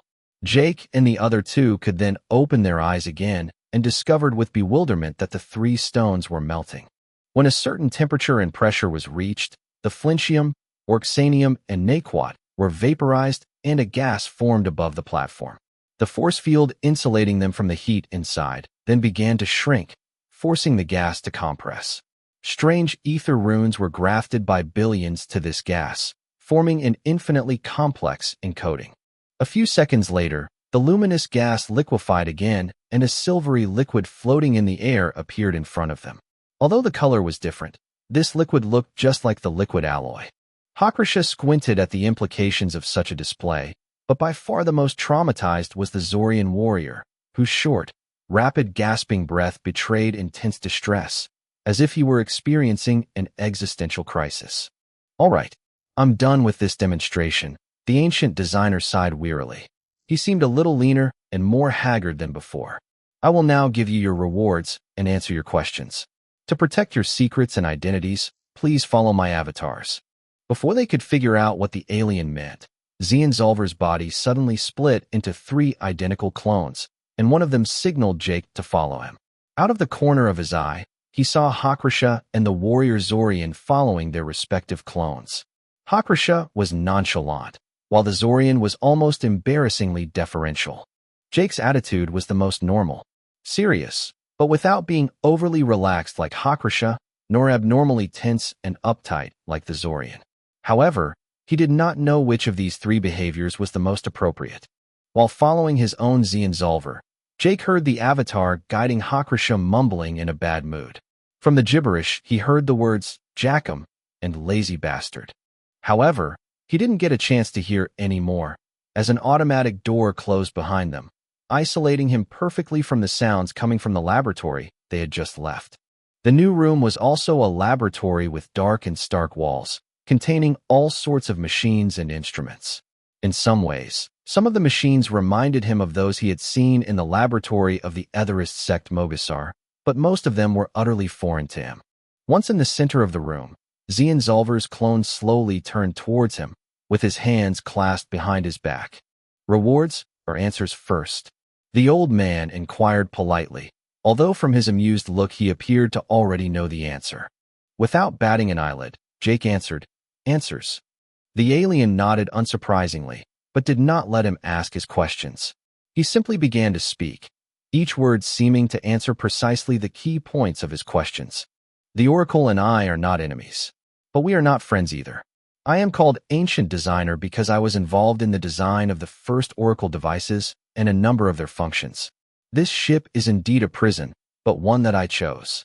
With each revelation, the old Zorian would pause as if he was thinking about his next answer, but each time he would anticipate the question burning his lips. Jake was appalled to learn that the entire Eleanor asteroid had formed over the crystallized spirit body of Zienzalver and many other Zorians who had given their lives to make this possible. The senseless Zorian prisoners were just like the ancient designer, prisoners of this ship. Once very powerful evolvers of the A0 system, their consciousness had been gradually corrupted into the ferocious monsters they had become. The causes were multiple, But the main reason was the abusive mining of the soul stones deposits by the Zorians themselves. The soul stones of these powerful Zorians were a key ingredient entering the composition of the liquid alloy composing the bracelets. Very few species were eligible to transmute their souls into this raw material. By harvesting flintium, orxanium, and naquat, it was the crystallized consciousness of these Zorians that was consumed.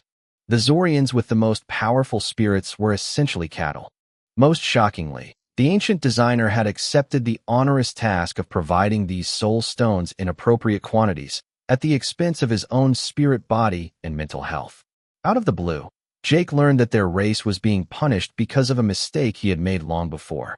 The Zorians could not receive oracle devices for this reason.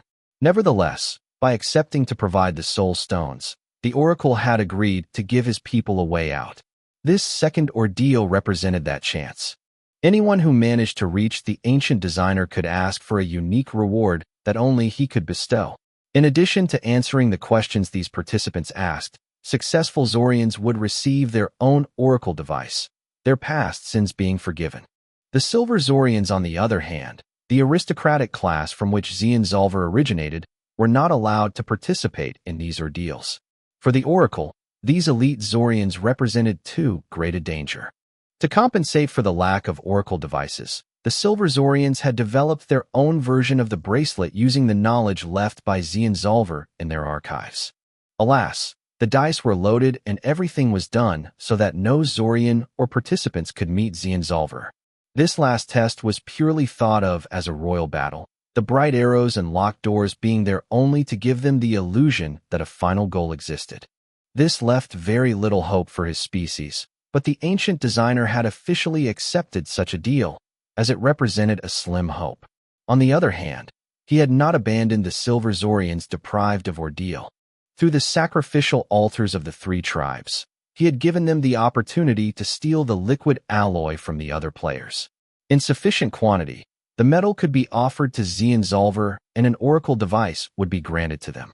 The oracle system turned a blind eye to this illegitimate action because the majority of the liquid alloy was in fact returned to it. In order to grant the most basic oracle device to his people, the ancient designer had to give away at least 100 tons of liquid alloy. Considering that the main ingredient came from his own spirit body, the old Zorian was literally sacrificing his soul to give hope to the future generations. At first, he would willingly make this sacrifice without asking for anything in return, but recently he had been asking for more and more liquid alloy offerings to prevent his decline. For his death would have terrible consequences that even the oracle was not ready to shoulder. Regrettably, even with an oracle device, these Silver Zorians were not treated like other players. Their first ordeal had a lethality rate of almost 100%. The immortality of the first 4 ordeals was a privilege they did not have. The Silver Zorian woman Jake had met was naturally aware of this danger. Signing a servant contract with him was the solution she had found after weighing the pros and cons at length. Most Silver Zorians were too proud to accept such humiliation, but recent events in the System A0 had convinced her to take such a risk. With this contract, she would be treated by the Oracle system as Jake's property and would be treated under the same rules. Not only would she be able to participate in the same ordeals as him, she would also be able to preserve her life during the first 4 ordeals. After a while, overwhelmed by the sheer weight of all these revelations, Jake couldn't stand it anymore and rudely interrupted the old man to ask the question that the ancient designer had been avoiding all along. "Why are you telling me all this?" Jake asked with a gloomy expression. "My oracle rank is low. Everything I just heard seems to be top secret. Everything should be censored, and I should only hear incomprehensible gibberish. The oracle system can make me forget everything with a snap of its finger by frying my neurons. So why are you telling me all this?" Far from being offended, Zienzalver burst out laughing, his weariness replaced by a contemptuous pride. "What do you think the emerald force field around my cell is for?" The old alien chuckled with a sinister expression. "The oracle is forbidden in this place. Try to communicate with your oracle AI." Jake changed drastically when he realized that she was not answering him. He could still feel her presence, but it was as if she had fallen into a deep sleep. The mental connection between them was blocked by something. Jake understood the implications of such a development, and he welcomed it, but he couldn't help but notice some anomalies.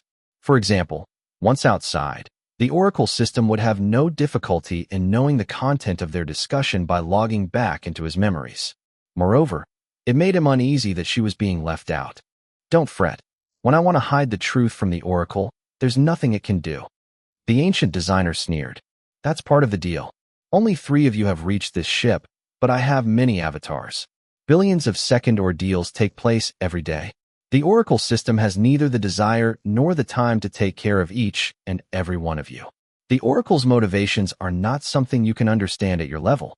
Zolver appeared set to keep talking indefinitely when he suddenly stiffened, his avatar suddenly vanishing, then popping up again at high frequency like a malfunctioning TV before his figure stabilized again. His skin was sweaty, and for a short second, a tortured expression filled his features before the old man regained his original composure. Our time together is coming to an end, the ancient designer said with a reassuring smile, yet the tone was actually pushy. If you're still alive the next time we meet, I'll answer any questions you still have. Let's move on to your reward. Chapter 348, Rewards Part 1. Jake, who had previously remained relatively unmoved, showed strong excitement for the first time. He was eager to find out what kind of rewards the ancient designer could offer, but it certainly wouldn't be too shabby. Since they were in a lab and Jake had become accustomed to the Oracle system interface, he expected either a special material reward or a list of options to choose from a catalog.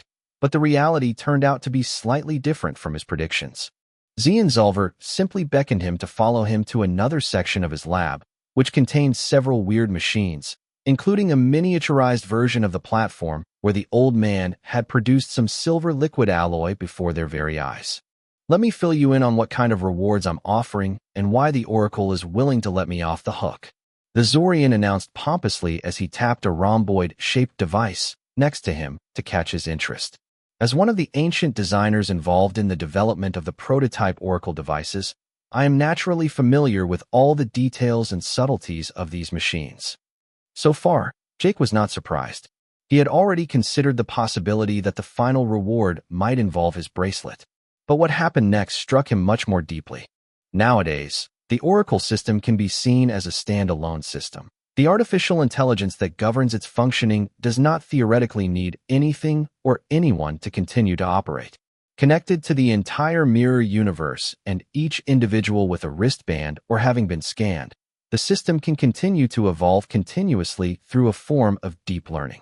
Everything you think or even invent is added to the already huge database of the Oracle system. New ether spells are added to the Oracle store catalog every day with the agreement of their inventors in exchange for royalties. However, I certainly don't need to explain to you that this is just a front. The Oracle and its direct minions do not need to respect these facade rules. As long as you have a bracelet, every thought you have is known to the Oracle system and therefore no longer belongs to you. The old man took a short pause and gauged the expression of the human in front of him. Jake may have already been aware of the Oracle's abusive totalitarianism, but at that moment his face could hardly have been more gloomy. Seeing that his words were being taken seriously, the ancient designer nodded with satisfaction and resumed his speech. The same goes for the Oracle device skills. If an evolver or player manages to develop a new Oracle skill, it will be added to the Oracle store as long as it does not go against the Oracle's best interests. Nevertheless, if a talented scientist manages to invent, for example, an algorithm capable of hacking the Oracle system or nullifying the prices in the Oracle store, such an individual shall be immediately punished to the extent of his crime. Under normal circumstances, it is impossible for such a technology to see the light of day. As time goes by, a strict categorization of these Oracle device skills has been established, and it is now very rare for a new Oracle skill to be invented. Over the millennia, all the flaws in the Oracle system have been discovered by talented evolvers, but as a result were also immediately corrected. Today's Oracle system is considered foolproof because the etheric source code and its core infrastructure are absolutely inaccessible to the public. Even a top-ranking Oracle overseer does not have access to this information. That's where I come in. Having participated in its creation, the Oracle system holds no secrets for me, and my power is such that I am not a slave to it either. For complex reasons, the Oracle tolerates my presence. Any player who manages to meet me will be rewarded with a custom-made Oracle device skill. At that very moment, a mental interface very similar to the Oracle store appeared before his eyes, but the number of Oracle skills offered was much smaller. It only took Jake a few minutes to go around it, but his jaw never closed once during his reading, as his surprise was overwhelming. Each Oracle skill offered was more unique and exaggerated than the others. Compared to the Oracle store skills that Jake had memorized, they all had something extra that made them extremely valuable. AD Oracle Cloaking LVL1. The owner of the Oracle device can opt out of Evolver's Oracle paths that have an Oracle rank 2 ranks higher than his for a set period of time proportional to the ether spent. Effect duration, 60 minutes. Ether cost, 20 M Ether PTS per activation. AD Promotion LVL1. The owner of the Oracle device can temporarily be granted the privileges 2 ranks above his current Oracle rank. Duration of effect, 60 minutes. Ether cost, 100 M Ether PTS per activation. AD Oracle Solds LVL1. All resources in the Oracle store will see their price reduced by 20% when activating this skill. Duration of effect, 60 minute. Ether cost, 1 B Ether points. AD Oracle Shield LVL1. An indestructible spherical force field enveloping the owner of the Oracle device will be generated.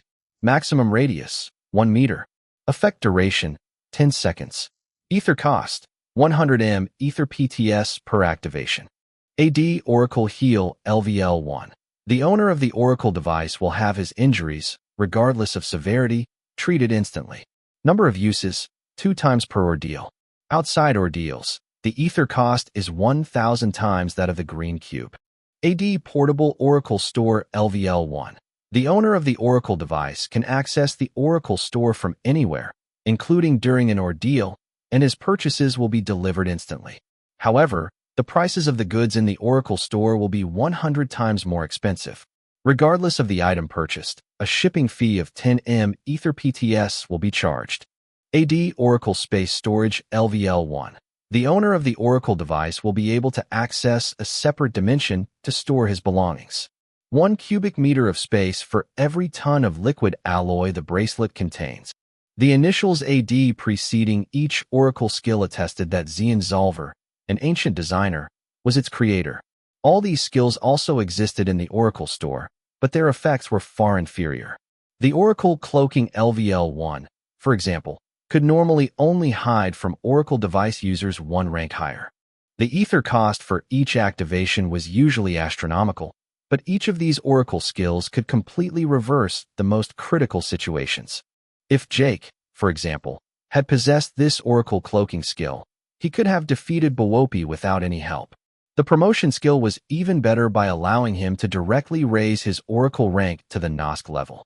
The Oracle Shield also existed in the Oracle store, but its normal LVL1 version only covered the body of its launcher. The cost of activation was also twice as high. If Jake had been equipped with this skill when Bowopi detonated, he could have walked away unharmed with no effort at all. Alternatively, the Oracle Heal skill would have allowed him to recover instantly. Ruby would never have been given the opportunity to take advantage of his weakness. In addition to these Oracle skills with huge potential, but still very situational, there were also all sorts of offensive, defensive, and auxiliary Oracle skills. They were different from the ether skills or spells in that their effects were much more decisive, but all of them had a power at least 2 ranks above the ether spells of the same level, albeit at a much higher activation cost. Jake considered these Oracle device skills to be stupid choices. At the rate his stats and abilities were increasing, the possibility that these skills would become obsolete was very real. Nevertheless, some of them could still move his heart, such as this one. AD Mechanical Hydra LVL1. The owner of the Oracle device will summon a 9-headed mechanical hydra that can resurrect as long as its energy has not been depleted or its core remains intact. The generated monster will have its ether and body stats set to 500, as well as the grade 8 Hydra bloodline. Activation cost, 1 B ether points. Such a monster was not a real Hydra, but had all the capabilities of one. Jake didn't know exactly what this Hydra bloodline was, but by name alone, he could imagine its lethality. The most incredible thing about this ether skill was that it had no time limit. Once the mechanical Hydra was summoned, it would not disappear and would continue to follow its summoner until its internal energy was exhausted. If an evolver had a way to recharge that energy, it was like acquiring a powerful guardian permanently. Jake's mind was so tortured by all of these tantalizing rewards that he was on the verge of losing his mind. He felt like a hungry child in front of an all-you-can-eat buffet where he could only choose between a potato chip or a peanut. It was almost better not to eat anything at all, as the choice was just too frustrating. Realizing that Jake had finished reading, the ancient designer calmly observed him with an amused expression before asking him for his choice. "Can I take everything?" Jake tried shamelessly without much optimism. "Of course not. Only one skill is allowed." Zolver chuckled with a big smile. However, when faced with Jake's depressed expression, the old Zorian added, "That's what I would normally say, but you're lucky. These oracle skills are normally designed using my spirit body to provide the required raw material. Such miraculous oracle skills require a lot of liquid alloy and a trace of my spirit to overcome the oracle system's authority to such an extent. You happen to be wearing enough of it on you so that I can design at least 3, but I won't go beyond that, or your bracelet might regress, and the oracle would never tolerate such favoritism anyway. Never forget that these oracle skills don't really belong to you. The oracle will turn a blind eye to give me face, but if something happens to me one day or my relationship with the oracle deteriorates, those skills could be taken away from you. Have I made myself clear?" "Crystal clear." Jake nodded with a serious expression. "Very good. Now you choose." In the end, after a long hesitation and excruciating mental torture, Jake relinquished his fantasies and opted for 3 pragmatic skills: oracle cloaking, promotion, and oracle space storage. All of these skills were incredibly useful, but these 3 were the ones that would benefit him at all times and were still affordable to activate. Once the decision was made, the ancient designer set to work and his spirit body wrapped him up, making him feel like he was trapped in a huge crystal of light. Without really understanding what was going on, he saw the liquid alloy shifting at breakneck speed through his body in complex patterns that were impossible to decipher. Some of this liquid alloy seemed to combust on contact with Zolver's consciousness, but there was nothing he could do to prevent it. For the present Jake, the old Zorian was an entity as invincible as the oracle. His body was also screened by several of the machines inside the laboratory, but even with great focus he failed to determine their function.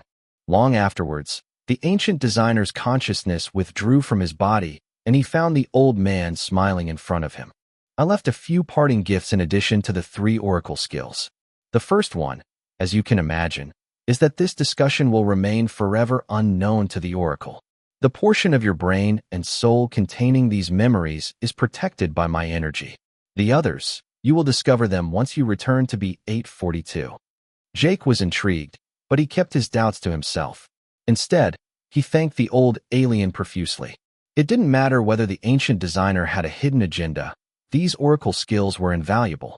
Their growth potential was twice as great as the oracle skills of the same name, but their purchase price in the oracle store was astonishing.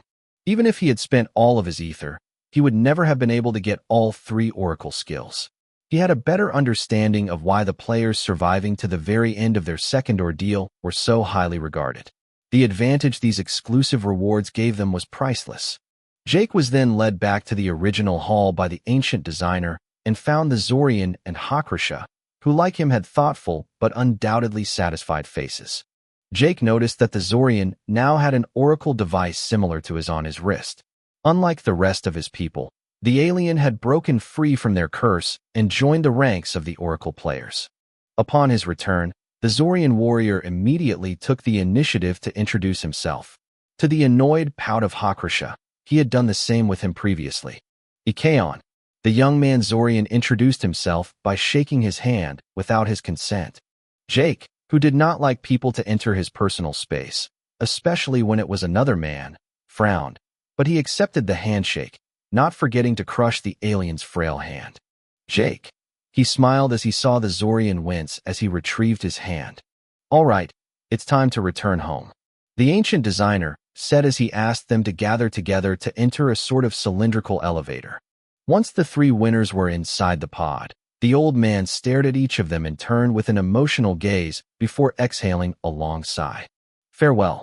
The frail figure of Zienzalver dissipated before their eyes, and their vision changed abruptly, as if someone had just turned off the light. The next second, when Jake regained consciousness, he was back in the boundlessly dark space of the red cube, and the Oracle system interface popped up in his mind. The second ordeal was finally over. Chapter 349 Interlude. Moments after the return of Jake, Hakrasha, and Ikeon, Zienzalver's avatar lost his kind and benevolent smile, a placid indifference showing instead. What had not changed, however, was this sense of weariness and exhaustion. The frail silhouette of the old Zorian slowly levitated to another room that Jake and the other two players hadn't been lucky enough to visit. The armored door opened automatically, letting the alien in without any issues. A dark room full of surveillance screens and holograms bearing a strong resemblance to the inner layout of a spaceship greeted him, the dim ambient light reflecting off the old man and lending him a most eerie appearance. Before the ancient designer could slouch into the only steel chair capable of supporting his weight and return to his prisoner's seclusion, a detestable voice echoed behind him. Zien, how much longer are you going to persist? It was a voice that was both deep and high-pitched, with a timbre that was equally masculine, feminine, and robotic.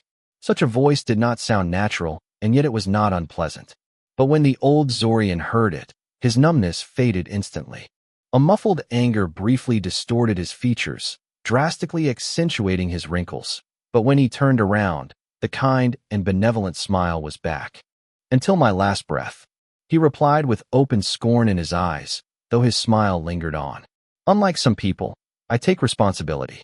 If my death is the price I have to pay to repent for this crime, I will gladly accept it. The owner of this voice was only a mass of indistinct light, the apparition hiding behind it impossible to discern.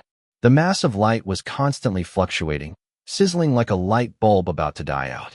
Despite the inability to distinguish the slightest detail in this dazzling light, the mood of the individual concealed behind it could not have been more transparent. Fool, the voice roared with unprecedented rage. You could let go and spare yourself all this suffering. This mirror universe is doomed. By getting out of this cage you have built for yourself, you could save your people from such a living hell. Why sacrifice yourself for a world that doesn't care about you? Is the Oracle really worth dying for? Zienzalver sneered at hearing these absurd arguments for the umpteenth time. Not everyone is a traitor like you. The old Zorian finally replied, without smiling this time. Hee, that's not what your other avatars say. Two of them were convinced by what I said today. After billions of years apart, these avatars have long since developed divergent personalities. Impossible, the ancient designer denied with a skeptical frown. I may be a selfish traitor, but I won't allow myself to lie to you about it. The voice declared softly with extreme seriousness. After all, I don't have that many friends still alive. Our friendship is precious to me. If your spirit body were whole and at its prime, the corruption would have no hold on you. But now, this prison force field may protect you from the corruption in the eyes of the Oracle, but it also cuts the spiritual link between you and your main soul. On the other hand, you know very well that nothing can impede the corruption. Your actions are like a dam of twigs trying to stop a tsunami. Zien, if you have any instinct for self-preservation, give up this madness, I implore you. The ancient designer inhaled heavily to mask his true emotion, but his response remained as firm as the previous ones. Never. As long as he persists, so shall I. Sigh, don't regret it. I bid you farewell, my friend.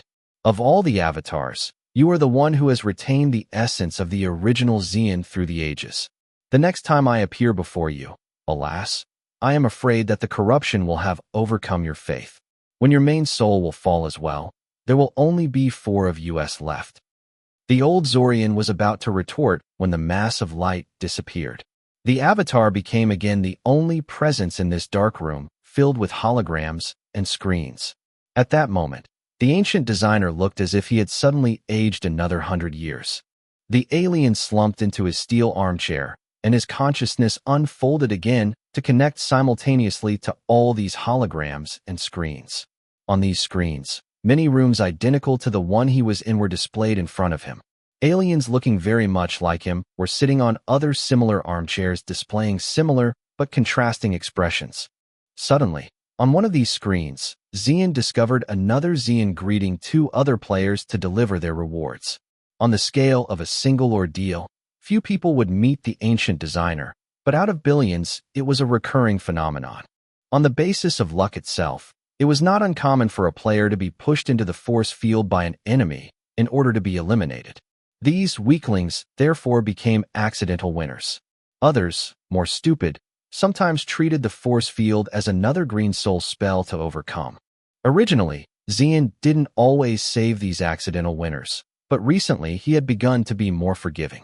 The avatar, whom he observed via the cameras installed in each prison, guided the two players into the largest room in a manner very similar to the one he had applied to Jake, Hakrasha, and Dikaon. Normal as can be. But Xian was well aware that it would not go as planned. Indeed, the avatar of the old Zorian behind the screen abruptly gave up his benevolent smile, and an expression of pure madness disfigured his face as the alien licked his lips. Unimaginable spiritual pressure engulfed the two players, compressing them to a subatomic scale in a fraction of a second. These two particles, corresponding to their former bodies, were then quickly absorbed by the wide, open mouth of the old Zorian. Immediately afterwards, the avatar vanished, leaving an empty prison behind him. Another avatar had fallen. Faced with this spectacle, the Xian Zulver who had welcomed Jake frowned and resumed his morbid surveillance, his cold gaze losing even more hope. "Ruby, you're back." An authoritative male voice echoed through a large hall filled almost exclusively with humans. Each of these humans wore a recognizable military uniform. The color and quality of the weapons and armor changed from time to time, but the sewn pattern of the earth on their clothing remained constant. In the center of this hall, in the midst of all these soldiers, a huge red cube several hundred meters high stood in front of them, emitting a scarlet radiance. The young woman with long white hair turned towards the voice with an indescribable expression on her face. Something between the cold detachment of a snake and the panic of a young girl after being turned down by her lover. There was also guilt and anger, but to whom it was directed, it was hard to tell. Recognizing her supervisor Aleph, Ruby looked down and stood to attention. She then noticed that Craig and the others at her side had followed suit. Like her, they were torn between different emotions. Depending on how they had died and the rewards they received, the range of emotions and their intensity could vary significantly. Nevertheless, compared to most of the other soldiers in the hall, their self-control remained relatively good. "Dismissed," the instructor said with severity after scrupulously gauging the expression of each of his subordinates. "Follow me." Instructor Aleph and his associate Xiaoming guided the group of prodigies in their care to a debriefing room 20 kilometers away. Once out of the player hall, an armored vehicle landed in front of them and transported them within minutes to New Earth's largest fortified base after the research center that Jake and his friends had previously visited. All of the soldiers standing guard there were hardened evolvers who had participated in at least 4 ordeals. The death rate was horribly high after the 5th ordeal, so very few soldiers dared to risk it, and the government was reluctant to sacrifice its army unnecessarily. On the other hand, the first 4 ordeals were compulsory. With the exception of new recruits and prodigies from the civilian selective program, Trial Worlds, all soldiers who had joined B-842 for more than 3 months had completed these 4 basic ordeals. Each soldier on guard had naturally completed these formative ordeals, and their auras were violent and sharp, with their spirit bodies carefully monitoring every movement in their respective observation perimeters. Seeing Aleph pass in front of them with his pupils, the soldier standing guard, who was almost 3 meters high because of his extreme constitution and the influence of genetic modifications, meticulously searched them by scanning them with his mind, and then stepped aside to let them pass. As with the New Earth Research Center, most of the base was underground. A freight elevator brought them quickly down several hundred meters underground before stopping with a shrill squeaking sound. Aleph and his prodigies, who were used to the place, crossed a few corridors and greeted a few officers as they passed by, before stopping at the so-called debriefing room. After knocking twice, they entered. It was a small room with a long wooden table and minimalist decoration. A portrait of the current and previous presidents hung on the walls. An old general in a uniform brimming with medals sat in a leather seat at the end of the table and seemed to be expecting them. Like the guard at the entrance to the base, he was almost 3 meters tall and his muscles were overdeveloped. Recognizing Aleph and his recruits, he got up from his chair immediately and gave him a hug. As Aleph was much smaller, the scene resembled that of an adult comforting a child. When the adult and the child were both old men, there was something wrong with it. "We'll have a beer later, Eric." Aleph growled as he pushed the old general away with a nudge in the plexus. Just afterwards, the instructor's face turned reddish-purple. His elbow was in intense pain as if he had just hit an iron wall. The general chuckled with embarrassment, but he quickly ignored his comrade's agony to take care of the recruits. The debriefing was nothing more than an extremely brief routine procedure.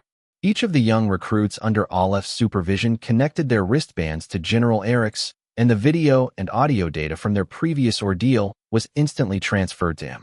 Each soldier working for New Earth had a relatively flexible servant contract who were frequently employed to ensure the smooth functioning of the different factions. The contract contained many clauses as in a normal employee contract, with the possibility to dissolve the contract by resigning. One of these clauses obliged them to faithfully transmit these ordeal data to their superiors. Very quickly, the general had retrieved all the information and dismissed them. The young men and women shouted with joy and left the room immediately to finally enjoy a well-deserved rest.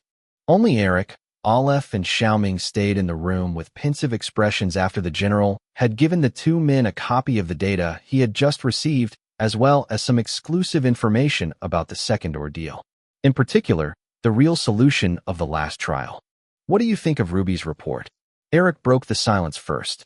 His inquisitive tone was devoid of his previous friendliness. "It sounds authentic, but the end is fake." Several minutes seemed to have disappeared from the report. Aleph affirmed with resolution. "I think the same." Xiaoming nodded. "Of course it's fake, but the real question is, how did she do it? Her contract doesn't allow her to. She failed towards the end, but that's not unexpected. With her character, it's even preferable. This human who saved her, I want to know everything about him. He was still alive after Ruby robbed him. If he survived, these are ideal circumstances to attempt a foolish act. You know what I mean? With these injuries and without soul stones, I doubt he could have survived much longer." Xiaoming grumbled as he scratched his head. "It doesn't matter. He and Ruby seem to know each other." The general objected coldly. "I want to know when they met and the nature of their relationship. As low as his chances of success are, the mere fact that he was still alive at this stage without any rigorous military training or support team speaks volumes about his potential. After Ruby's disgraceful act, such an individual might resent us, but Ruby is too important to us. If this man proves to be a danger to Ruby and the Earth government, we will have to take appropriate action." Aleph and Xiaoming stiffened when they sensed the killing intent of the old general, but as veteran soldiers they had participated in their fair share of bloodshed. Without commenting, they acquiesced and left the room after receiving their new orders. Identify Jake, recruit him, and if they failed to do so, make sure he would not pose any danger. Chapter 350 Rewards Part 2. It may not have been the first time Jake had encountered the familiar darkness within the red cube, but it was still a mind-bending experience. The darkness was bearable, but the silence and lack of sensory feedback as if he had no body was just too disturbing for him to adjust to. Somehow he felt as if he no longer existed. Participant: Jake Wilderth, Earthling. Second ordeal concluded. Type: Simulation/Battle Royal, humanoid species. Ether density: 4 or 40 points. Number of participants: 11,658,435. Main mission: enter the sanctuary bubble. Penalty for failure: none. Evaluation of the ordeal in progress. Evaluation complete. The result is as follows. Main mission. Rating: perfect equals +100. First trial. Reach the shore. Rating: fair, +50. Second trial. Spend a night on the island. Rating: good, +75. Third trial. Surviving on the island until the descent of the Phantom Sanctuary, Battle Royal. Rating: perfect equals +150. Fourth trial. The Phantom Sanctuary Maze. Follow the luminous arrows and survive until the end. Perfect equals plus 150. Exploration. Rating. Good equals plus 15 points. Proactivity. Rating. Excellent equals plus 50. Fighting. Rating. Very active equals plus 20. Other exploits. Exploit in degree 1. First in the player rankings. Rating. Plus 50. Exploit in degree 2. Looter and slaughterer of the tribe of chaos. Plus 50. Exploit in degree 3. Meeting the ancient designer. Rating. Plus 0. Special exploit in degree 1. Inadvertently cooking your comrade to death. 20. Special exploit in degree 2. Save your soul mate at the risk of your life. Plus 50. Total rating. Plus 740. This score is ranked first in this ordeal and in the top 0.000000001% of all second ordeals combined. Congratulations. Distribution of rewards and consequence. Reward in degree 1. Oracle rank plus 5 equals Sergeant, Staff Sergeant, 100, Sergeant First Class, 100, First Sergeant, 100, Master Sergeant, 200, Sergeant Major, 200. Only 5 ranks. Jake mumbled with the expression of a pawnbroker who was owed money. She, who knew exactly why he was ranting like that, could not help but jest at him in a mocking tone. What did you think? That you were going to be promoted 7 ranks at once because your rating was over 700 points? You've got quite an appetite. Junior officers' ranks are worth 400 rating PTS, while field officers' ranks are worth 800 rating points. I'll let you imagine the ranks of flag officers. To be honest, your current rank is already higher than some of the 5th ordeal players, even if they are mostly small fry. Ugh, actually, that's exactly what I imagined. Jake grunted grumpily. With such logic and ratings like that, you'd become a supreme general of the mirror universe after just a few ordeals. The Oracle would never let that happen. Those ranks don't just serve to give you advantages or reputation. They also serve to legitimize and coordinate the participants in certain ordeals. If everyone has an absurdly high rank, the magic no longer works. Is there at least a maximum Oracle rank? Jake asked curiously. No idea.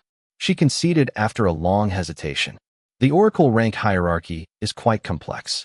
At the same time, there are the Oracle ranks of those directly representing the Oracle, such as Oracle Guardian and Oracle Overseer, which form a separate system. However, there are also nobility ranks, which generally take precedence over the classic military Oracle ranks. From the 5th ordeal onwards, it becomes difficult to motivate players to continue taking risks. The same is true in the mirror universe during massive digester invasions. Since the Oracle absolutely needs players for these ordeals, the nobility ranks were created to overcome this problem. The main advantage of these nobility ranks is that with equivalent Oracle ranks, the one with a nobility rank will be considered higher ranked. I'll let you imagine the repercussions on the Shadow Guide and the Oracle Paths calculation. The other advantage is that the Oracle will never mobilize a noble or his faction on the battlefield against his will. This can happen when a system situation becomes critical. After She's brief clarification, Jake took a look at the number of points required to be promoted again through the normal channels, but he instantly regretted it. Oracle rank 10, Sergeant Major equals 0/10, 000 BPTS. Forget it. At this point, I think that the advantage of a faction or a military group to be promoted faster becomes almost worthless. That was the only consolation. At least he no longer risked running into players with ridiculously high Oracle ranks in their first ordeals. Even if he was slaying digesters all day long, it wasn't realistic to get promoted by this method in a short period of time. It is actually possible to accumulate experience points quickly by commanding a large group of units. If your orders or strategies allow the units under your authority to eliminate a large group of digesters, you will receive a significant fraction of their points. Until now, you have been unaware of this because you have fought digesters head-on. Depending on your Oracle rank, you may have a number of units under your command sharing their accomplishments with you. Upon further reflection, Jake found that this made perfect sense. If these military ranks were only honorary, it would not have been necessary to name them so. More neutral, flattering titles would have achieved the same result. After a short interruption, a new notification appeared. Reward in Degree 2, Zolver's Soul Stone. Reward in Degree 3, Ordeal Store. 740 credits to spend. Jake was momentarily disappointed when he received only one soul stone as a reward. He was hoping to receive at least one of each type. If Ruby hadn't robbed him, he probably would have gotten a much better haul. However, when he recognized the name of the ancient designer, he was instantly cheerful again. No matter how many regular soul stones he brought back, a soul stone from Zolver's spirit body outshone them all and much more. The old alien's colorful spirit body at least proved that such a soul stone harbored plenty of secrets. Now that the special rewards had been distributed, Jake was finally able to devote himself fully to his online shopping spree. Currently, with 5 credits left from his previous ordeal, he had a total of 745 credits at his disposal. Categories: Ether/Genetic Code Enhancements, Knowledge and Skills, Ether Skills, Oracle Device Skills/Upgrades, Objects/Machinery Vehicles, Organic/Inorganic Materials, Miscellaneous. Jake was already familiar with the different categories, and like the previous time, he ignored all of them directly and went straight to the Oracle Devices Skills/Upgrades section without hesitation. After acquiring 3 Oracle Device skills from Zolver and experiencing firsthand the devastating explosion of Bowopi and Ruby's last-minute betrayal, he finally understood how vital these Oracle Device skills were. Now that his bracelet contained such a large amount of liquid alloy and his Oracle rank had been promoted substantially, he was determined to put this advantage to good use.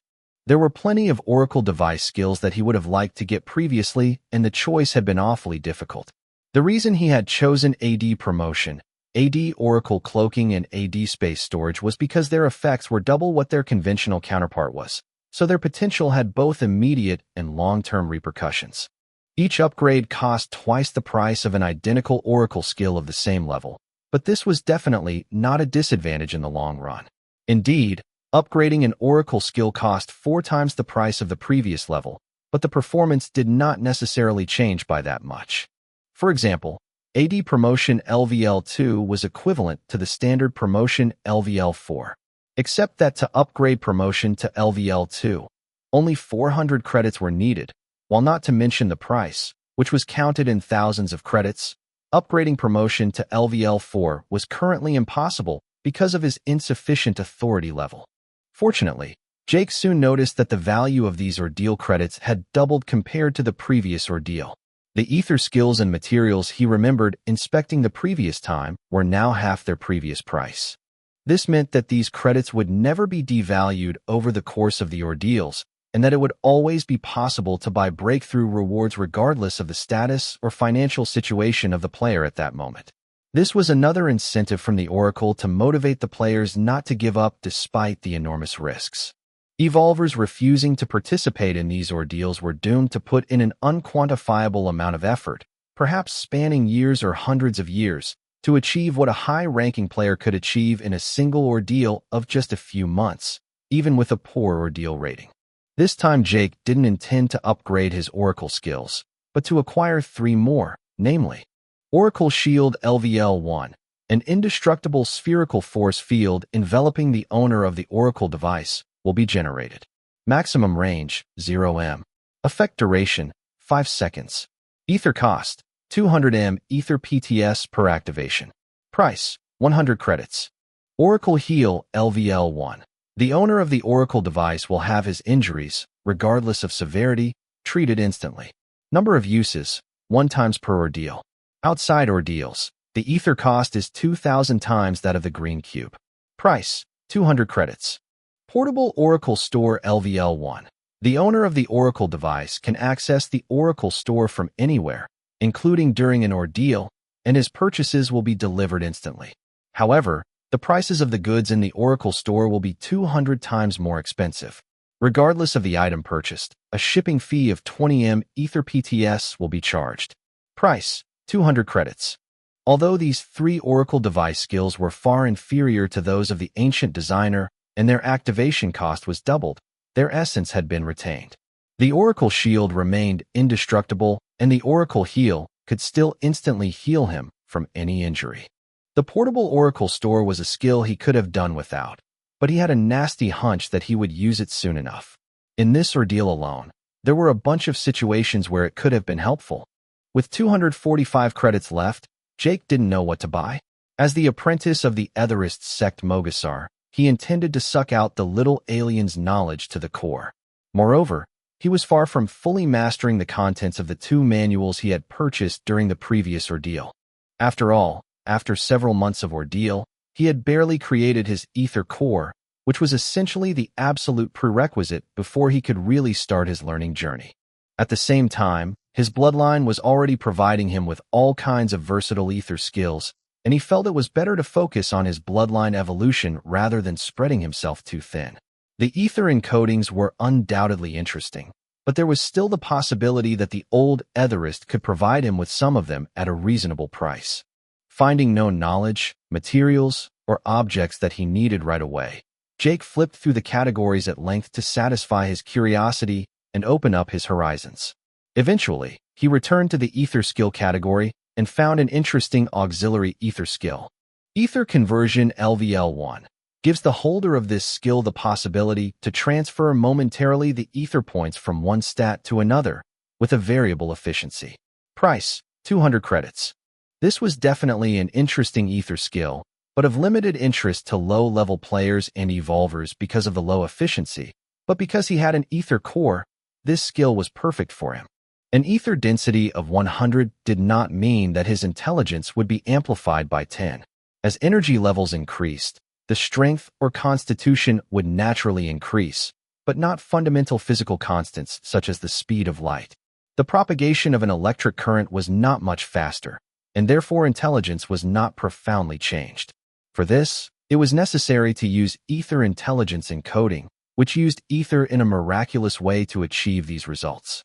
The passive radiance of an ether core was like the world's ether density.